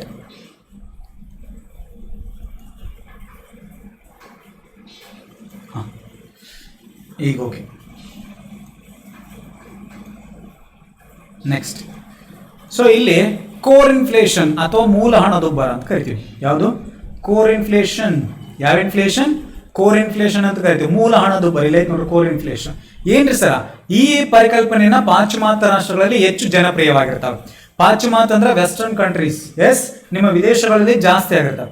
So ಈ ಒಂದು ಕಾನ್ಸೆಪ್ಟ್ ನ ಭಾರತದಲ್ಲಿ 2000 ಮತ್ತು 2001ರಲ್ಲಿ ಪರಿಚಯ ಮಾಡ್ತಾರೆ. ಎಷ್ಟರಲ್ಲಿ? 2000 ಅಥವಾ 2001ರಲ್ಲಿ ಏನ್ ಮಾಡ್ತಾರೆ? ಪರಿಚಯ ಮಾಡ್ತಾ ಹೋಗ್ತಾರೆ. ಏನ್ರಿ ಸರ ಮೂಲ ಹಣದುಬ್ಬರ, ಕೋರ್ ಇನ್ಫ್ಲೇಷನ್ ಅಂದ್ರೆ ಏನಿಲ್ಲ. ಸೊ ಇದು ಇಂಧನ ಮತ್ತು ಆಹಾರ ಸರಕುಗಳನ್ನ ಹೊರತುಪಡಿಸಿ, ಅಂದ್ರೆ ಆಹಾರ, ನಾವು ತಿನ್ನುವಂತ ಆಹಾರ ಸರಕುಗಳು ಏನಿದಾವಲ್ಲ, ಎಸ್, ವೆಜಿಟೇಬಲ್ಸ್ ಆಗಿರ್ಲಿ, ಸೊ ಆಹಾರ ಸರಕುಗಳು ಏನಾಗಿರ್ಲಿ, ಆ ಆಹಾರ ಸರಕುಗಳು ಮತ್ತು ಇಂಧನ ಅಂದ್ರೆ fuel, petrol, diesel, etcetera etcetera, ಇವುಗಳನ್ನ ಹೊರತುಪಡಿಸಿ ಇತರ ಸರಕುಗಳು, ಸೇವೆಗಳು, ಅವುಗಳಲ್ಲಿ ಆಗುವ ಹೆಚ್ಚಳವನ್ನ ಮೂಲ ಹಣದುಬ್ಬರ ಅಂತ ಕರಿತೀವಿ. ಯಾಕ್ರಿ ಸರ್ ಕೋರ್ ಇನ್ಫ್ಲೇಷನ್ ಅಲ್ಲಿ ಇವು ತಗೊಳ್ಳಲ್ಲ ಅಂದ್ರೆ, ಈಗ ಈ ಒಂದು ಆಹಾರ ಮತ್ತು ಇಂಧನ ಇವು ಏನಾಗ್ತಾವಪ್ಪ ಅಂದ್ರೆ ಹೈಲಿ ಫ್ಲಕ್ಚುವೇಟ್ ಆಗ್ತವೆ. ಫ್ಲಕ್ಚುವೇಟ್ ಅಂದ್ರೆ ಇವುಗಳ ಬೆಲೆಗಳು ಸೊ ಸ್ಥಿರತೆಯಾಗಿರಲ್ಲ, ಬಹಳ ಫ್ಲಕ್ಚುವೇಟ್ ಆಗ್ತಿರ್ತವೆ. ಹೆಚ್ಚು ಆಗೋದು ಕಡಿಮೆ ಆಗೋದು, ಹೆಚ್ಚಾಗೋದು ಕಡಿಮೆ ಆಗೋದು ಆಗ್ತಿರ್ತವೆ. ಹೈಲಿ ಫ್ಲಕ್ಚುವೇಟ್ ಆಗೋ ಕಾರಣ ನಾವೇನ್ ಮಾಡ್ತವಪ್ಪ ಅಂದ್ರೆ, ನಾವು ಹಣದುಬ್ಬರವನ್ನು ಅಳೆಯಲು ಹೆಚ್ಚಾಗಿ ನಮಗ ಎಕ್ಸಾಕ್ಟ್ ಫಿಗರ್ ಸಿಗಲ್ಲ, ಹೆಚ್ಚಿಗೆ ಇನ್ಫ್ಲೇಷನ್ ಜಾಸ್ತಿ ಆಗ್ಬಿಡುತ್ತೆ. ಮತ್ತೆ ಅದಕ್ಕಾಗಿ ಇದನ್ನ ಏನ್ ಮಾಡ್ತೀವಿ? ಹಣದುಬ್ಬರವನ್ನು ಅಳೆಯಲು ಸೊ ಇಂಧನ ಮತ್ತು ಆಹಾರವನ್ನ ನಾವೇನ್ ಮಾಡ್ತೀವಪ್ಪ ಅಂದ್ರೆ ಸೊ ಕಳಿತಾ ಹೋಗ್ತೀವಿ. ಏನ್ ಮಾಡ್ತಾ ಹೋಗ್ತೀವಿ? ಕಳಿತಾ ಹೋಗ್ತೀವಿ. ಎಸ್, ಇದನ್ನ ಏನಂತ ಕರಿತೀವಪ್ಪ ಅಂದ್ರೆ ಕೋರ್ ಇನ್ಫ್ಲೇಷನ್. ಸಿಂಪಲ್ ಆಗಿ ಕೋರ್ ಇನ್ಫ್ಲೇಷನ್ ಅಂದ್ರೆ ಆಹಾರ ಮತ್ತು ಇಂಧನ, ಸರಕು ಮತ್ತು ಸೇವೆಗಳನ್ನ ಹೊರತುಪಡಿಸಿ ಉಳಿದ ಸರಕುಗಳು, ಅಂದ್ರೆ ಪೆನ್ ಬರುತ್ತೆ, A to Z ತಗೋರಿ, ಹೌದಾ? ಇವೆರಡನ್ನು ಬಿಟ್ಟು ಉಳಿದೆಲ್ಲಾ ಸರಕುಗಳ ಬೆಲೆಗಳನ್ನ, ಹೆಚ್ಚಳಗಳನ್ನ ಸೂಚಿಸುವುದಕ್ಕೆ ನಾವೇನಂತ ಕರಿತೀವಪ್ಪ ಅಂದ್ರೆ ಕೋರ್ ಇನ್ಫ್ಲೇಷನ್ ಅಂತ ಕರಿತೀವಿ. ಯಾವ ಇನ್ಫ್ಲೇಷನ್? ಕೋರ್ ಇನ್ಫ್ಲೇಷನ್ ಅಂತ ಕರಿತಾ ಹೋಗ್ತೀವಿ. ಎಸ್ ಸ್ನೇಹಿತರೆ, ನೆಕ್ಸ್ಟ್ ಸೊ ರಚನಾತ್ಮಕ ಹಣದುಬ್ಬರ. ಯಾವ ಹಣದುಬ್ಬರ? ರಚನಾತ್ಮಕ, ಸ್ಟ್ರಕ್ಚರಲ್ ಇನ್ಫ್ಲೇಷನ್. ಇದನ್ನ ಬಾಟಲ್ ನೆಕ್ ಇನ್ಫ್ಲೇಷನ್ ಅಂತಾನೂ ಕರಿತೀವಿ. ಸ್ಟ್ರಕ್ಚರಲ್ ಇನ್ಫ್ಲೇಷನ್ಗೆ ಇನ್ನೊಂದು ಹೆಸರೇನಪ್ಪ ಅಂದ್ರೆ ಬಾಟಲ್ ನೆಕ್ ಇನ್ಫ್ಲೇಷನ್ ಅಂತ ಕರಿತೀವಿ. ಏನ್ರಿ ಸರ? ಏನಿಲ್ಲ, ಈ ಸಂದರ್ಭದಲ್ಲಿ ಆರ್ಥಿಕತೆಯಲ್ಲಿ ಅಸ್ತಿತ್ವದಲ್ಲಿರುವ ಕೊರತೆಯಿಂದ ಹಣದುಬ್ಬರ ದೀರ್ಘಕಾಲದವರೆಗೆ ಮುಂದುವರಿಯುತ್ತೆ. ಫಾರ್ ಎಕ್ಸಾಂಪಲ್, ಹಿಂದುಳಿದ ಕೃಷಿ ವಲಯ, ಅಸಮರ್ಥ ವಿತರಣೆ, ಇವೆಲ್ಲ ಬೇಡ, ಸಿಂಪಲ್ ಆಗಿ ಅರ್ಥ ಮಾಡ್ಸಂತ ಕೇಳಿ. ಈಗ ಹಳ್ಳಿಗಳಲ್ಲಿ, ಯಾವುಗಳಲ್ಲಿ? ಹಳ್ಳಿಗಳಲ್ಲಿ ಸೊ ನಾವೇನ್ ಮಾಡ್ತೀವಿ? ಅಗ್ರಿಕಲ್ಚರ್ ಮಾಡ್ತೀವಿ ತಾನೆ. ಈ ಅಗ್ರಿಕಲ್ಚರ್ ಇಂದ ಏನಾಗುತ್ತಾ? ಉತ್ಪಾದನೆ ಆಗುತ್ತಾ? ಸಡನ್ಲಿ ಅಗ್ರಿಕಲ್ಚರ್ ಉತ್ಪಾದನೆಗಳು ಸಿಟಿಗೆ ಬರ್ತಾವಿಲ್ಲೋ? ಸಿಟಿ ಬಂದ್ಬಿಟ್ಟು ಸೇಲ್ ಆಗತ್ತಾ? ಒಂದು ವೇಳೆ ಈ ಅಗ್ರಿಕಲ್ಚರ್ ಪ್ರಾಡಕ್ಟ್ಸ್ ಸಿಟಿಗೆ ಬರಲಿಲ್ಲ ಅಂದ್ರೆ ಏನಾಗುತ್ತಾ? ಕಷ್ಟ ಆಗುತ್ತೆ ತಾನೆ, ವಸ್ತುಗಳ ಬೇಡಿಕೆ ಹೆಚ್ಚಳ ಆಗುತ್ತೆ ತಾನೆ. ಅದೇ ಆರ್ಥಿಕತೆಯಲ್ಲಿ ಅಸ್ತಿತ್ವದಲ್ಲಿರುವ ಕೊರತೆಗಳಿಂದ, ಅಂದ್ರೆ ಸೊ ಈ ಒಂದು ಅಗ್ರಿಕಲ್ಚರ್ ಪ್ರಾಡಕ್ಟ್ಸ್, ಅಗ್ರಿಕಲ್ಚರ್ ಉತ್ಪನ್ನಗಳು ಸೊ ಕೊರತೆಗಳಿಂದ ಏನಾಗುತ್ತಪ್ಪ ಅಂದ್ರೆ ಹಣದುಬ್ಬರ ದೀರ್ಘಕಾಲದವರೆಗೆ ಮುಂದುವರಿಯುತ್ತಾ. ಎಸ್, ಸೊ ಅಂತಹದನ್ನ ನಾವೇನಂತ ಕರಿತೀವಿ ಅಂದ್ರೆ ಸ್ಟ್ರಕ್ಚರಲ್ ಇನ್ಫ್ಲೇಷನ್ ಅಥವಾ ಬಾಟಲ್ ನೆಕ್ ಇನ್ಫ್ಲೇಷನ್ ಅಂತ ಕರಿತೀವಿ. ಸರ ಉದಾಹರಣೆ, ಹಿಂದುಳಿದ ಕೃಷಿ. ಅದೇ ಹಿಂದುಳಿದ ಕೃಷಿ ಟೆಕ್ನಾಲಜಿ ಇಲ್ಲ ಅಂದ್ರೆ ಪ್ರೊಡಕ್ಷನ್ ಕಡಿಮೆ ಆಗತ್ತಾ? ಪ್ರೊಡಕ್ಷನ್ ಕಡಿಮೆ ಆದ್ರೆ ಅಗೇನ್ ಕೊರತೆ ಉಂಟಾಗತ್ತಾ? ಕೊರತೆ ಉಂಟಾದ್ರೆ ಸೊ ಹಣದುಬ್ಬರ ಉಂಟಾಗತ್ತಾ? ಸೊ ಹಣದುಬ್ಬರ ಯಾವುದರಿಂದ ಉಂಟಾಗೈತಿ? ರಚನಾತ್ಮಕ, ಸ್ಟ್ರಕ್ಚರಲ್, ಹೌದಾ? ಸೊ ರಚನಾತ್ಮಕ ಹಣದುಬ್ಬರ ಉಂಟಾಗತ್ತೆ. ಎಸ್, ಹಿಂದುಳಿದ ಕೃಷಿ. ನೆಕ್ಸ್ಟ್ ಅಸಮರ್ಥ ವಿತರಣೆ. ಸೊ ಸಪ್ಲೈ ಚೈನ್ ಅಂತ ಕರಿತೀವಿ. ಸೊ ಸಪ್ಲೈ ಚೈನ್ ಸರಿ ಇರಲಾದಾಗ ಏನಾಗತ್ತಪ್ಪ ಅಂದ್ರೆ ಶೇಖರಣಾ ಸೌಲಭ್ಯಗಳು ಮತ್ತೆ ಶೇಖರಣಾ ಆಗ್ಲಿಲ್ಲಪ್ಪ ಅಂದ್ರೆ, ಹಾಗೆ ಈಗ ಫಾರ್ ಎಕ್ಸಾಂಪಲ್ ಏನ್ ಮಾಡಿವಿ? ಪ್ರೊಡಕ್ಷನ್ ಮಾಡಿರ್ತಾನೆ, ಈಗ ಬೇಗನೆ ನಾಶ ಹೊಂದುವಂತಹ ವಸ್ತುಗಳು ಇರ್ತವೆ. ಫಾರ್ ಎಕ್ಸಾಂಪಲ್ ಟೊಮೊಟೊ ಆಗಿರ್ಲಿ, ಈರುಳ್ಳಿ ಆಗಿರ್ಲಿ, ಸೊ ಇವುಗಳಿಗೆ ಸರಿಯಾದ ಗೋಡನ್ ವ್ಯವಸ್ಥೆ ಇರ್ಲಪ್ಪ ಅಂದ್ರೆ, ಈಗ ಮೀನ್ ಉತ್ಪಾದನೆ ಮಾಡಿರ್ತಾರೆ ತಾನೆ, ಸೊ ಇದು ಕೃಷಿ ವಲಯದಲ್ಲಿ ಬರುತ್ತೆ. ಈ ಮೀನಿಗೆ ಸರಿಯಾಗಿ ಸೊ ಏನಂದ್ರೆ ಕೋಲ್ಡ್ ಸ್ಟೋರೇಜ್ ಅಂತ ಕರೀತೀವಿ ತಾನೆ. ಈ ಕೋಲ್ಡ್ ಸ್ಟೋರೇಜ್ ಇಲ್ಲಪ್ಪ ಅಂದ್ರೆ ಏನಾಗುತ್ತಾ, ಕಷ್ಟ ಆಗುತ್ತಾ ತಾನೆ. ಎಸ್, ಈ ರೀತಿಯಾಗಿ ಏನಾಗತ್ತಪ್ಪ ಅಂದ್ರೆ ನಿಮ್ಮ ಒಂದು ಸೊ ರಚನಾತ್ಮಕ ಇನ್ಫ್ಲೇಷನ್ ಉಂಟಾಗತ್ತೆ. ಯಾವ ಇನ್ಫ್ಲೇಷನ್ ಉಂಟಾಗತ್ತಾ? ಸೊ ರಚನಾತ್ಮಕ ಇನ್ಫ್ಲೇಷನ್ ಉಂಟಾಗ್ತಾ ಸ್ನೇಹಿತರೆ. Yes, so bottleneck inflation ಅಂತ ಕರಿತೀವಿ. ಸೊ ಹೀಗೆ ಆರ್ಥಿಕತೆಯಲ್ಲಿ ಕೊರತೆಗಳಿಗೆ ಕಾರಣವಾಗುತ್ತಾ, ಈ ಕೊರತೆಗಳು ಹಣದುಬ್ಬರಕ್ಕೆ ಕಾರಣ. ಎಸ್, ಇದನ್ನು structural inflation, so bottleneck inflation ಅಂತಾನು ಕರಿತೀವಿ. ಸೊ ಈ ನಿರ್ದಿಷ್ಟ ರೀತಿಯ ಹಣದುಬ್ಬರವನ್ನು ನಿಭಾಯಿಸಲು ಸರ್ಕಾರ ಏನ್ ಮಾಡುತ್ತಾ, ಕಠಿಣ ಕ್ರಮಗಳನ್ನ, ಕಠಿಣ ಸಮಯವನ್ನು ಎದುರಿಸಬೇಕಾಗತ್ತಾ, ಪ್ರಮುಖ ರಚನಾತ್ಮಕ ಸುಧಾರಣೆಗಳ ಮೂಲಕ ನಿಭಾಯಿಸಬಹುದು. ಸೊ ಹೊಸ ಯೋಜನೆಗಳ ಜಾರಿ ಸ್ಟ್ರಕ್ಚರಲ್ ತರೋದ್ರ ಮುಖಾಂತರ ಏನ್ ಮಾಡಬಹುದು, ನಿಭಾಯಿಸಬಹುದು. ಎಸ್ ನೆಕ್ಸ್ಟ್ ಮೂರನೇದು ಬಲ್ಟ್ ಇನ್ ಇನ್ಫ್ಲೇಷನ್ ಅಂತ ಏನಂತ ಕರಿತೀವಿ, ಬಲ್ಟ್ ಇನ್ ಇನ್ಫ್ಲೇಷನ್. ಏನ್ರಿ ಸರ್ ಬಲ್ಟ್ ಇನ್ ಇನ್ಫ್ಲೇಷನ್ ಅಂದ್ರೆ? ಬಲ್ಟ್ ಇನ್ ಇನ್ಫ್ಲೇಷನ್ ಅಂದ್ರೆ ಏನಿಲ್ಲ, ಹಣದುಬ್ಬರ. ಕೆಲವೊಮ್ಮೆ ವೇತನ ಬೆಲೆ ಸುರುಳಿ ಎಂತಲೂ ಕರಿತೀವಿ. ಎಸ್, ಇದನ್ನ ನೀವೇನಂತ ಕರಿಬಹುದಂದ್ರೆ ವೇಜ್ ಪ್ರೈಸ್ ಸ್ಪೈರಲ್ ಅಂತಾನು ಕರಿಬಹುದು. ಎಸ್, ಸೊ ಇದು ಒಂದು ವಿದ್ಯಮಾನವಾಗಿದ್ದು ಇದರಲ್ಲಿ ಕಾರ್ಮಿಕರ ಹೆಚ್ಚುತ್ತಿರುವ ಜೀವನ ಮಟ್ಟವನ್ನು ನಿಭಾಯಿಸಲು ಹೆಚ್ಚಿನ ವೇತನವನ್ನು ಬೇಡಲು ಪ್ರಾರಂಭಿಸುತ್ತಾರೆ. ಈಗ ಏನಾಗತ್ತಂದ್ರೆ ವೇತನ ಹೆಚ್ಚಾದ್ರೆ ಸೊ ಸಿದ್ಧ ವಸ್ತು ಬೆಲೆ ಹೆಚ್ಚಳಾಗುತ್ತೆ. ಸೊ ಇನ್ಫ್ಲೇಷನ್ ಉಂಟಾಗತ್ತೆ. ಇನ್ಫ್ಲೇಷನ್ ಉಂಟಾಗತ್ತಾ. ಇದನ್ನೇನಂತ ಕರಿತೀವಿ, ಬೆಲ್ಟ್ ಇನ್ ಇನ್ಫ್ಲೇಷನ್ ಅಂತ ಕರಿತೀವಿ. ಸೊ ವೇಜ್ ಸ್ಪೈರಲ್ ಐತಿ ಇಲ್ಲಿ ನೋಡ್ರಿ. So rising in wages prices, higher wages wants, so higher production cost, higher prices. So higher prices ಇದೆ ತಾನೆ. ಎಸ್, ಸೊ ಈ ರೀತಿಯಾಗಿ ಏನ್ ಮಾಡ್ತಾ ಹೋಗುತ್ತಪ್ಪ ಅಂದ್ರೆ ಒಂದು ರೀತಿ ಸ್ಪೈರಲ್ ಆಗಿ, ರಿವರ್ಸ್ ಆಗಿ, ಸೈಕಲ್ ಆಗಿ ತಿರುಗ್ತಾ ಹೋಗುತ್ತೆ. ಸೊ ಇದು ವ್ಯವಹಾರಗಳು ತಮ್ಮ ಹೆಚ್ಚುತ್ತಿರುವ ವೆಚ್ಚವನ್ನು ಸರಿದೂಗಿಸಲು ತಮ್ಮ ಬೆಲೆಗಳನ್ನು ಹೆಚ್ಚಳವಾಗಲಿಕ್ಕೆ ಕಾರಣವಾಗುತ್ತಾ. ಇದು ವೇತನ ಮತ್ತು ಬೆಲೆ ಏರಿಕೆಗೆ ಸ್ವಯಂ ಬಲವರ್ಧನೆ ಚಕ್ರವನ್ನು ಸೃಷ್ಟಿಸುತ್ತದೆ. ಈ ಚಕ್ರ ಏನೈತಲ್ಲ, ಇದೇ ಚಕ್ರವನ್ನು ಸೂಚಿಸುತ್ತಾ ಹೋಗುತ್ತಾ. ಸಿಂಪಲ್ ಆಗಿ ಬಿಲ್ಟ್ ಇನ್ ಇನ್ಫ್ಲೇಷನ್ ಅಂದ್ರೆ ಏನು? ಸೊ ಕಾರ್ಮಿಕರ ವೇತನವನ್ನ ಹೆಚ್ಚಳ ಮಾಡೋದ್ರಿಂದ, ಯಾವುದರಿಂದ? ಕಾರ್ಮಿಕರ ವೇತನವನ್ನ ಹೆಚ್ಚಳ ಮಾಡೋದ್ರಿಂದ ನಮಗೇನ್ ಸಿಗುತ್ತಪ್ಪ ಅಂದ್ರೆ, ಏನ್ ಸಿಗುತ್ತಾ? ಸೊ ವೇಜಸ್ ಜಾಸ್ತಿ ಮಾಡಿದ್ರೆ ಸಿದ್ಧ ವಸ್ತುಗಳ ಬೆಲೆ ಏನಾಗತ್ತಾ, ಹೆಚ್ಚಳ ಆಗತ್ತಾ. ಈ ರೀತಿಯಾಗಿ ಸೊ ನಮಗೇನ್ ಸಿಗುತ್ತಪ್ಪ ಅಂದ್ರೆ, ಸೊ ಸಿದ್ಧ ವಸ್ತುಗಳ ಬೆಲೆ ಹೆಚ್ಚಳ ಆಗೋದ್ರಿಂದ ಇನ್ಫ್ಲೇಷನ್ ಉಂಟಾಗತ್ತಾ. ಇನ್ಫ್ಲೇಷನ್ ಉಂಟಾಗತ್ತಾ. ಇದನ್ನ ನಾವೇನಂತ ಕರಿತೀವಪ್ಪ ಅಂದ್ರೆ ಬಿಲ್ಟ್ ಇನ್ ಇನ್ಫ್ಲೇಷನ್ ಅಂತ ಕರಿತೀವಿ. ಏನಂತ ಕರಿತೀವಿ? Built in inflation. Yes, so ಇದು ಬಿಲ್ಟ್ ಇನ್ಫ್ಲೇಷನ್ ಅಂತ ಕರಿತೀವಿ. ಏನಂತ ಕರಿತೀವಿ? Built in inflation. Yes, next headline inflation.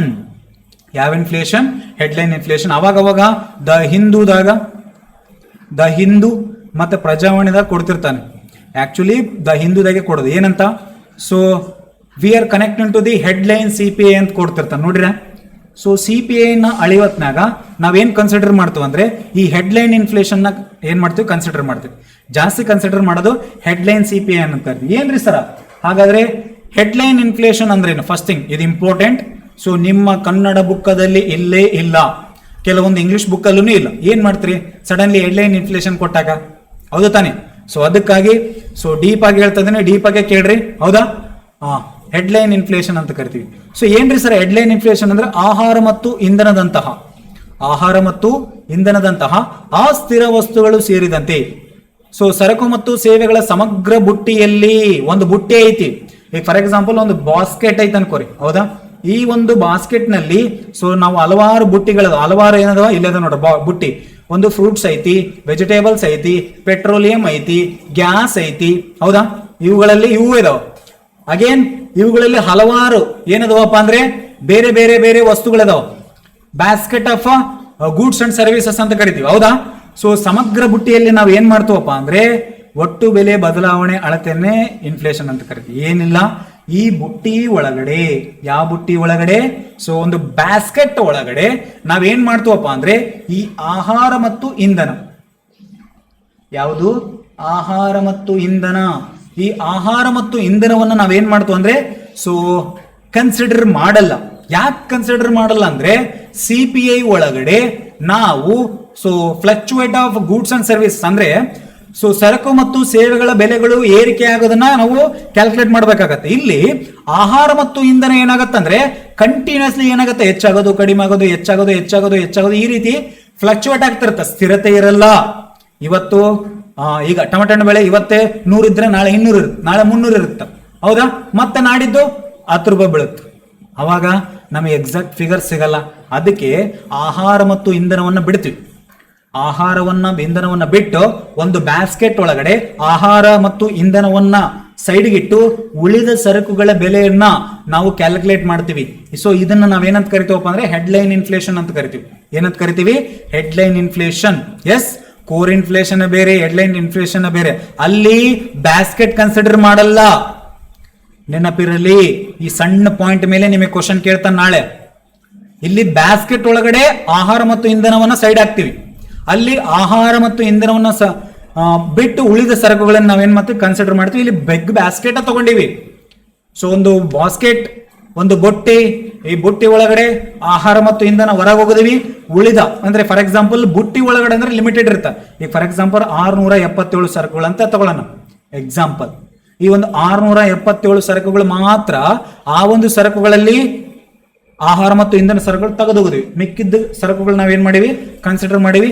ಈ ಒಂದು ಹೆಡ್ಲೈನ್ ಇನ್ಫ್ಲೇಷನ್ ನಾವು CPI ಅಳೆಯೋಕೆ ಏನ್ ಮಾಡ್ತೀವಿ? ಯೂಸ್ ಮಾಡ್ತೀವಿ. ಅದಕ್ಕಾಗಿ ಸೊ ನಿಮ್ಮ ಒಂದು ಪೇಪರ್ ಅಲ್ಲಿ ಏನ್ ಬರುತ್ತೆ ಅಂದ್ರೆ ಹೆಡ್ಲೈನ್ CPI ಸಮ್ ಪರ್ಸೆಂಟೇಜ್ ಅಂತ ಇರುತ್ತೆ.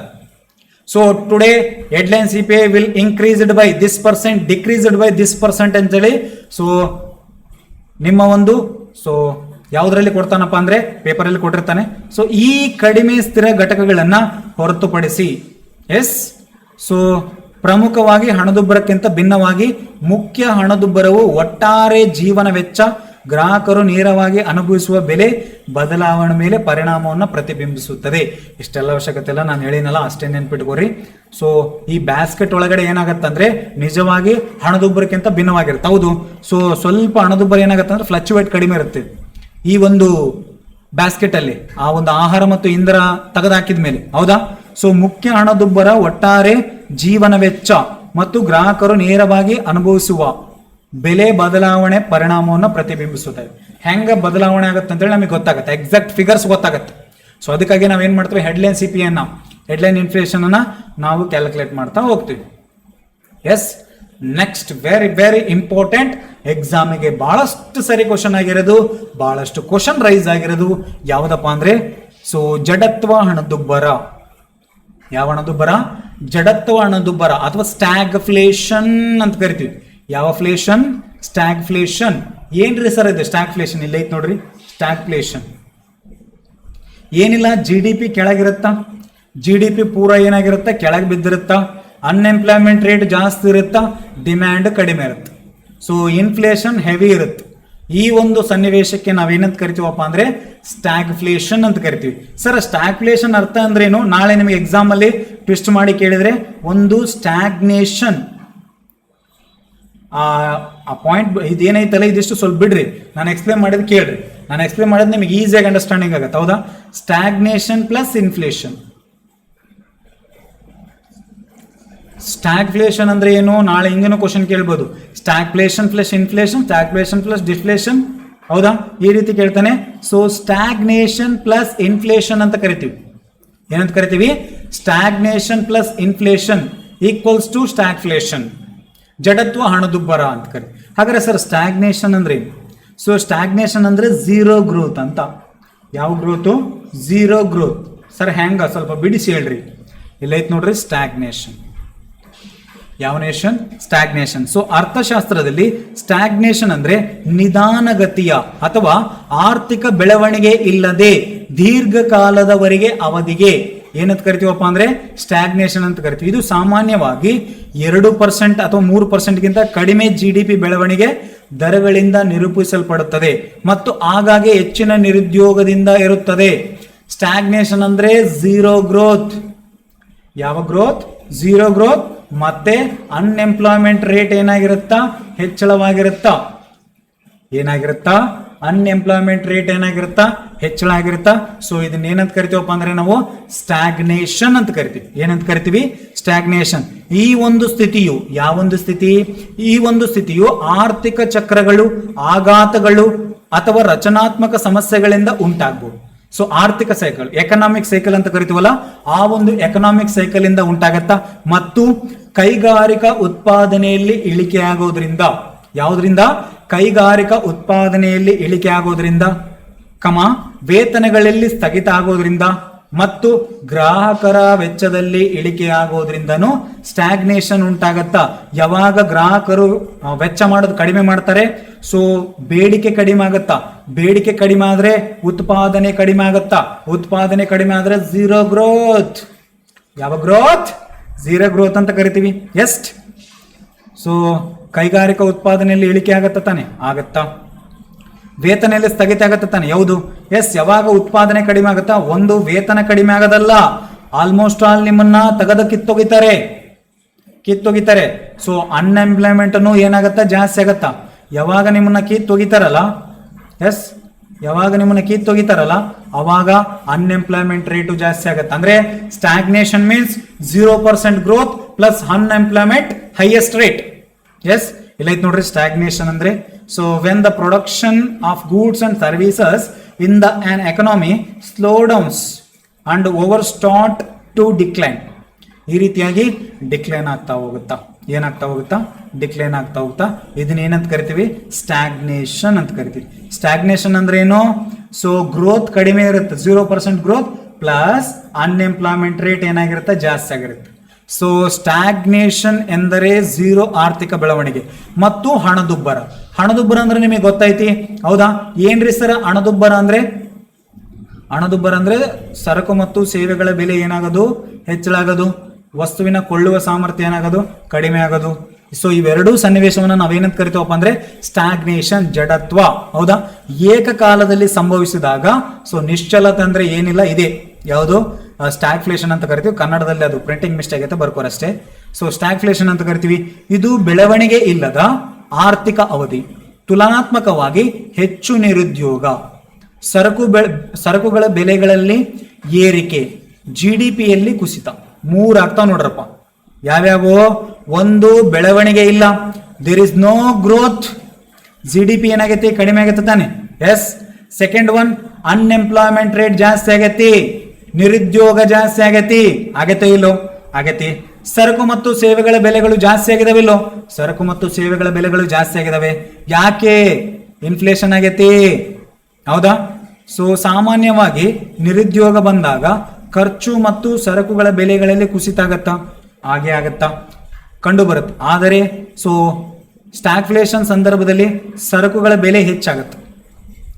ಸರಕುಗಳ ಬೆಲೆ ಏನಾಗತ್ತಾ? ಹೆಚ್ಚಳಾಗತ್ತಾ. ನಿರುದ್ಯೋಗ ಹೆಚ್ಚಾಗತ್ತಾ. ಖರ್ಚು ಕಡಿಮೆ ಆಗತ್ತಾ. ಯಾಕಂದ್ರೆ ದುಡ್ಡಿಲ್ಲ, ದುಡ್ಡು ಹಾಕಿಲ್ಲ, ಅನ್ಎಂಪ್ಲಾಯ್ಮೆಂಟ್ ರೇಟ್ ಜಾಸ್ತಿ ಆಗತ್ತೆ. ಸೊ ನಿಶ್ಚಲತೆಯ ಒಂದು ಅಪರೂಪದ ವಿದ್ಯಮಾನ ಆಗಿದ್ದು ಇದು ಆರ್ಥಿಕತೆಗೆ ಕೆಟ್ಟದ್ದು, ಒಳ್ಳೇದಲ್ಲ. ಯಾವುದಕ್ಕ? ಜಡತ್ವ ಹಣದುಬ್ಬರ. ಹಾಗಾದ್ರೆ ಸರ ಜಡತ್ವ ಹಣದುಬ್ಬರ ಯಾವಾಗಾದ್ರೂ ಸೊ ಆಗಿದೇನಂದ್ರೆ ಆಗಿದೆ 1970ಯಲ್ಲಿ.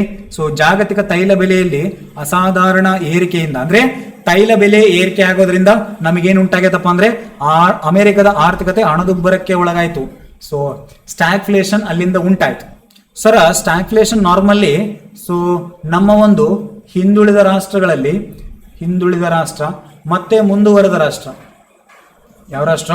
ಮುಂದುವರೆದ ರಾಷ್ಟ್ರಗಳಲ್ಲಿ ಜಾಸ್ತಿ ಉಂಟಾಗತ್ತೆ. ಯಾಕ್ರಿ ಸರ್ ಅಂದ್ರೆ, ಸೊ ನಾವಿಲ್ಲಿ ಏನಾಗತ್ತಪ್ಪ ಅಂದ್ರೆ ಸರಿಯಾಗಿ ಸೊ ಟೆಕ್ನಾಲಜಿಯನ್ನ ಬಳಸ್ಕೊಳ್ಳಲ್ಲ. ಏನ್ ಬಳಸ್ಕೊಳ್ಳಲ್ಲ? ಟೆಕ್ನಾಲಜಿಯನ್ನ ಸರಿಯಾಗಿ ಸದ್ಬಳಕೆ ಮಾಡದೇ ಇದ್ರೆ ಆಗ ಏನಾಗತ್ತಪ್ಪ ಅಂದ್ರೆ ನಮಗ ಸೊ ಈ ಒಂದು ಸ್ಟಾಗ್ಫ್ಲೇಷನ್ ಉಂಟಾಗತ್ರಿ. ಯಾವ ಫ್ಲೇಷನ್? ಸ್ಟಾಗ್ಫ್ಲೇಷನ್ ಉಂಟಾಗತ್ತ. ಸೊ ಟೆಕ್ನಾಲಜಿಯನ್ನ ಸರಿಯಾಗಿ ಬಳಸ್ಕೋಬೇಕಾಗತ್ತ ನಾವು. ಎಸ್. ಸೊ ಈ ರೀತಿಯಾಗಿ ನಮಗೇನಾಗತ್ತಪ್ಪ ಅಂದ್ರೆ ಸ್ಟಾಗ್ಫ್ಲೇಷನ್ ಉಂಟಾಗತ್ತ. ಸೊ ಈ ಸ್ಟಾಗ್ಫ್ಲೇಷನ್ ನಮ್ಮ ಒಂದು ಆರ್ಥಿಕತೆಗೆ ಒಳ್ಳೆಯದಲ್ಲ, ಒಳ್ಳೆಯದು ಅಲ್ಲ. ಒನ್ಸ್ ನೀವೇನಾದ್ರೂ ಸ್ಟಾಗ್ಫ್ಲೇಷನ್ ಉಂಟಾದ್ರೆ ಸೊ ಆ ಒಂದು ಆರ್ಥಿಕತೆ ಏನಾಗ್ಬೇಕಾಗತ್ತ, ಸೊ ಬಹಳಷ್ಟು ಕಷ್ಟವನ್ನ ಅನುಭವಿಸ್ಬೇಕಾಗತ್ತೆ ಸ್ನೇಹಿತರೆ. ಎಸ್, ಸೊ ಇದು ಸ್ಟ್ಯಾಗ್ಫ್ಲೇಷನ್. ಈಗೇನ್ ನೋಡಿದ್ರೆ ಸ್ಟ್ಯಾಗ್ನೇಷನ್ ನೋಡಿದ್ರೆ ತಾನೆ, ಸ್ಟ್ಯಾಗ್ನೇಷನ್ ಅಂತೂ ಗೊತ್ತಾಯ್ತಾ? S, stagnation. ಸೊ ಸ್ಟ್ಯಾಗ್ನೇಷನ್ ಅಂದ್ರೆ ಏನು? Zero growth. ಹೌದಾ? ಸ್ಟ್ಯಾಗ್ಫ್ಲೇಷನ್ ಅಂದ್ರೇನು? Stagnation plus inflation. ಸೊ ಒಂದಕ್ಕೊಂದು ಲಿಂಕ್ ಅದಾವ ಇವು. ಹೌದಾ? ಸೊ ಇದನ್ನ ಚೆನ್ನಾಗಿ ನೋಡ್ಕೋರಿ. ಸೊ ಯಾವುದಪ್ಪ ಅಂದ್ರೆ stagflation and stagnation. S, so ಇಷ್ಟು ನಿಮ್ಮ ಸ್ಟ್ಯಾಗ್ಫ್ಲೇಷನ್ ಅಂಡ್ ಸ್ಟ್ಯಾಗ್ನೇಷನ್ ಅಂತ ಕರಿತೀವಿ. ಎಸ್, ಸೊ ಇವತ್ತಿನ ತರಗತಿಯಲ್ಲಿ ಎಷ್ಟು ಸಾಕಂತ ಭಾವಿಸ್ತೀನಿ. ಇನ್ನೂ ಟೈಪ್ಸ್ ಇದಾವೆ, ಇನ್ನೂ ಮುಗುದಿಲ್ಲ. ನೆಕ್ಸ್ಟ್ ಶ್ರಿಂಕ್ಫ್ಲೇಷನ್ ಅಂತಿದೆ, ಸ್ಕಿಮ್ಫ್ಲೇಷನ್ ಅಂತಿದೆ. ಹೌದಾ? ಸೊ ನೆಕ್ಸ್ಟ್ ಹಲವಾರು ಇನ್ಫ್ಲೇಷನ್ಸ್ ಬರ್ತವೆ. ಮತ್ತೆ ಇನ್ಫ್ಲೇಷನ್ ಯಾವ ರೀತಿ ಎಳಿತೀವಿ? ಸೊ ಇನ್ಫ್ಲೇಷನ್ ಎಳೆಯೋದ್ರಲ್ಲಿ PPI ಮೆಥಡ್ ಅಂತ ಬರುತ್ತಾ, CPI ಅಂತ ಬರುತ್ತಾ, WPI ಅಂತ ಬರುತ್ತಾ, ಇನ್ಫ್ಲೇಷನ್ ಆಗ್ಲಿಕ್ಕೆ ಯಾವ ರೀತಿ ಕ್ರಮಗಳನ್ನ ತಗೋತೀವಿ, ಇಷ್ಟೆಲ್ಲ ಇದಾವ್ರಿ ಸ್ನೇಹಿತರೆ. ಸೊ ನೆಕ್ಸ್ಟ್ ಕ್ಲಾಸ್ ಅಲ್ಲಿ ನಾನು ಅದನ್ನ ಮಾಡ್ತಾ ಹೋಗ್ತೀನಿ. ಎಸ್, ಸೊ 1 ತಾಸು 40 ನಿಮಿಷ ಆಗಿದೆ. ಸೊ ಇಷ್ಟು ಸಾಕಂತ ಭಾವಿಸ್ತೀನಿ.